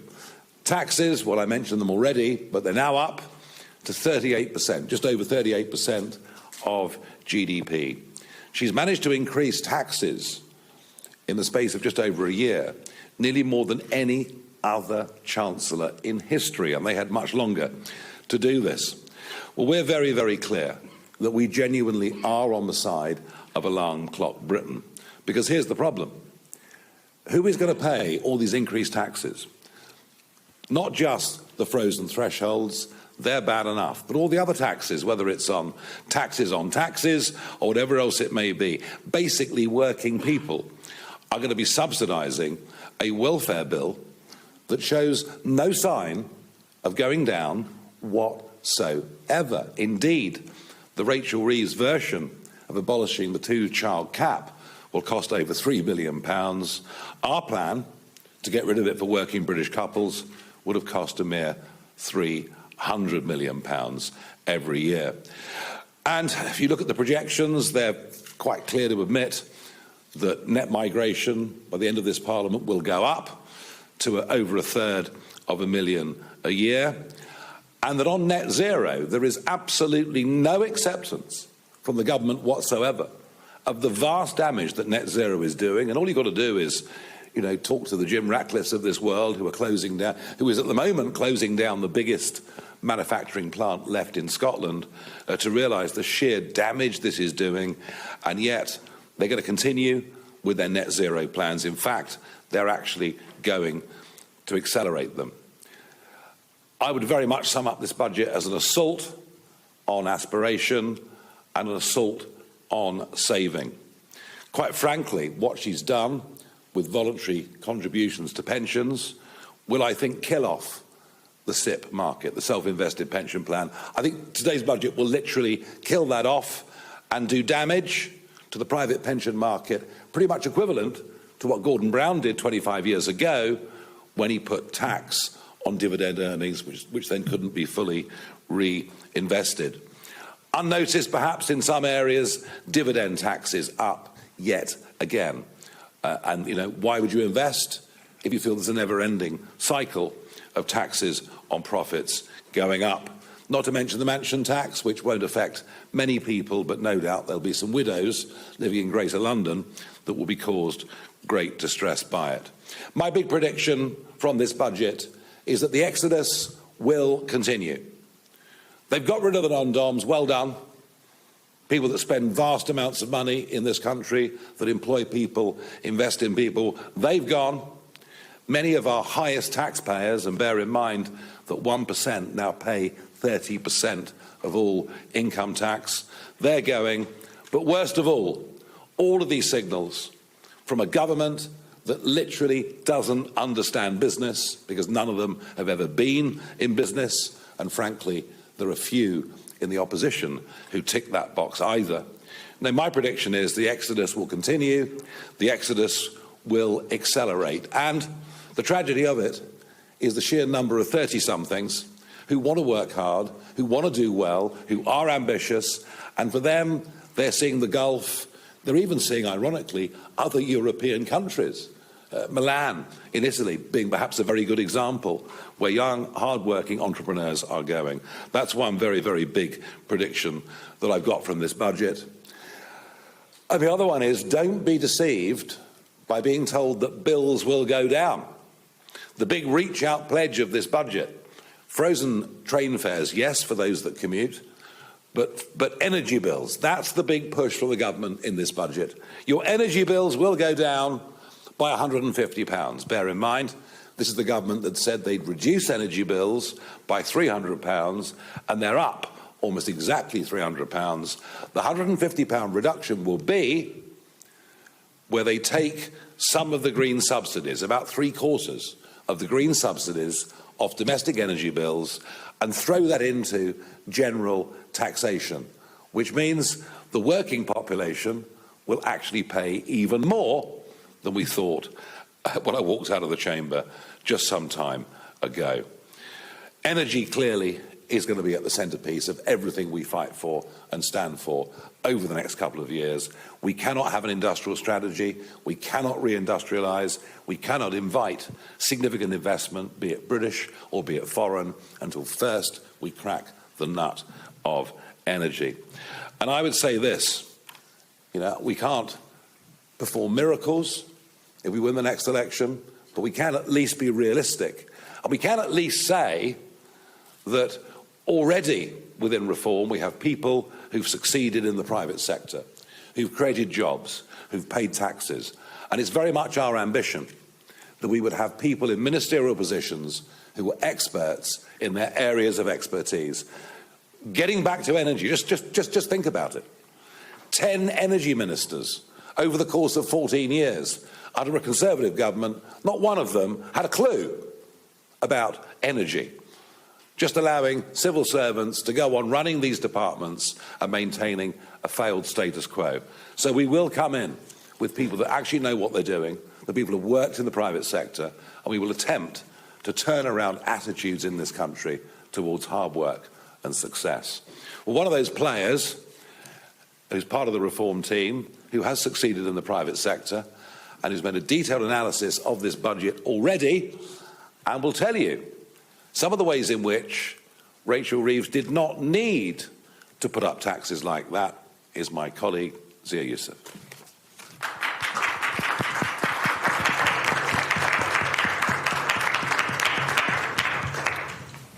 Good afternoon, everybody.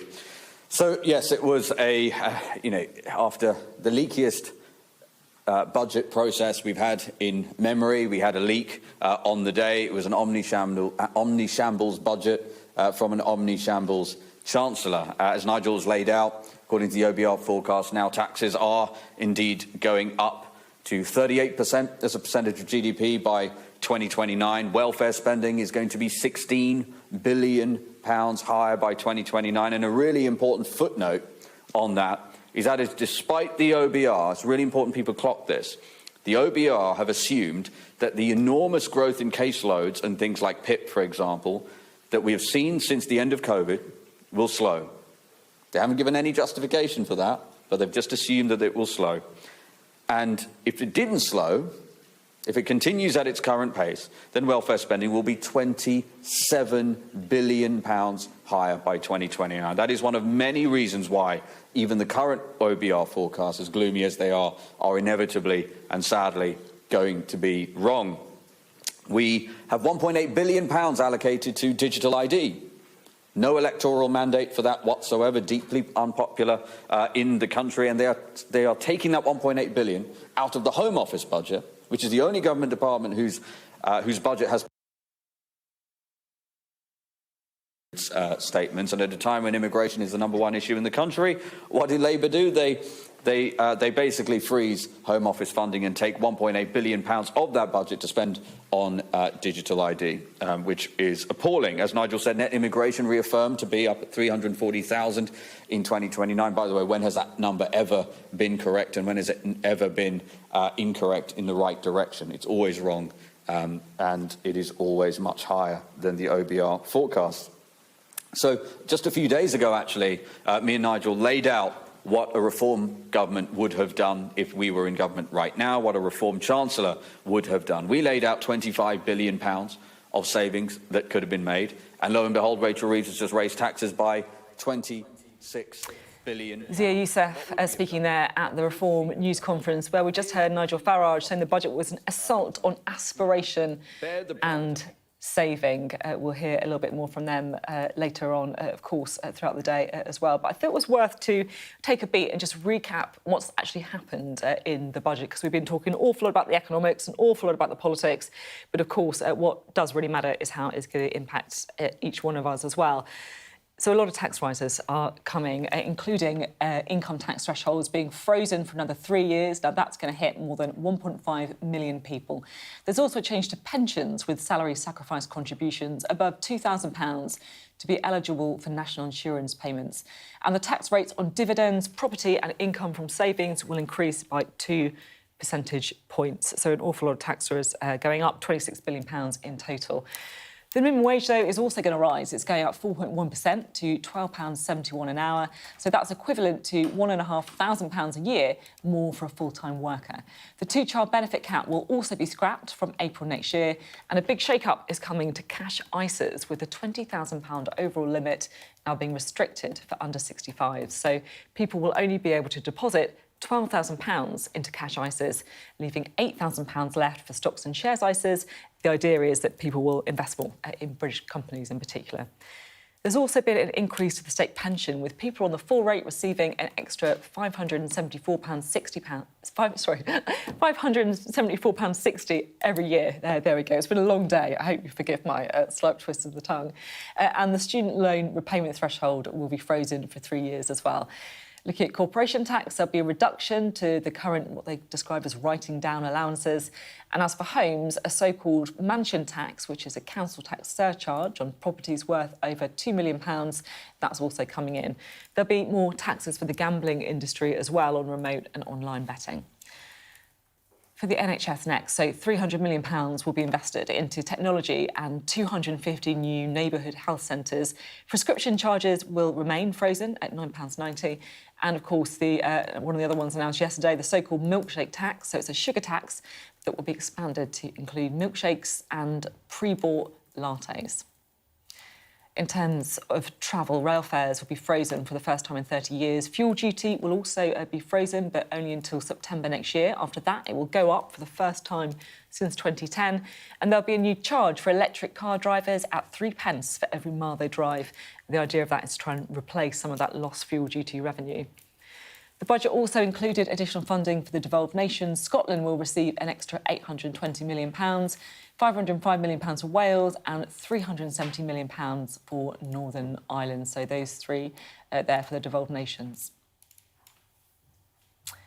Well, it's been an awful lot of things announced, as you would expect. You know, £26 billion of tax rises. But in many ways, the story that overshadowed it, at least at the beginning, was the extraordinary mistake that was made by the Office for Budget Responsibility when they accidentally released the entire budget before Rachel Reeves, the Chancellor, had even had the chance to deliver it. Well, our chief political correspondent, John Craig, spoke to the chair of the Office for Budget Responsibility on that leak.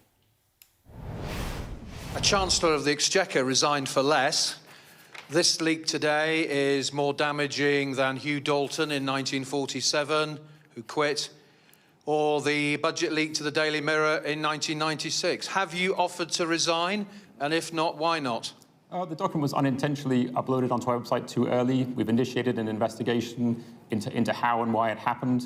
That investigation will report to our oversight board, to the Treasury and to the Treasury Committee, and I will abide by the recommendations. So if they say you should resign, you'll go, will you? I will abide by the recommendations, and I always serve, so long as I have the confidence of the Chancellor and the Treasury Committee. But this is a very serious leak. We take it very seriously, which is why we've initiated an investigation and why it will report to the Treasury Committee and the Treasury. Do you know how it happened? We're launching an investigation. I'm not going to preempt its conclusions. Does that mean you don't know how it happened? At the moment, we understand how it happened, but we want to get to the fundamental causes and make sure it doesn't happen again. Has anybody been disciplined or anything like that? We've been focused on getting our EFO out into the public at the right time in light of this, in light of what happened. When the report is finished, we will give it to the Treasury, we'll give it to the Treasury Committee, and we will publish it. And I will abide by the recommendations of the Chancellor and the Treasury, in whose confidence I serve from day to day. Was it a mistake in your organisation or outside? It was a mistake in the OBR, yes. Well, there you go. We'll have to find out what happens with that investigation, but certainly an awful lot of pressure there on the head of the Office of Budget Responsibility. Well, we're here to chat all things budget. We've got Ed Conway, who's been with us all day, our economics and data editor, and we've also got Sam Coates, our deputy political editor. So we're into what I describe as the kind of spin phase of the proceedings, where the different ministers are coming out and they're trying to tell us what a great day it was and what a great budget it was. How do you think it's all going down?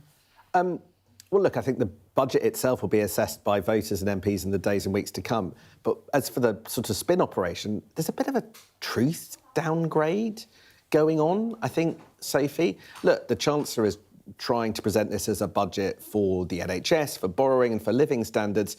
The numbers don't really support that. And I want to dwell, and with a little bit of help from Ed, on an exchange we just had with James Murray. He's the Chief Secretary to the Treasury. That's not a junior job in this government, it's a cabinet position. And I was next down from the Chancellor. Next down from the Chancellor. And I asked him whether it was fair to describe the budget in those terms, because there's no money for the NHS, living standards are down in most years of this Parliament, and debt isn't going down. And he challenged me. He said, yes, it is. Yeah. And I went, what? Anyway, Ed.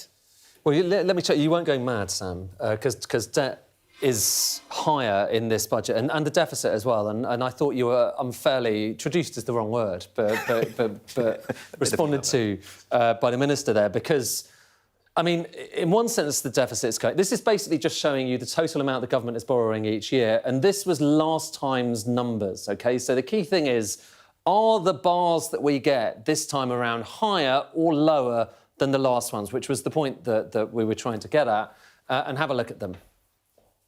What do you think? They're all higher. Every year, the government, which is to say the rest of us as well, because we end up having to face the consequences of this as taxpayers, is borrowing more, except only in the last couple of years. And this kind of gets to this broader issue with the budget, that there is a lot of stuff happening, a lot of action, a lot of taxes are raised, but a lot of it is kind of skewed off towards the final few years of the forecast, and that raises questions as to whether it's achievable. I'll show you as well, like the national debt.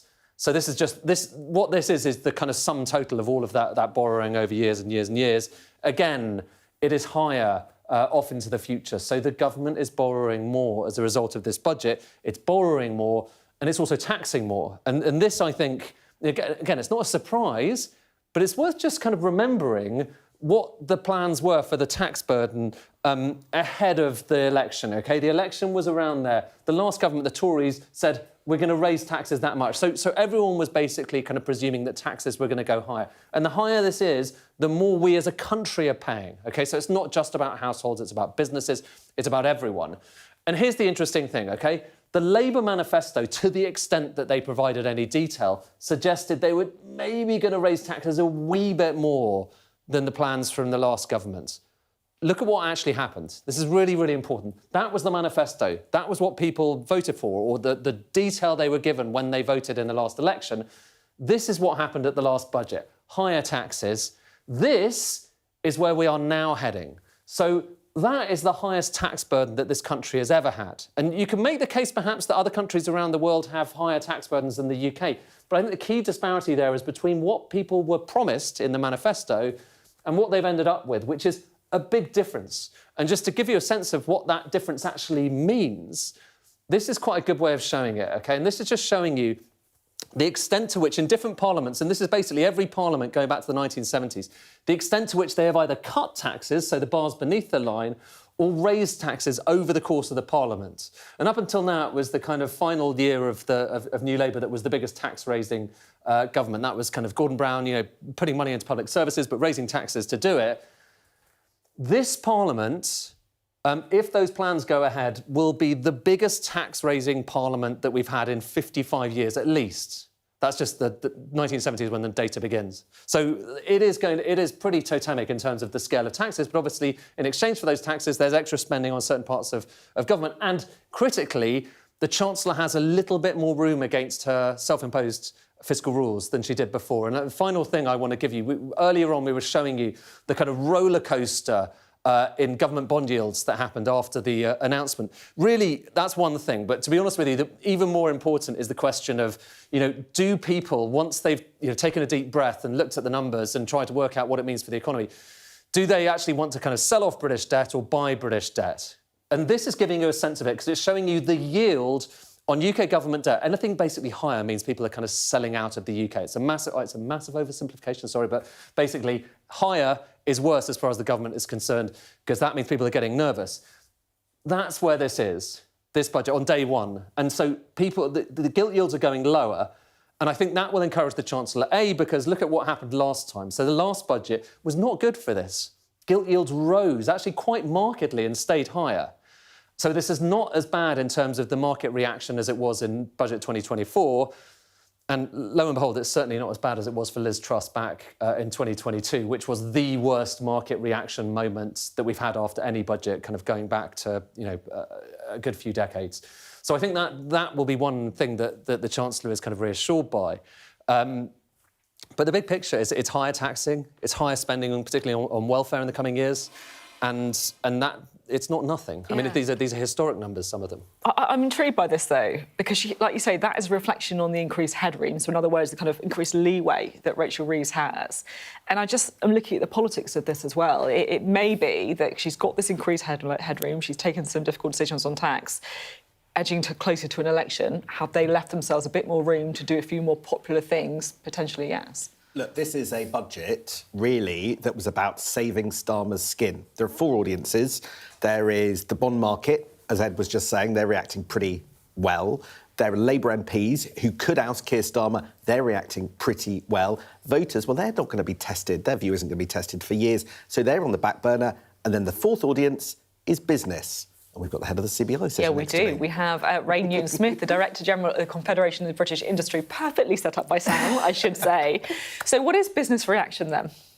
Well, look, I think today we've seen a budget so far that's for stability. It's not for growth. And as Ed was saying, I think what will be critical is if this...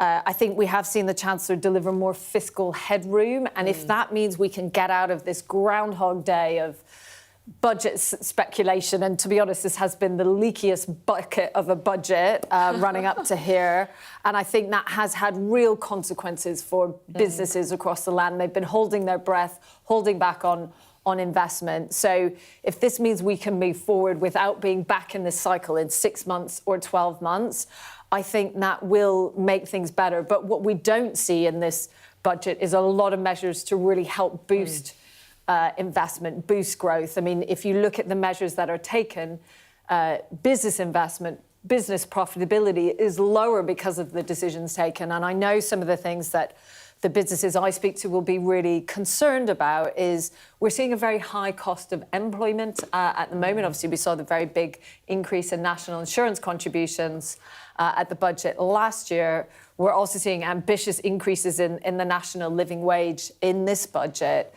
You put that alongside the changes to salary sacrifice on pensions, that ultimately just increases the cost of employment. And that just makes it hard, I think, to bring those 1 million young people back into work. All the things we want to do to create jobs, to get business investing, that's going to take some of the wind out of the sails. Can I just ask you about that pension thing? Because this impacts businesses as well as employers, doesn't it? Just employees, I should say. And can you just explain why? Yeah, so essentially, as you know, as individuals and employers encourage people to save into a defined contribution pension scheme, they often offer that. They will make contributions as well as individuals. And at the moment, you don't have to pay national insurance contributions on those. But the changes now, you will have to pay national insurance, both individuals and the employer, and that means that. And we've surveyed our members, we've talked to businesses about how they will react. And a lot of businesses just say, look, at the moment, inflation is high, the pressure on their bottom line is significant. They can't fund those additional increases to make sure that the amount going into those pension pots stays the same. So I think, unfortunately, what's likely to happen in most cases is that people will end up saving less into their pensions, and that means further problems down the road. We know that we're worried already about people's pension saving further down the road. And it does mean for employers, if they do try to keep the contributions the same, that's just going to mean additional costs, you know, of employment. Can I ask, because one of the things that the way that was framed in the budget speech by Rachel Reeves was this is kind of rich people. Rich people have used this as a loophole, but that, as far as I understand, that's not quite right, is it? No, I mean, I think you only will get £200,000 a year where you're, you know, sort of tax-free to put into your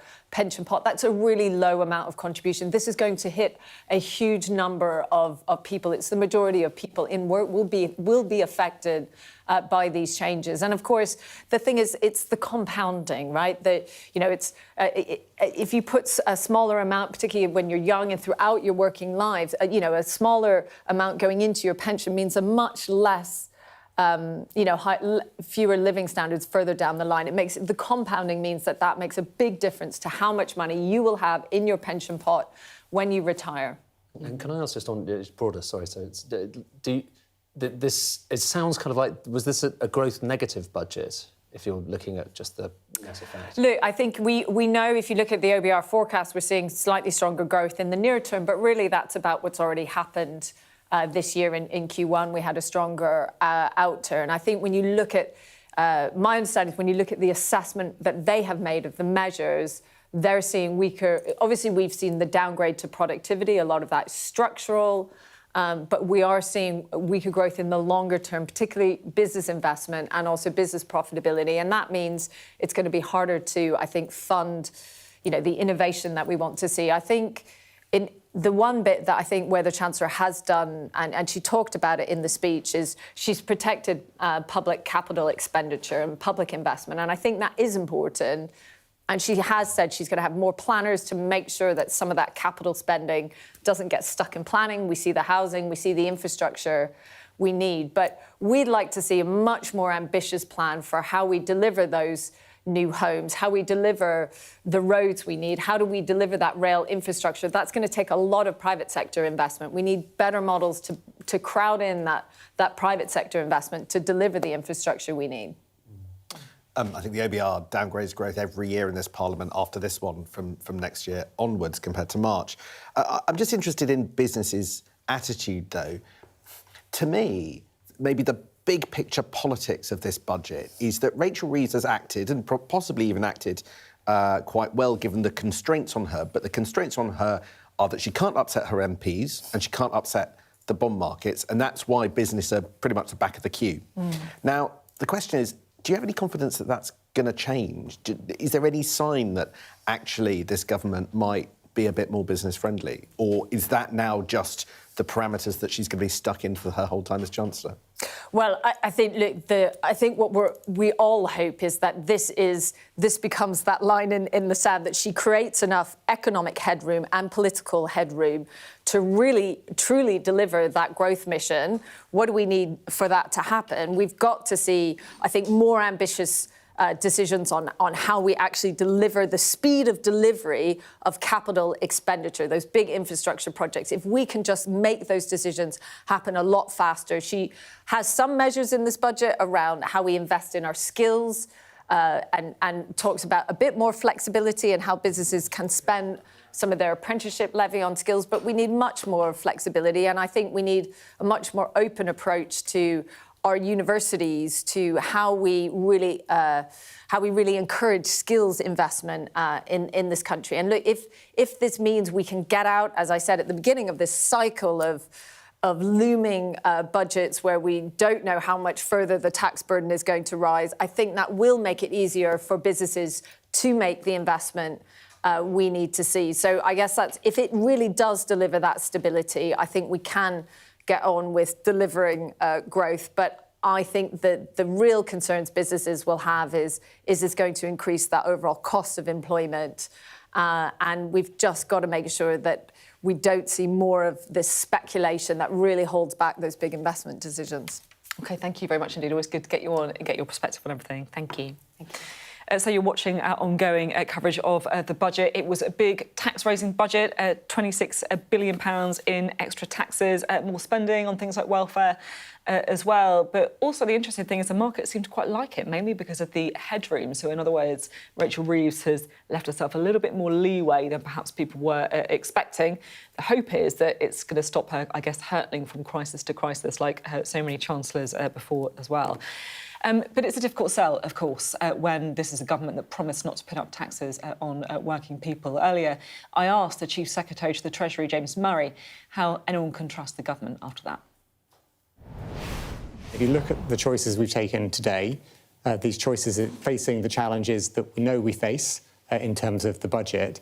We've kept that contribution from working people as low as possible because of the other reforms we've made to the tax system, whether that's asking people with income from property or high-value properties to pay more, the changes to electric vehicle and gambling taxation.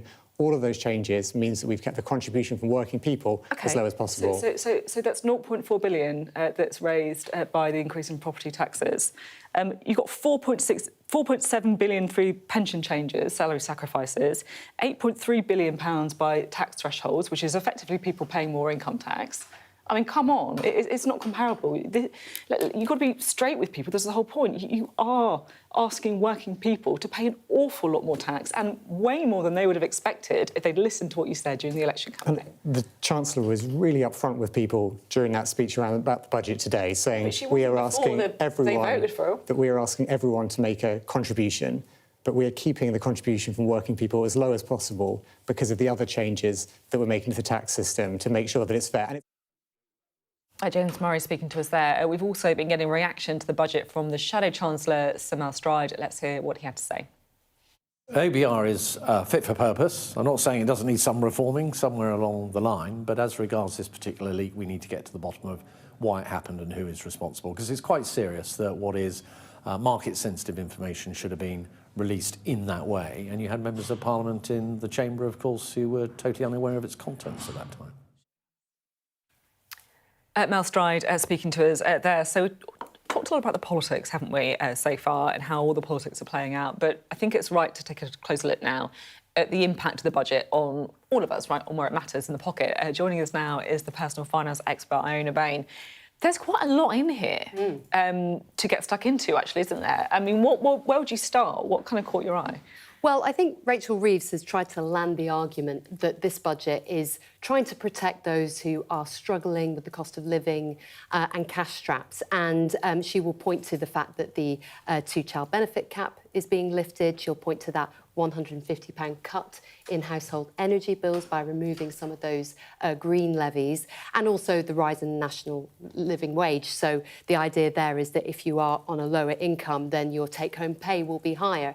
But unfortunately, I think the elephant in the room here is the frozen tax thresholds. And actually what surprised me is that those will go on for longer than any of us thought. In fact, they will go on for a whole year longer, and that will have a real impact not just on workers, but on pensioners too. There was some clarity around which pensioners would be affected by those frozen tax thresholds because, of course, the state pension is technically taxable. Rachel Reeves did say that those who are only receiving the state pension in retirement will not be made to pay that extra tax. But there are still lots of pensioners out there that get income from private and workplace pensions, and they'll be paying more and more tax as the years go on, as will workers. And that will be felt right across the income scale, whether you are on a low income or you are a higher earner. I'm keen to hear more from you because it's really interesting to get this perspective. But I'm just going to leave it there for the moment because we can now speak to the Chair of the Office of Budget Responsibility, Richard Hughes. Thank you for being with us. I know you'd obviously be expecting on days like this to be talking about the measures in the budget, but we do have to start, of course, with that extraordinary accidental release of effectively the entire budget. Can you just talk me through what happened when you first found out about it? Who told you? So we discovered that our forecasts had been accidentally uploaded onto our website. It was a technical error and an error. As soon as we found out about it, we took action to take it down. We've apologised to the Chancellor, to members of Parliament. We've initiated an investigation. They'll report to our Oversight Board, to the Treasury and to the Treasury Committee of Parliament, and I'll be acting on those recommendations. How did you feel when you found out that it had been released by mistake? Obviously mortified. We pride ourselves on our professionalism at the OBR. We don't like these things to happen. We take budget security very seriously, and we've initiated an investigation to find out what's happened, and we'll act on its recommendations as soon as they're available. Can I talk about it being taken down? Because you say that as soon as you found out, you took it down. I mean, we were here in the studio when the first snap came through from Reuters, I think it was, giving a statement about what the OBR had found. And then, Ed Conway noticed that the market had suddenly gone completely crazy, obviously reacting to the leak. And I guess I'm just wondering, it felt like it took quite a long time for you to realise what had happened. Is that fair?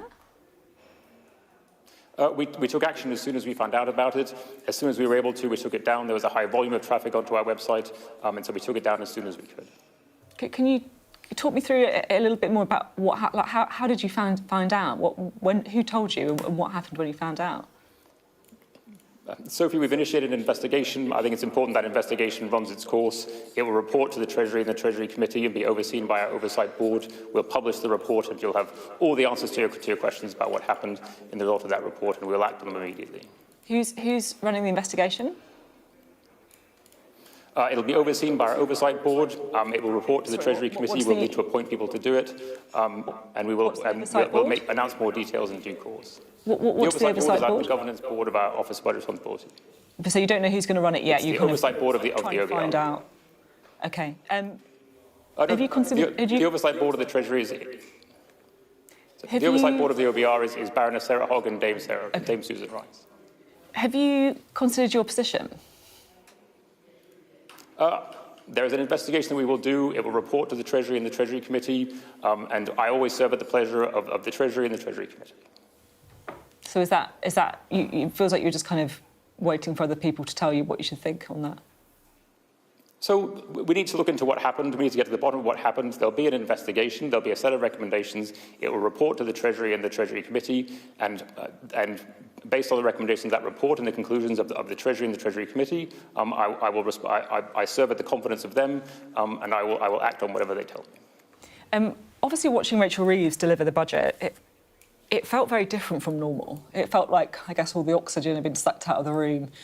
And certainly at the beginning, it put her in a pretty difficult position. She was unable to frame the argument because everyone had seen the budget before she'd had a chance to actually deliver it. Do you feel, I guess, a bit guilty because of what happened? We've apologised for what's happened. We apologise to the Chancellor and members of Parliament. We do want to get to the bottom of this and make sure it doesn't happen again. And we'll update the public on the investigation as soon as we can. OK. Can I just ask you quickly about the budget itself? What is your kind of key takeaways? Because it feels like, there's the extra headroom, of course, but it does feel like quite a lot of the actual forecasts, if it comes to living standards in particular, are pretty gloomy still. So we've downgraded our forecast of productivity growth by about 0.3 percentage points. So we've got the economy growing at 1.5% over the next 5 years. That's slower growth than was in our previous forecast, so that itself puts a squeeze on living standards, and also the fact that taxes are going up through the form of freezes on thresholds and other increases in personal taxes also means that growth in living standards slows over the forecast period from where they are now to around 0.25% over the middle of the forecast. That's significantly lower than the 1% growth we've seen in living standards in the recent past, yes. Hello, Richard Hughes. It's Sam Coates. I've just got one question. It's sort of ironic that you're in trouble with the Chancellor today, because looking through the judgments that you've made, they're enormously in favour of this Treasury. You've made some whopping great assumptions that the Treasury would be delighted about. You seem to have done a U-turn on whether or not you're going to sort of score cost the Employment Rights Bill. You promised you'd do that at the last fiscal event. You haven't done that today. You seem to have taken an assumption that the welfare bill is just going to fall of its own accord to the tune of maybe £10 billion. Did the Treasury get to you a bit and lean on you to make sure that, you know, the numbers are a bit more flattering than they otherwise might have been? No, our forecasts are always based on the independent judgment of the members of the Budget Responsibility Committee. We've downgraded productivity growth in this forecast, but despite that, because there are a lot of moving parts in a forecast, you know, while productivity growth was lower, you've also got higher inflation in the near term, as well as higher growth in earnings in the near term. And those two factors actually offset in tax receipts the downgraded productivity, which is why you see higher tax receipts in our forecast compared to March, despite lower real growth over the rest of the forecast.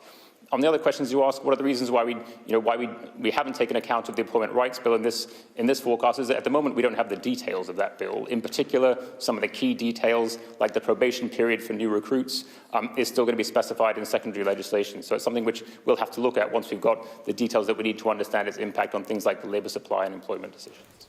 Can I just ask you a bit more of a kind of big picture question to finish, if I may, about the UK economy? Because look, you know, we're all kind of feeling the impact of what's been, you know, a difficult time when it comes to, you know, the cost of living, when it comes to economic growth, all that kind of thing. How resilient do you think the UK is at the minute economically?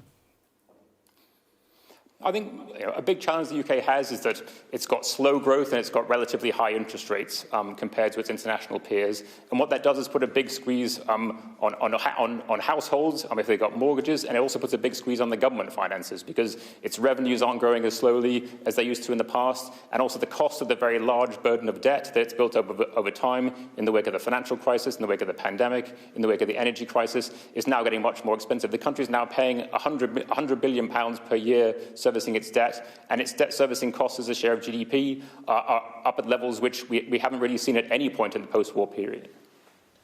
Richard, hi, it's Ed Conway here. Are we now a high-tax nation? Where do we stand? I mean, one of the things this has done is to raise taxation quite a lot, hasn't it? And so can you give us a sense of both where we stand, but also where we've come just in the last few sets of fiscal policies?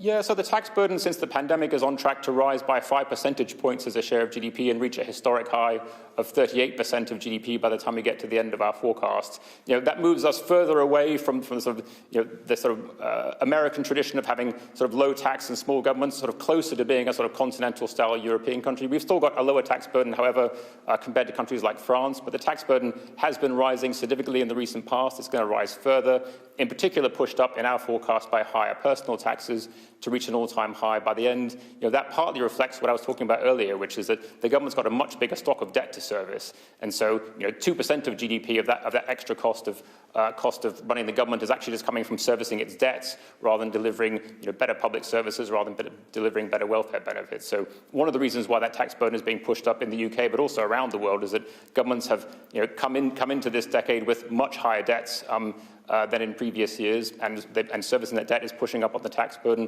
while not also giving them the resources that they want to spend on better public services or deliver tax cuts elsewhere. OK, thank you very much indeed. Great to speak to you today. Thank you.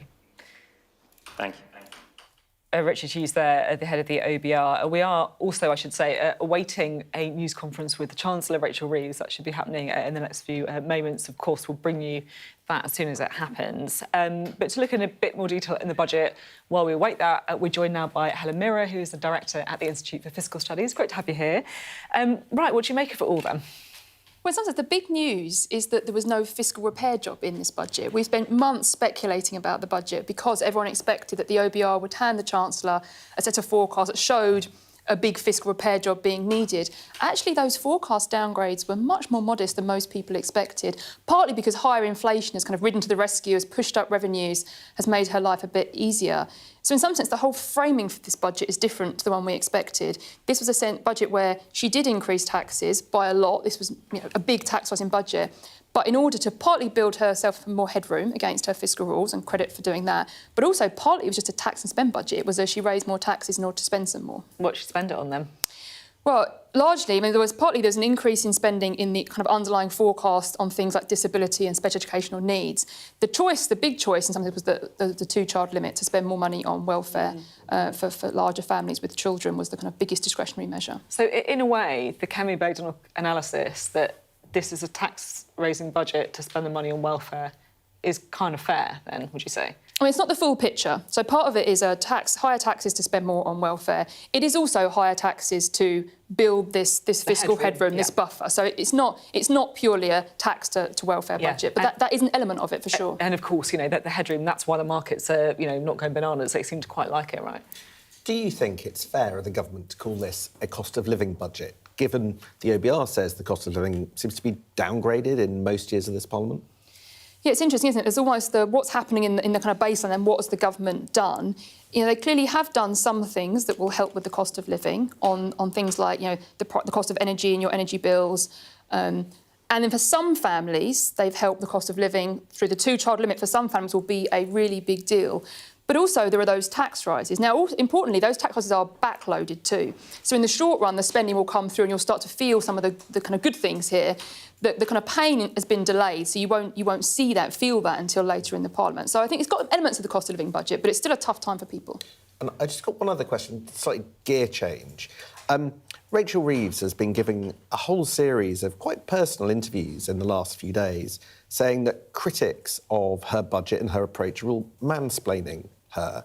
I just wonder, the IFS rigorously holds governments of all stripes to account. When you watch the Chancellor say things like that, do you think she's aiming some of that criticism at you guys? What do you make of it?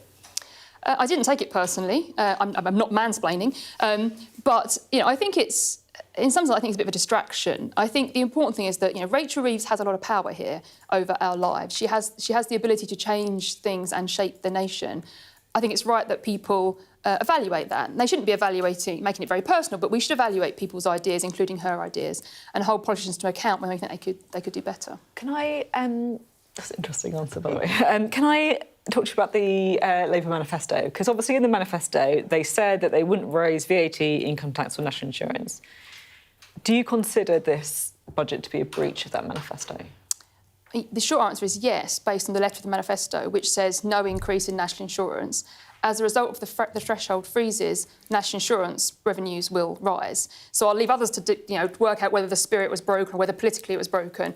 But based on the letter of the manifesto, yes, this is a breach. You think it's a breach, and specifically because of those freezing of the thresholds? Yeah, once you freeze the thresholds for national insurance, people will pay more national insurance. National insurance revenues will rise. And therefore, national insurance is higher. That, to my mind, is a breach of the letter of the manifesto. Yeah, it's interesting because they haven't said that. But, like you say, if people are, paying more tax as a result of it, it's hard to argue it that way. You put out a fantastic chart showing, slightly terrifying chart, to be honest with you, showing the change in taxation in various different parliaments going back to the 1970s. And I was pretty struck by that because basically it suggests, am I right, that this parliament we're in right now is going to be the biggest tax-raising parliament going back for 55 years or potentially longer. Yeah, so basically the net tax rise, so take all the tax rises minus the tax cuts, so far, and we're only 2 years into this Parliament, so far it looks like being the biggest tax-raising Parliament since the 1970s. So even kind of leaving aside that question of kind of the letter of the manifesto,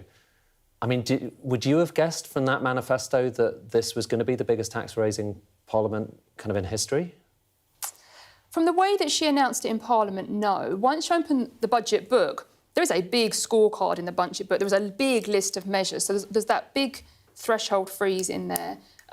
There's also just lots of other stuff going on. I mean, 26 billion of tax rises is pretty chunky, having increased taxes last year by 32 billion. So, there are other parliaments that will come close, but it's a big tax increase. Do you think that Rachel Reeves now, having left that headroom and made the decisions that she's had, can get through to the end of the Parliament with no more tax rises? Well, so it's worth remembering that... So the headroom she's given herself is bigger. She's doubled it. So she's raised taxes by more than she would otherwise have had to do, and that's a politically bold choice. But historically, something like 30 billion was more normal. So 20 billion of headroom is still lower than the kind of average. It's not a fail-safe. I mean, it's some insurance, and you'd expect with that headroom, it's less likely that something will blow her off course. But it's still perfectly possible that something will blow her off course, that something will get worse. Now, it could get better. Things could get better and it could get better for Rachel Reeves. But I think we shouldn't think of it now, we're definitely safe. Nothing could happen that could blow her off course. That's not true. I've got something a little bit more kind of big picture to ask. I remember doing an interview with you when you first got the job, right? I think it might be your first interview, actually, and you gave this, like, unbelievably eloquent argument for why stamp duty was, like, the worst tax in the world and why you wish that that was the one that people should get rid of.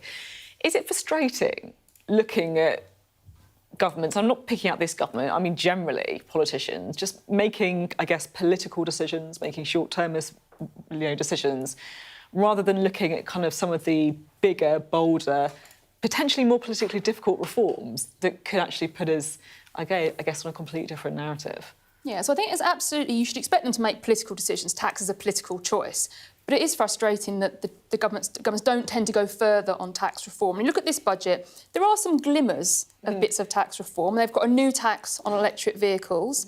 You can make a case for that. Although, disappointingly, it looks like they can have this new tax but not link it properly to congestion, which would be the rationale to have this kind of tax. And the idea of it is because more people might be, switching away from petrol vehicles, and so suddenly we've got a whole massive gap in the amount of fuel duty we're bringing in, or something. Well, that's part of it. I think there are two issues. One is that as you lose fuel duty, you have to raise more revenues, but you could do that through income tax or VAT. I think the big thing to know is that the biggest cost of driving is congestion. So the reason to put a tax on electric vehicles is because they also contribute to congestion. But actually, most miles aren't contributing to congestion. So what you'd really want is a tax that was linked to the set of miles that were adding to congestion. So it's good that they're doing something, but again, a bold Chancellor would have actually said this is a step towards a proper price on congestion, and it stops short of that. And there are other measures in the budget where, again, some are a bit better, some are a bit worse. We're seeing higher taxes on dividends, landlords' income, savings income, no fixes to the tax base. That's still very damaging and broken. It's basically higher tax rates at the cost of reduced investment and savings incentives. That didn't need to be the case. It's the case because of the bad design of the taxes. I was looking at the kind of borrowing numbers, and it does look like a lot of the hard work in terms of the tax rises are coming like towards the end of the forecast horizons. So it's not tax rises next year; it's the year after the year after the year after that. Fantasy tax rises. Is that? I mean, when you see those kinds of numbers, you've looked through so many of these budgets. When you see them, are you like, well, that's a bit of a red flag because that's just putting it off till tomorrow, or is that just fair enough? That's just how it works. I think the devil's in the detail. I mean, the threshold freezes kind of had to be delayed because they're already frozen for the next few years, so you couldn't freeze them again until you got to the future. But more broadly, I think it is, there is a little alarm bell ringing when you see a Chancellor do some spending up front and do the good stuff up front and then say, but I promise we'll bring in the pain later, we'll do the tax rises later. The obvious risk is that when you get to later, when you get to near that election, maybe the Chancellor won't actually feel like paring back spending and increasing taxes. And if she doesn't, then we won't get the outcomes. We've been promised we won't get the public finances coming back into good order if they're not delivered. Sorry, can I ask you as well about the pension changes as well? Because I'm really interested in this. £4.7 billion it's raising, so it's obviously quite a big measure, right? It's going to impact a lot of people. Do you buy the sell that it got from the Chancellor, that actually this is effectively a bit of a tax loophole that the very wealthy are using to get away with paying less tax on it? Or is this actually something that is really worrying because it's going to stop an awful lot of workers potentially saving for security and retirement? Yeah. I think it's important to remember the background here, which is a bit technical, but at the moment you have employer contributions, including salary sacrifice contributions, that get tax breaks. There's no national insurance on them. Employee contributions do get national insurance already. And salary sacrifice is basically now, they've moved a boundary. They've kind of moved them out of employer contributions, their tax breaks. Now they'll be taxed like employees' contributions. What's the right answer? Well, I think you need to first answer the question, why are you treating employee and employer pension contributions so differently? Answer me that question, then I can tell you where salary sacrifice should sit. Without answering that question, then I don't know where the government thinks it should sit. What I would observe is that I think you can make a good case for paring back the tax subsidies for employer contributions. But there's got very broadly two ways to do that. One is the way the Chancellor's done it, put more tax up front on new savers. The other way would be to put it on pensions in receipt, put it on older people as they're getting their income. So this has been a choice in part. Even if you want to remove the tax benefits, you're removing them from the next generation of savers, not from those people who have saved already. Can I just ask about the big thing that we've all been talking about today, which is the fact that the budget ended up leaking a little bit early. I just want to know whether you have any sympathy for Richard Hughes? You know, clearly somebody made a catastrophic mistake. Should we just shrug this off as one of those things that occasionally happens? Or should we go, look, this moved the markets in an incredible way. They had a roller coaster as they tried to work out what had been leaked where and what was going on. We cannot do that. Do you have sympathy? I absolutely have sympathy, both for Richard Hughes at the OBR and for Rachel Reeves. I mean, neither of them, I'm sure, would have wanted this outcome. It is wild that we were looking at the budget live on TV before the budget had been read in Parliament. I mean, it's just unimaginable. Everyone go crazy at the IFS. But I was live on TV trying to work out what the budget said before. Like me and Ed. Yeah. We were like, what the... So it's what? So yes, I have lots of sympathy. Should he go? I don't know. I think what needs to happen is they need to work out how this happened. How was it possible that this document got... I think that's the first question. I know, but quite clearly, Richard Hughes wasn't the one who made the mistake and pressed the button. But in the end, it'll be a question of accountability. Somebody in his organisation did do that, and he clearly wasn't hot on processes that stop it. Do you think in the end he'll probably have to go? I don't know. I say it's for others to decide. I'm sure Richard Hughes is horrified that this has happened, and I think it will matter exactly how this happened and how we got to a point where it was being released. And I think depending on how it happened, you might want a different outcome. There for the grace of God. Yeah, I know, honestly. Can you imagine? Perhaps the worst mistake that anyone... Oh, yeah, how was your day at work, darling? Oh, yeah, I just accidentally published the budget on the website. Never mind. Texting some of the people there, they are so unhappy. It's extraordinary. If I may, I have one more OBR question. There are questions being asked by the Tories about whether or not some of the judgments by the OBR weren't, you know, a bit too favourable to the government. You've got the business that they haven't scored the employment rights bill, which they promised to do last time, that they've taken this assumption that welfare's going to start just falling, the bill for welfare is just going to start falling without any reforms in place at all. If the OBR had gone the other way, that would have been a big problem. Is there a little bit of, you know, the OBR helping out the government, helping out Rachel Reeves? So the devil will be in the detail. So I'll reserve judgment until I've poured through those details overnight and worked out what's going on. I mean, with a lot of these things, forecasting some of these trends is really, really hard. And people come different to judgments about what's going on. So I would be surprised if the OBR are trying to help the government. I think what they're trying to do is a central estimate, and they're doing a very difficult job. So I'll ask me again tomorrow once I've poured over the details, and I'll tell you what I think. We'll do that. Yeah. Thank you. Thank you very much indeed. Good to have you there. I should say that we are awaiting a news conference from Rachel Reeves. You can see, if you're wondering what's going on, just on the kind of corner of your screen, we can show you there in full. So this is a scene in central London. She is there, of course, with kind of health care workers and journalists there too. Rachel Reeves expected to be there any moment to try and deliver a news conference, and there's an awful lot that she's going to be asked about. I mean, I'm sure she'll be asked about what we were just discussing, the extraordinary accidental publication of the entire budget just before she stood up and delivered it. I mean, can you imagine how she was handling that in the House of Commons, trying to rewrite the top of her speech, realising that everyone had seen it before she'd even spoken about it, but also, of course, the meat of what is in there as well. She is going to have to defend one of the biggest tax-rising budgets, £26 billion in additional taxes. And, of course, millions of people also going to be paying more in taxes as a result of it. Pension changes and, of course, the freezing of the thresholds in particular. And I think, you know, the thing that, you know, to one extent, she'll be pleased that the market has reacted well to this. I mean, touch wood, because you just have to wait and see what happens in the coming days. But her previous budget, the market did not react well. People sold off the UK government bonds and the yields went up, and it was not good. This time around, it has been a better response, leaving aside the extraordinary rollercoaster around when that OBR report came out ahead of time. But I think this is the thing with markets as well. They don't care. They don't care if it's like, you know, if it's spending cuts, if it's tax rises, whatever. The main thing that they care about is the headroom. They care about the headroom. They care about whether it looks affordable. They care about whether she is going to have to borrow more money in a kind of unending kind of stream of it in the future. And so for the time being, they seem like they're kind of sanguine about it. It feels like the Bond vigilantes are happy. It feels like the Labour vigilantes are happy as well. Labour MPs, as far as I can tell, pretty sanguine. It's interesting that Rachel Reeves is doing this bit of a break from tradition.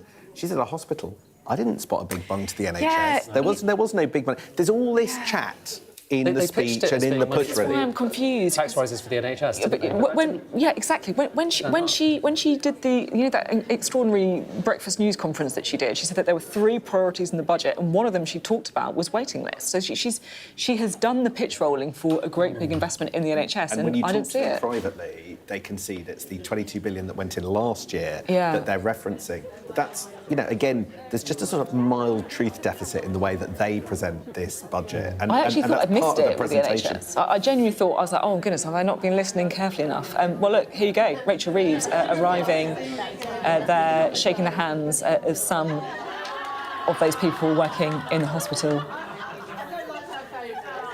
And a hug as well. She seems in pretty good spirits, doesn't she, as she arrives there to try and take questions and talk about her budget. And I delivered my budget earlier today, and it was a budget to cut the cost of living, to cut the debt and borrowing, and crucially to cut NHS waiting lists. And that's why I'm really pleased to be here this afternoon with people that make that happen, the nurses, the doctors, all the staff here at the hospital. And I want to say a big thank you to everything that you do. And I know that Kia and Wes said it to you earlier, but you really are an inspiration, and to be able to come and see where that money is going is really, really important to me as we put the money into those new neighbourhood health centres and the new technology to use in the NHS to support patients, but also give you the tools that you need to do their job. I think we're going to take a few questions now from the media.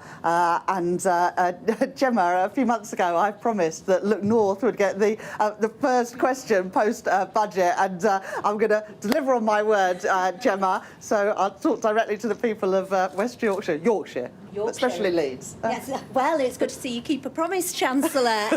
I was talking to people on the high street in Pudsey yesterday in your constituency, and it won't surprise you, they are really struggling with the cost of living. They see the price of things go up and up and up, and wages haven't kept pace with it. Businesses are still reeling after the measures in last year's budget. And today, extending that freeze on income tax thresholds will really hit working people. So when you're back up north, what will you say to your constituents? Can you look them in the eye and say things are going to get better because of the budget? So for people in Leeds West and Pudsey and people all around the country, in Yorkshire and beyond, there will be a reduction of £150 in your energy bills from April next year. That is tangible difference, money in the pockets of working people. And in addition to that, we're freezing NHS prescription charges. We're freezing train fares. So if you're getting on the train in Bramley or in New Pudsey, it's going to be a bit cheaper than it would have been next year. And we're doing all of those things because I know that the cost of living is still a real challenge for people, day to day, week to week, month to month. And that's why in this budget, I am taking direct action to tackle the cost of living. But also, if you are being seen at LGI or St James's Hospital or going to your GP surgery in Armley or Bramley, then also people will know that we're putting money into our NHS and those new neighbourhood health centres to take the pressure off the hospitals and have people treated closer to home. Next question, Shahab. Chancellor, there was a lot of pressure on you and your government in the lead up to this budget. Plenty of backbenchers have expressed frustration and anger. In this budget, you have scrapped the 2-child benefit cap, which has meant that some of them are quite happy. Do you think you've done enough to appease all of them? My focus in the budget is on the country and the people who elected us into government last July. I know that the number one concern for people is the cost of living, which is why we've taken £150 off of people's bills by removing some of those levies and the eco scheme, which has been an utter failure, and using that money to cut people's bills. But just chatting here to some of the nurses and other staff at the hospital, the 2-child limit and getting rid of that has a benefit beyond beyond those families, because so many patients who end up in hospital, so many kids who end up in hospital are there because of respiratory conditions, because they may be in poor quality temporary accommodation. The cost to local councils of that, but also the cost to the NHS. And in our schools as well, when I talk to teachers, especially in primary schools, about kids coming into school not ready to learn because of the conditions at home, whether that's a cold house or not enough food to eat. So getting rid of the two-child limit is about addressing child poverty and also reducing some of those costs on other parts of the system, including in our NHS and in our schools. Beth. Thank you. Chancellor, today you've announced that you're extending the freeze on tax thresholds. It will raise £8.3 billion. In the budget in 2024, you said extending the threshold freeze would hurt working people. It would take more money out of their pay slips. I am keeping every single promise on tax I made in our manifesto. I say to working people, I will not increase your national insurance. I will not increase your VAT. I will not increase your income tax. Today, you've just broken your manifesto pledges and your promise to millions of workers in the budget last year you would not extend the threshold. How, in good conscience, can you stay on in your job? In the manifesto, we were very clear. It was the rates of income tax, national insurance and VAT. But I'm not going to get into semantics. I recognise that we are asking people to contribute more by freezing those allowances. They were already frozen by the previous government from 2021 to 2028, and we're freezing them for a further 3 years. And I do recognise that I was asking ordinary people to pay a little bit more. But I've managed to keep that contribution as low as I possibly can by closing loopholes and asking those with the broadest shoulders to pay more. That's why there will be a surcharge on properties worth more than £2 million. It's why we're increasing taxes on savings, dividends and property income. And it's why, as well, we're getting a grip of some of the waste and inefficiency in the welfare budget by taking luxury cars out of Motability, more face-to-face assessments for disability benefits, so we keep that contribution from working people as low as possible. And this year, and in the years going forward, we're taking £150 a year off of people's energy bills for all families, working families and pensioners. And we're able to do that by taking those levies off of people's bills. Can you just acknowledge you've broken a manifesto pledge? You have. The IFS have said you have. Well, if you read the manifesto, we're very clear. We say the rates of income tax, national insurance and VAT. But if you're asking, does this have a cost for working people, I acknowledge it does. I said that in the budget last year. I'm not going to pretend otherwise today, but I do think that is the right decision in the circumstances we face. The OBR have today revised down their estimates of productivity and growth by 0.3 percentage points. They say that that will take out £16 billion of tax revenue we would otherwise have brought in. And they are very clear that is not because of any decision that this government has taken in the last 16 months. It is what's happened in the previous 14 years. Brexit, the pandemic, and frankly, the austerity and chaos from the previous government. And we're all having to pay a price to that. And it's my job to make sure that the numbers add up so that we can ensure we grow our economy, keep interest rates falling, and keep inflation down as well. Joe. Chancellor Joe Pike, BBC News. The income tax threshold freeze will see millions of people paying more tax while at the same time benefits are being increased. Is that really fair to working people? And a second question, if I may, when did you find out that the OBR had unveiled your budget before you had? So, as I've already said to Beth, I do recognise that freezing the income tax and national insurance thresholds for a further 3 years after the Conservatives froze them for 7 years does mean that we're asking people to pay a little bit more. We're freezing them from 2028 and we are putting money in people's pockets now by taking money off their energy bills. And that is the right thing to do because it helps bring down inflation and helps people now when I know that the cost of living is still a real challenge. And in answer to your question around the OBR publishing my budget before I delivered it, I found out when I was in the chamber. Paul. Hello, Chancellor. Look, the OBR says that you will take on the £6 billion a year cost for special educational needs, but you provided no explanation as to where this money is going to come from. So a school is going to have to stump up the huge amounts of cash themselves, or will you guarantee that per pupil spending on your watch will not go down? So for the next 2 years, and I set this out very clearly in the spending review, we've extended the statutory override for local authorities and we absorbed that money in the spending review.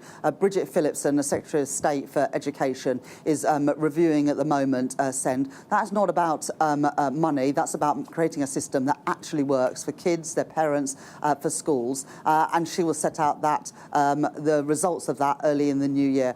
I believe that we should, wherever possible, integrate children into mainstream schools. That's not always possible, but I would like to see that happening more. But it'll be up to Bridget to set out those reforms. But as I say, we have extended the statutory override for the next 2 years, and we put more money into the schools budget in the spending review just before the summer. Lewis from ITV Digital. Hello, Chancellor. You are raising minimum wage, which sounds like good news, but we've got an unemployment problem in this country. And you are freezing national insurance thresholds for employers. So isn't that just going to stop businesses from hiring people and drive up unemployment?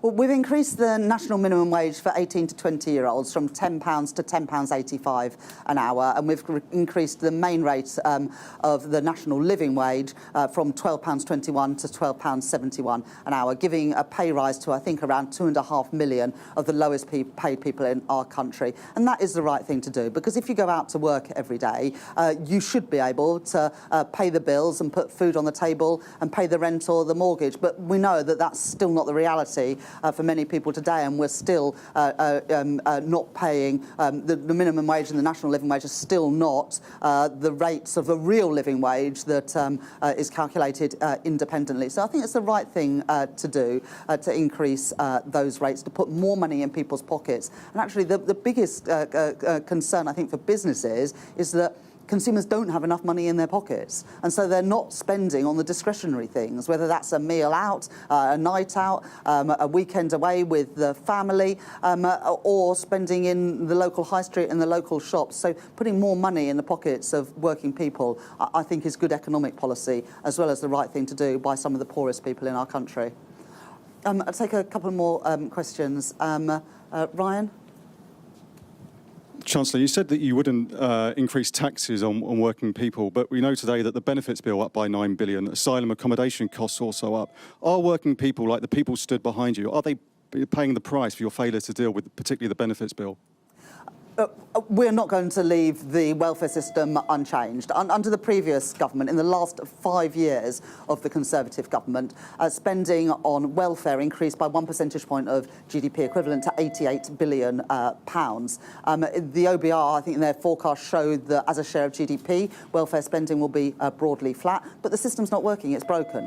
I made some reforms today so that if you live abroad, you can't pay nominal amounts of money to access the state pension, more face-to-face assessments for disability benefits, which Mel Stride, when he was Work and Pension Secretary, got rid of, reforming Motability so it meets its original purpose of affordable leases for disabled people, not subsidising Mercedes-Benz. And so those sorts of changes are the right things to do. But we also today have introduced funding for the Youth Guarantee, which means that a young person will be guaranteed either a place at college, an apprenticeship or personalised support. And if after 18 months they haven't got into work, they will be guaranteed a job but not benefits. And that, again, is an important reform to help deal with the issue of too many young people not in education, employment or training. And on welfare, you know, we've already managed to claw back money from the contract signed by the previous Tory government, and I think we've managed to claw back something like £70 million, and we're going to phase out the use of hotels entirely during the course of this Parliament, saving us money, and that was reflected in the spending review settlement in the summer. So, look, we do want to create a welfare system that is actually working, supporting the most vulnerable and empowering people to get back into work, and I want a welfare system that is fair and stops the illegal trafficking of people into this country. Sophie? Yes. Thank you. Sophie Huskisson from The Mirror. Unison Union have said that freezing income tax thresholds does the opposite of putting more money in working people's pockets. Do you admit that you could have been braver in targeting the wealthiest in Britain?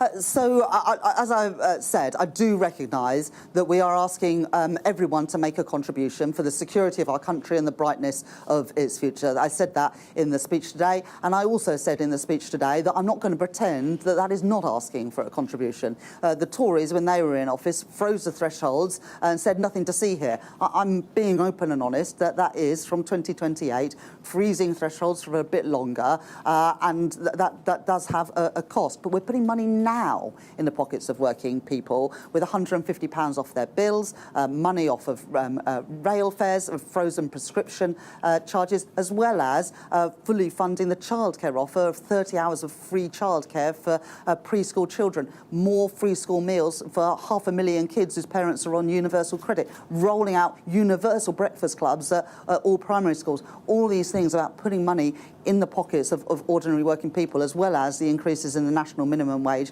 and the national living wage that I've set out today. But look, you can see the distribution analysis tables in the budget documentation that came out today. This is a highly progressive budget. The biggest winners are those on the lowest incomes, and those who were asking to pay more are those with the broadest shoulders, those who have properties worth more than £2 million. The landlord who pays less tax than their tenant.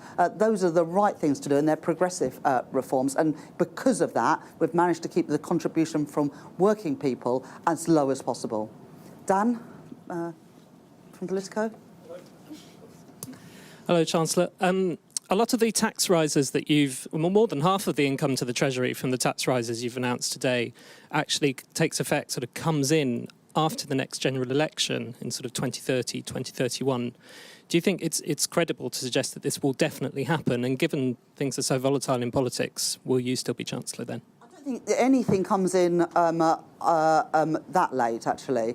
So the freezes are 28, 29 onwards. The council tax surcharge comes in a couple of years' time, as does the other changes. So these are all coming in within this Parliament. When you're making tax reform, it's often not possible to change those rates overnight. And of course, the thresholds are towards the end of the Parliament because the Tories already froze them.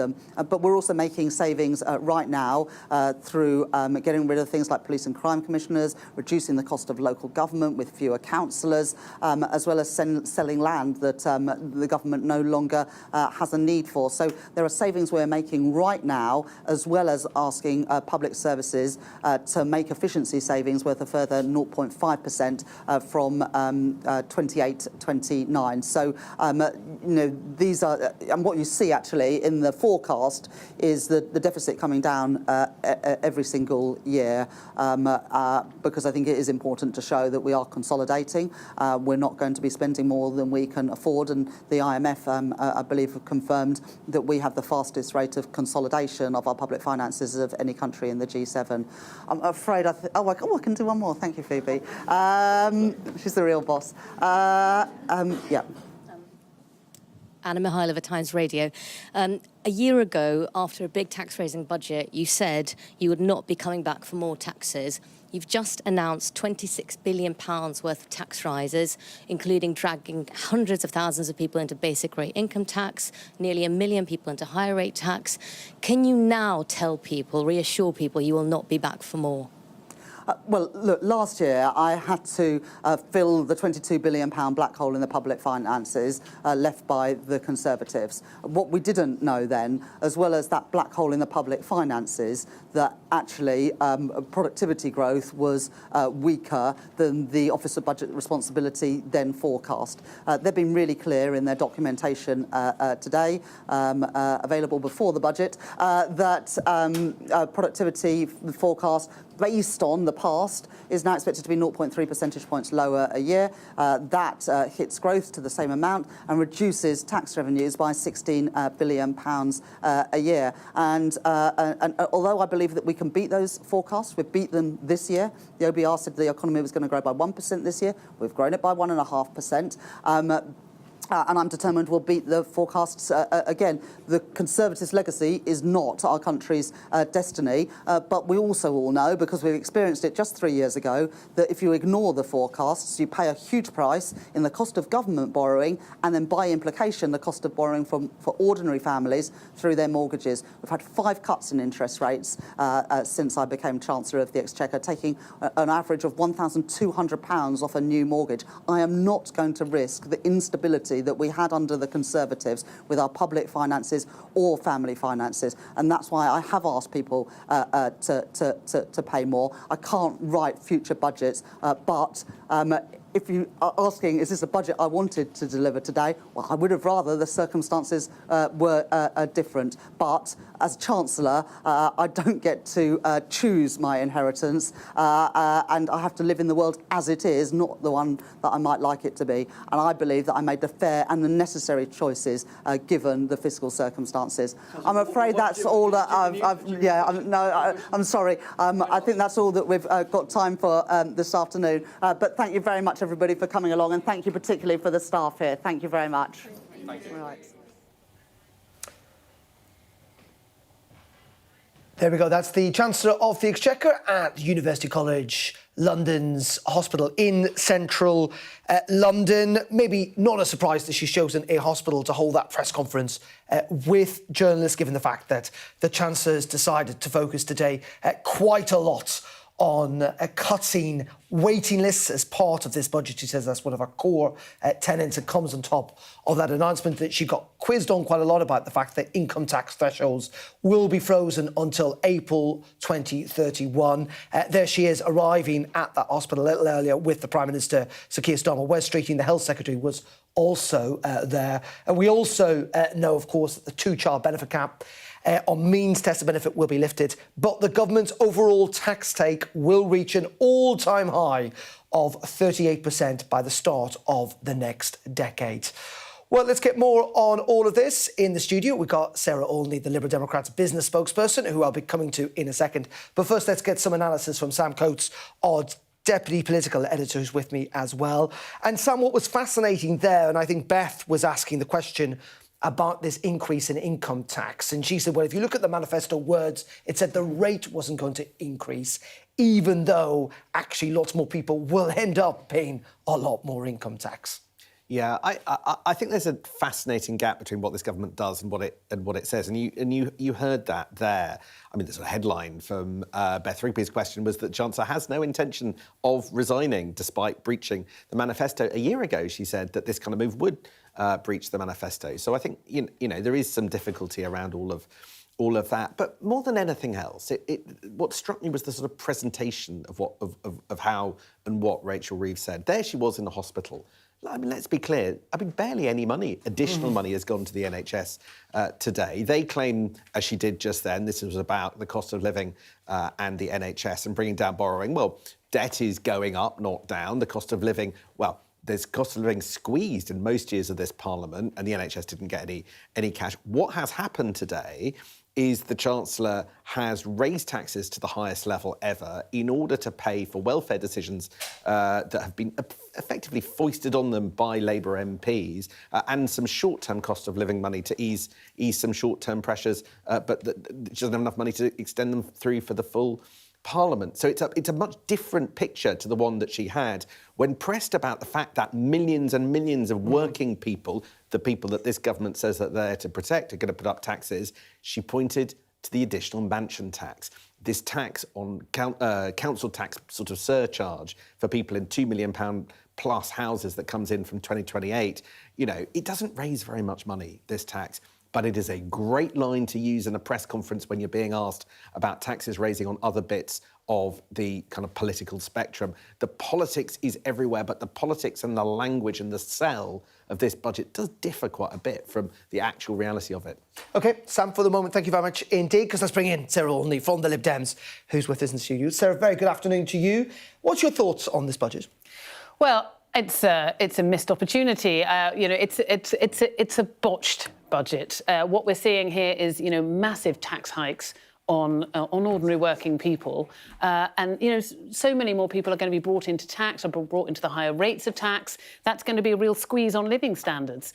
What the Liberal Democrats have been calling for is growth. We want to see growth in our economy, and we think we can best achieve that by negotiating an EU-UK customs union, and we really want to enhance... Well, I think all governments would like to see growth, but we are where we are.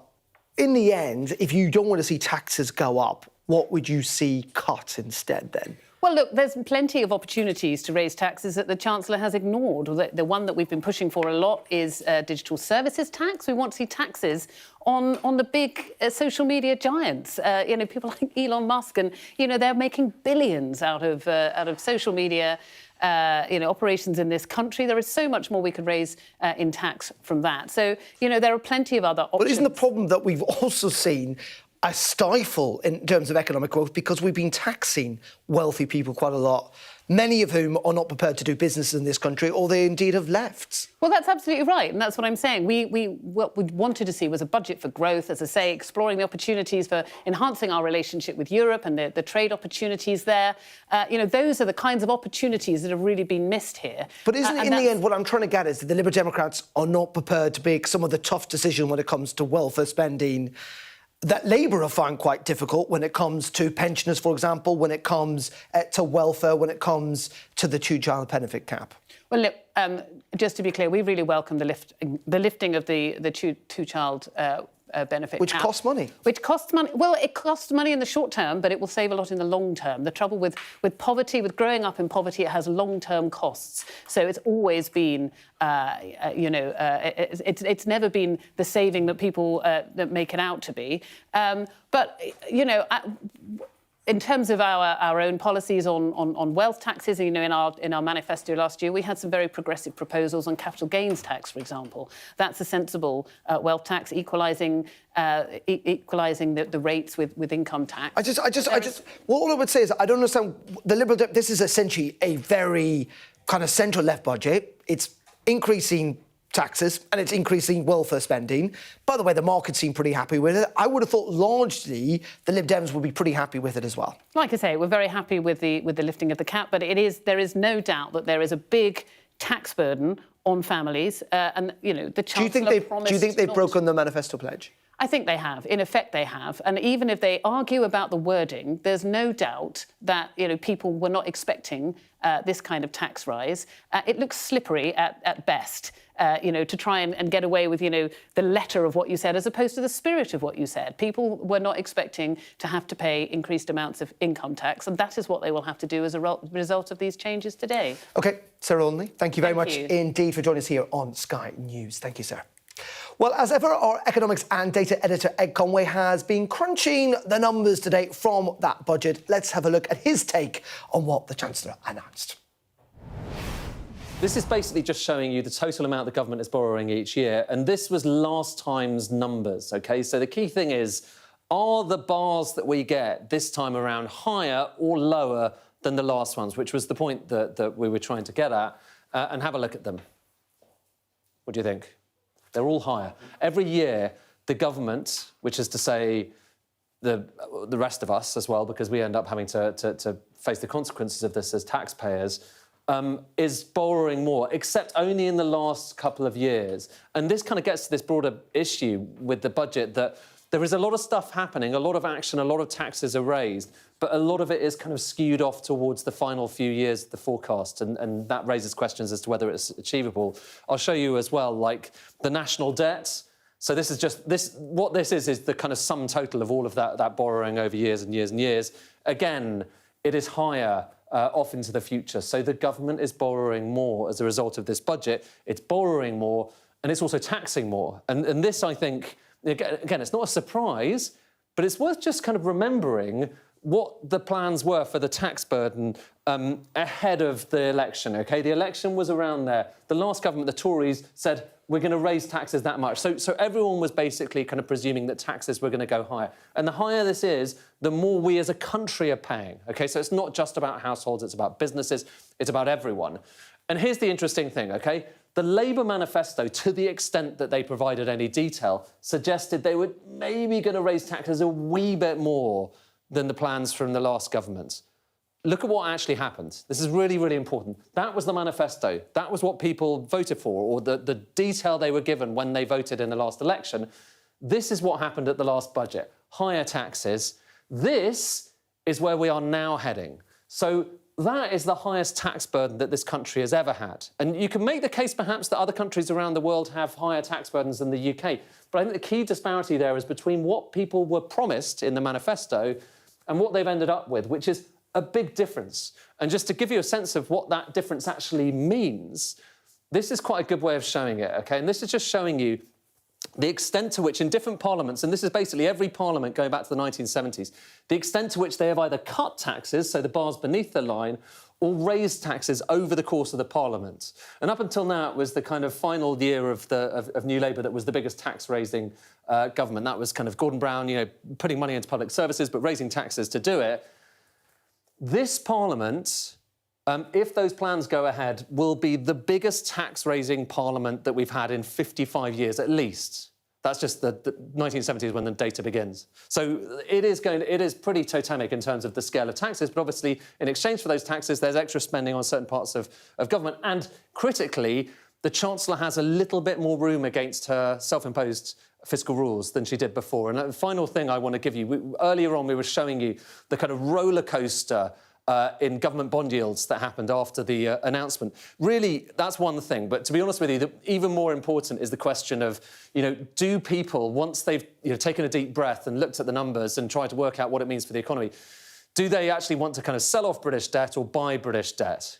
And this is giving you a sense of it because it's showing you the yield on UK government debt. Anything basically higher means people are kind of selling out of the UK. It's a massive oversimplification, sorry, but basically higher is worse as far as the government is concerned because that means people are getting nervous.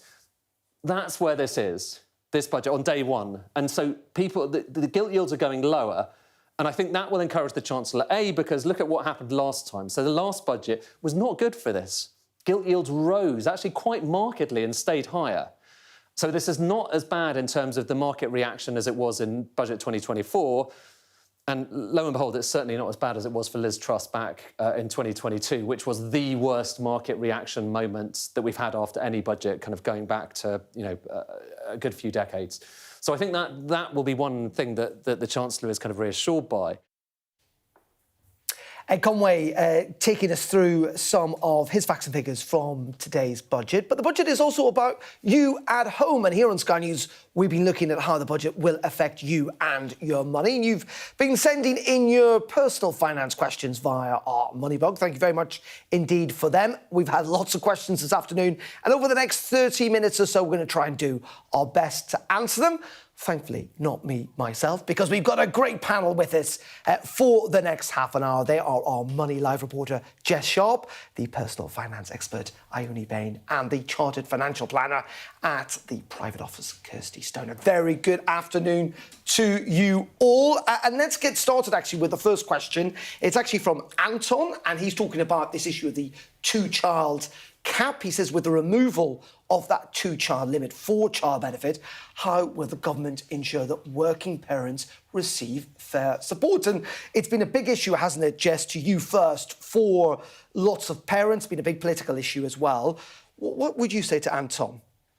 Yeah, well, I think it's important to remember that the two-child cap wasn't on child benefit, but it was on the child-related universal credit that could be claimed. So for working parents, they can still claim child benefit for their children. Granted, it's a lot less than if you were claiming the child-related universal credit portion. But obviously, there are parameters that need to be met in order for you to claim that. Your child has to be under 16, or they have to be under the age of 20 and in education. Okay. So one thing to be aware of if you are a working parent and you are going to claim child benefit is that higher earners will have to repay it through the high income benefit charge. And so that's something to be aware of. Obviously, with the lifting of the two-child limit today, it means that people who have children who are born after April 2017 will be able to claim the universal credit portion, the child-related portion of universal credit for all of their children now. So that works out at about £292 a month per child. So big boost for those. Big boost for those. Significant decent. It's a boost that obviously many within Labour, and indeed, I think the former Prime Minister Gordon Brown have been campaigning a lot. They argue it's the greatest way to raise children out of poverty in this country. But it does, of course, cost money, and previously essentially been opposed by the Labour Party. Let's move on to this idea, the big issue today, I would suggest, which is the frozen tax threshold. And we got this question from Caitlin, who says that the frozen tax threshold plus the triple lock rise, I think, means that I'll be over the personal tax allowance next year. I have a very small income from a private pension. I've never filed a tax return in my life. I wouldn't know where to start. What do I need to do? Io is with us here.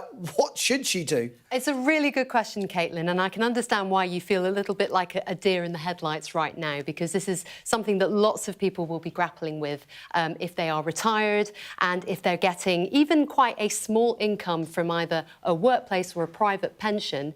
They will face the prospect of having to pay more tax on those pension withdrawals after, of course, they've taken their tax-free lump sum worth 25%. That is available to anyone from the age of 55. But Caitlin, I think what is possibly reassuring is that you're not probably going to have to fill out a self-assessment tax return. So instead, this process will happen automatically. If you are liable for tax, then essentially it will be deducted by HMRC in liaison with your pension provider. So yes, you mentioned the fact that you have a private pension. Essentially, it's up to HMRC to make sure that you're on the correct tax code and that then your private pension provider will deduct the correct amount of tax via the PAYE system. So hopefully you won't have to go and pay that tax yourself. It will just be taken from your pension withdrawals. And what I find extraordinary about this, just on a wider point, is, I mean, it is not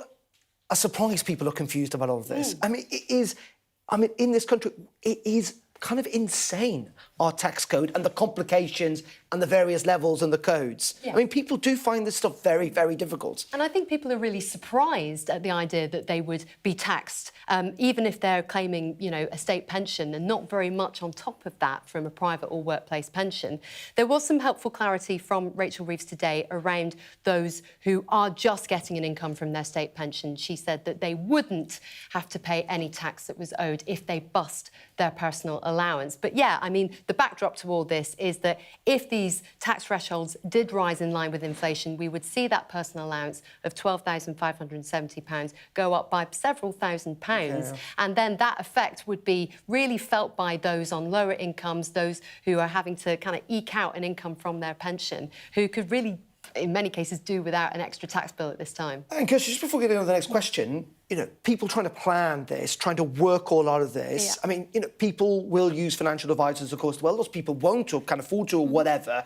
What are the other tools that just ordinary folk, people watching this programme, can do to work out what is best for them when it comes to their own personal finances? Definitely. So I guess there's tools online that can help you with calculating how much tax is due. So HMRC, the .gov website, does have some calculators you can use. So you put in your income. And I think what we've noticed in the last year is people have been getting more interest from their savings and not necessarily previously had to declare that savings interest that they were getting because it was quite low. Because interest rates have been so high over the last few years, we've found a huge amount of people are having to complete a tax return, which is a really daunting experience for the first time. So there's .gov is there's money helper services people can use as well, just to get a guidance on where they should be going. OK. Let's move on to our next question. This is from John. He's asking, by changing the amount you're allowed to save of your own money in cash ISAs from 20 grand down to 12, is the government encouraging people to gamble in the stock market instead? I wouldn't necessarily say gamble. There's been a big argument, hasn't there, Jess, from the government, essentially saying, I think Rachel Reeves made this point, that if you'd actually invested years ago, you'd see a greater return if you'd gone into the stock market rather than an ISA. What's the government trying to essentially do here? Is it for all of us to kind of not put money away and let it sit there? It's more to try and invest it. Yeah, I think that's exactly what Rachel Reeves is trying to do, not only to get us investing in stocks and shares, but also to boost the economy, boost the markets, you know. But the problem is that a lot of savers opt for a cash ISA, A, because of the tax benefits of doing so, but also because they're quite safe. It's a safe option with that tax-free benefit with it. So there's been a lot of concern in the lead up to the budget and after the budget that this cut to the tax-free cash ISA limit is going to, instead of getting people to invest in stocks and shares, it's going to get them to withdraw their savings and put them into regular savings accounts or try and find a different way to save. And that's not good for anyone. Is it fair to say, though, the government here have got a point, you guys, in the sense that, Americans, for example, are way more willing to invest in the stock market and they do get greater returns. And kind of us Brits were just a bit too cautious.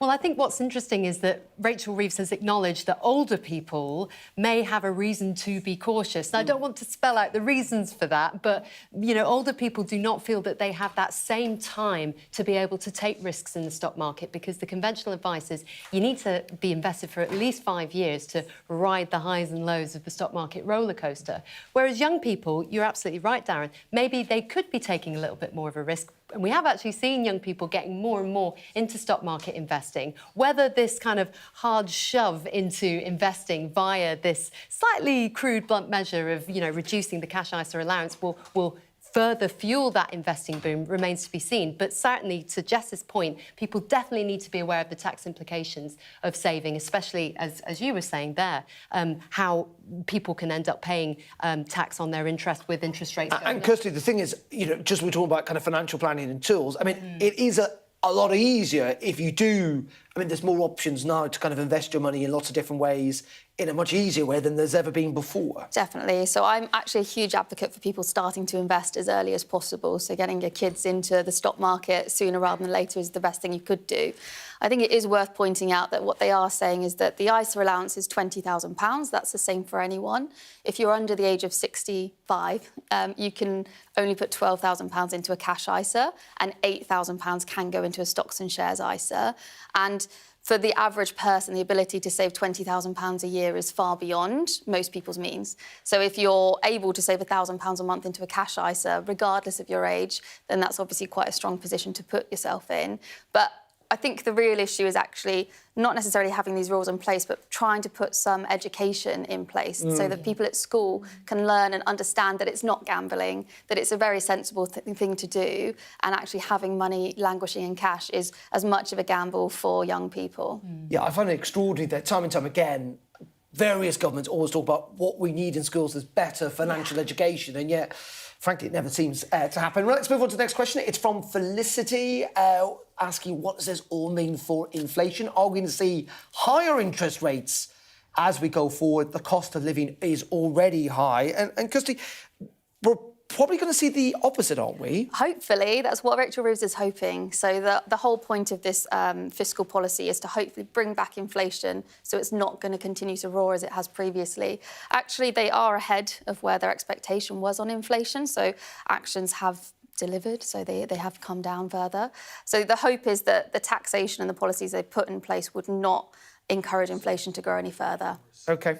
The other big question, of course, facing lots of people today is around the pensions, because Stephen has sent in this question asking will a reduction in the salary sacrifice scheme disadvantage the private sector only, which by and large are pensions based on savings, as opposed to the public sector, which already has massive contributions and final salary payments, which essentially obviate from this need. And Jess, this has been a big announcement today that will have a lot of impact on people.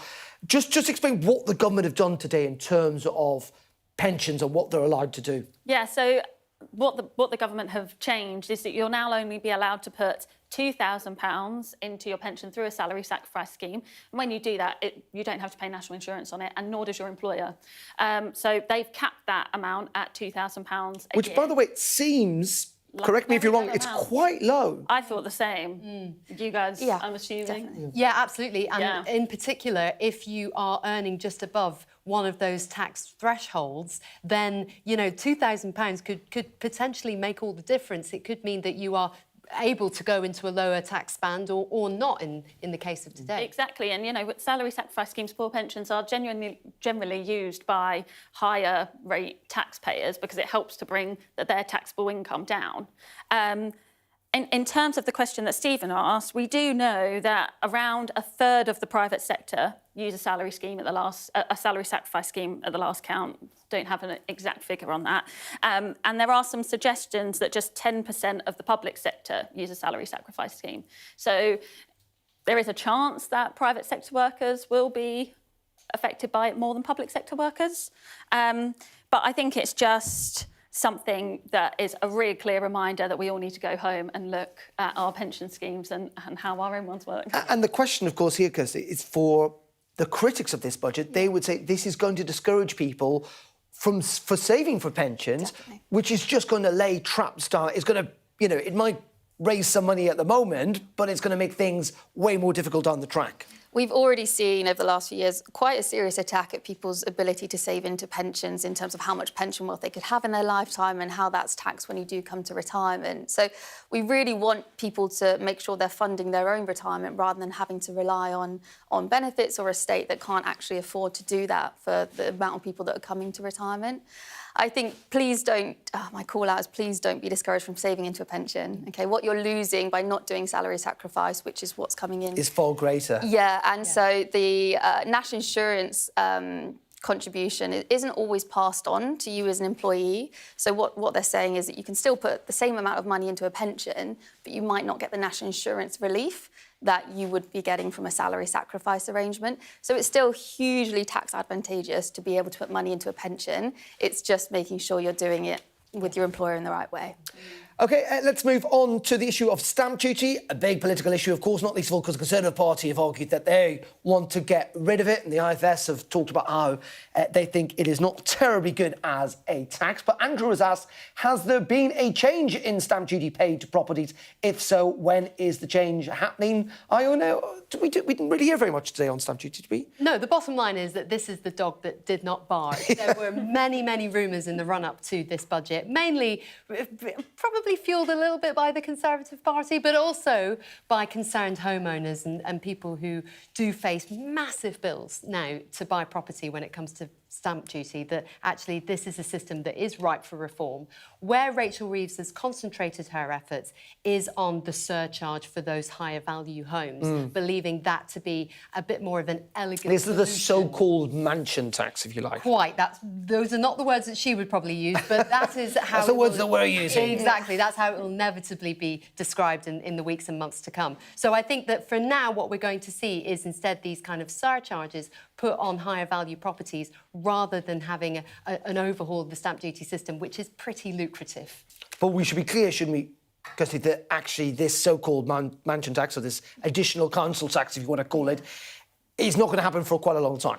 Exactly that. And we're also reliant on valuations to come in for properties as well. So the intricacies are being defined at the moment. But a key thing is that it's a property worth over £2 million will start to pay that surcharge. And so that's £2,500 a year, which is not a small amount of money. But the argument that they're saying is that if you have a £2 million property, there's a way to cover that liability or release equity in some form to cover that additional cost. And just on this, because Janet has come up with a particular impact of all of this, which is she's saying that she's inherited a family home in Islington worth £2 million. And she's talking about downsizing, has been for many years. I mean, in many ways, if the stamp duty hasn't changed, but she might have to pay more tax, it might be quite a sensible time to downsize. Yeah, everyone's circumstances are really different. You do have, if you have a property valued at £2 million or above, there are options available to people. The difficulty is when you have a property that you might have inherited that you have a real emotional attachment to. So the decision to downsize being forced upon you by a taxation is a kind of tough pill to swallow. OK, and we've got one more question from Mickey, which is asking about capital gains tax, Iona. Again, I mean, you know, in relation to this, there was a lot more of a stink about this last year, wasn't there? Yes, this time round we have not seen changes to capital gains tax, and I think that's because perhaps Rachel Reeves is cognizant that if she wants to encourage people to invest, maybe that it's not the right message to send out at this time that she is going to essentially tax the returns that people make outside of, you know, ISAs and other tax-free savings vehicles. So that's maybe why she's left that one alone this time. It is fascinating that, like, if last year's budget was about kind of essentially taxing business a lot more and those mobile wealthy, let's put it like this, this year is much more about ordinary folks like you and I. Well, it's interesting with the salary sacrifice issue, that is definitely going to affect business because it is a good way for business to be able to cut its national insurance bill. And coming back to what Jess was saying before about how much it will affect the private sector, there will undoubtedly be smaller businesses that will really feel the loss of that because they would have used that money maybe to invest into their business elsewhere, and that's money they won't have anymore. And I think as well, lots of businesses sort of, when employer national insurance contributions went up at the last budget, put a lot of employees onto salary sacrifice to try and mitigate those extra costs. So the fact that Rachel Reeves has now taken that away as well, they're already battling with high costs, and now that's been added on to it. Just you obviously are very heavily involved in our Money blog, which is great all the time, and our weekly newsletter that goes out that lots of people have signed up to, and indeed often sending questions and stories to you guys. The Chancellor today said this was kind of effectively a cost of living budget to try and mitigate some of the rises that we've seen recently. And we got announcements around energy bills, didn't we, and train fares and stuff. What's your big takeaway from today? What do you feel like, you know, someone sat at home would go, that's going to make things better or worse? There's always that terrible question of who's won and who's lost, if you like, from today's budget. I think it's pretty tricky. I think what's hard with this budget is that a lot of the changes have been made to things that people going into the budget might not have known a lot about. Salary sacrifice, I think, is a really big change that's happened. But the majority of people at home, I would guess, don't actually know much about salary sacrifice if they're using it and how it works. So I think it's a real reminder that we need to educate, and we need to go into this and look at what our own circumstances are and make sure that we're in a position that we're not being shafted by all of the changes being made. Yeah, and it's that reminder to people that, you know, I know it's difficult and people have got busy lives, but actually there are kind of tools and means and people that you can talk to try and work these things out. What did you make, I don't know, of this cost of living stuff today, in the sense that, you know, the government have made some efforts genuinely to bring down some bills that have increased quite a lot in recent years. I mean, they keep talking about energy bills. We'll see what happens to them. But on the whole, a lot of people are going to end up paying more tax. And this is the thing, Darren, I think people's expectations are, rightly or wrongly, quite high. They do want to see action from government because government has been more muscular in recent times. It has intervened very directly in people's personal finances. We saw that during the pandemic. We have seen it during the cost of living crisis. And people might be looking at today's budget and thinking, well, where is that targeted support for my energy bills? You know, why isn't council tax coming down? You know, why is food inflation still as high as it is? These are the main costs that people really feel. And if you combine that with the fact that they're seeing these headlines around taxes going up in a way that maybe they don't fully understand, but they're getting the message taxes are going up, it may not end up with Rachel Reeves getting the credit that maybe she's hoping for in terms of that cut in energy bills, maintaining the 5p cut in fuel duty and all these things that she wants to convey that show that she understands the issues that people are facing right now. But in the end, isn't it, because it comes down to the fact that I think if one was to add up all the taxes in this country, I mean, the binder would be enormous. It's, I think, some of the most complicated tax system in the world. And that, you know, I mean, in many ways it is quite funny, but the other problem is that it leaves people confused, and confused not in a good way, as in there is real concern out there where people feel somewhat all at sea. Mm-hmm. Yeah, and I think a key thing as well, in this budget in particular, it feels like they've delayed things happening. So they've made these announcements about tax changes, but they're coming in at various different years. So we've got anything from now till 2029. So salary sacrifice, you've got a few years to figure out what you want to do. But the panic it causes initially, and then the reality is people think, I don't need to worry about that for a few years, when perhaps there's opportunities for them to be a bit more sensible with saving over the next few years while they still have those allowances. And also people find it very difficult to deal with the ongoing uncertainty that we saw in the run-up to the budget. We saw it even this morning itself when we had the budget leak beforehand. And we were talking, Kirsty, before about how people are just constantly speculating about whether there is going to be changes to pensions, whether there's going to be changes to savings. And that kind of uncertainty means that people put decisions on hold. And that doesn't just have an impact on their own personal finances, it has an impact out there in the economy. And we've seen that quite a lot, haven't we, particularly when it comes to, for example, buying houses. If you think there's going to be changes to stamp duty or indeed effectively you think the housing market, because interest rates are going to move up and down, is going to be better or worse, you put off decisions, that slows everything down. What I find fascinating about politics is people often say, oh, inflation's gone up and down, but people aren't feeling it. And it is that sense of like, you can come up with these big numbers, billions here and billions there, but in the end, it's what people feel they've got in their bank account at the end of every month, or their experience of going into the shop, or indeed buying that car or the TV or whatever it is. Yeah, definitely. And, everyone's really feeling the pinch at the moment. Food inflation, like Iona mentioned, is still really high. And, before we came in here, we had a poll running on the Money blog about whether our readers felt that today's budget was positive or negative, and 75% of them said that it was a negative budget. Wow. So that just goes to show how people are feeling. And I think, we've got to remember as well, with the income tax threshold, even if they get a pay rise, they might be pulled into paying more tax, and that's not going to make them feel like they're becoming any better off either. OK, fascinating stuff. We really, really appreciate all your time this afternoon and indeed answering all your questions. That is our Money Live reporter, Jess Sharp. We've got the personal finance expert, Iona Bain, and the chartered financial planner at the private office, Kirsty Stone. Thank you very much indeed. A lot of people have sent in the questions today as well. We really appreciate that. And lots of really good analysis and answers to all those questions. And you've been watching our special budget here on Sky News with the Chancellor today, saying that she is asking ordinary people to pay a little bit more after she did raise those thresholds, or essentially froze them, which means that lots of people will be paying income tax in the years ahead. But she has also decided to end the two-child welfare cap on the budget. That is a significant move for lots of families that may well see poverty lifted for those families, particularly if they've got more than two children. The Conservative Party, though, has branded the budget a total humiliation, while the Lib Dems has said you cannot tax your way to growth. And be in no doubt, tax is going to increase, with the government's tax take going to reach an all-time high of 38% of GDP by the start of the next decade. OK, that is it for us on this special coverage of the budget. Coming up in, just a couple of minutes at 5 o'clock, it is Mark Austin with the News Hour. But before that, here's a look back at some of the events today here at Westminster, in which Rachel Reeves delivered her second budget, leaked online beforehand, but one that will determine the future of the UK economy and indeed this government's.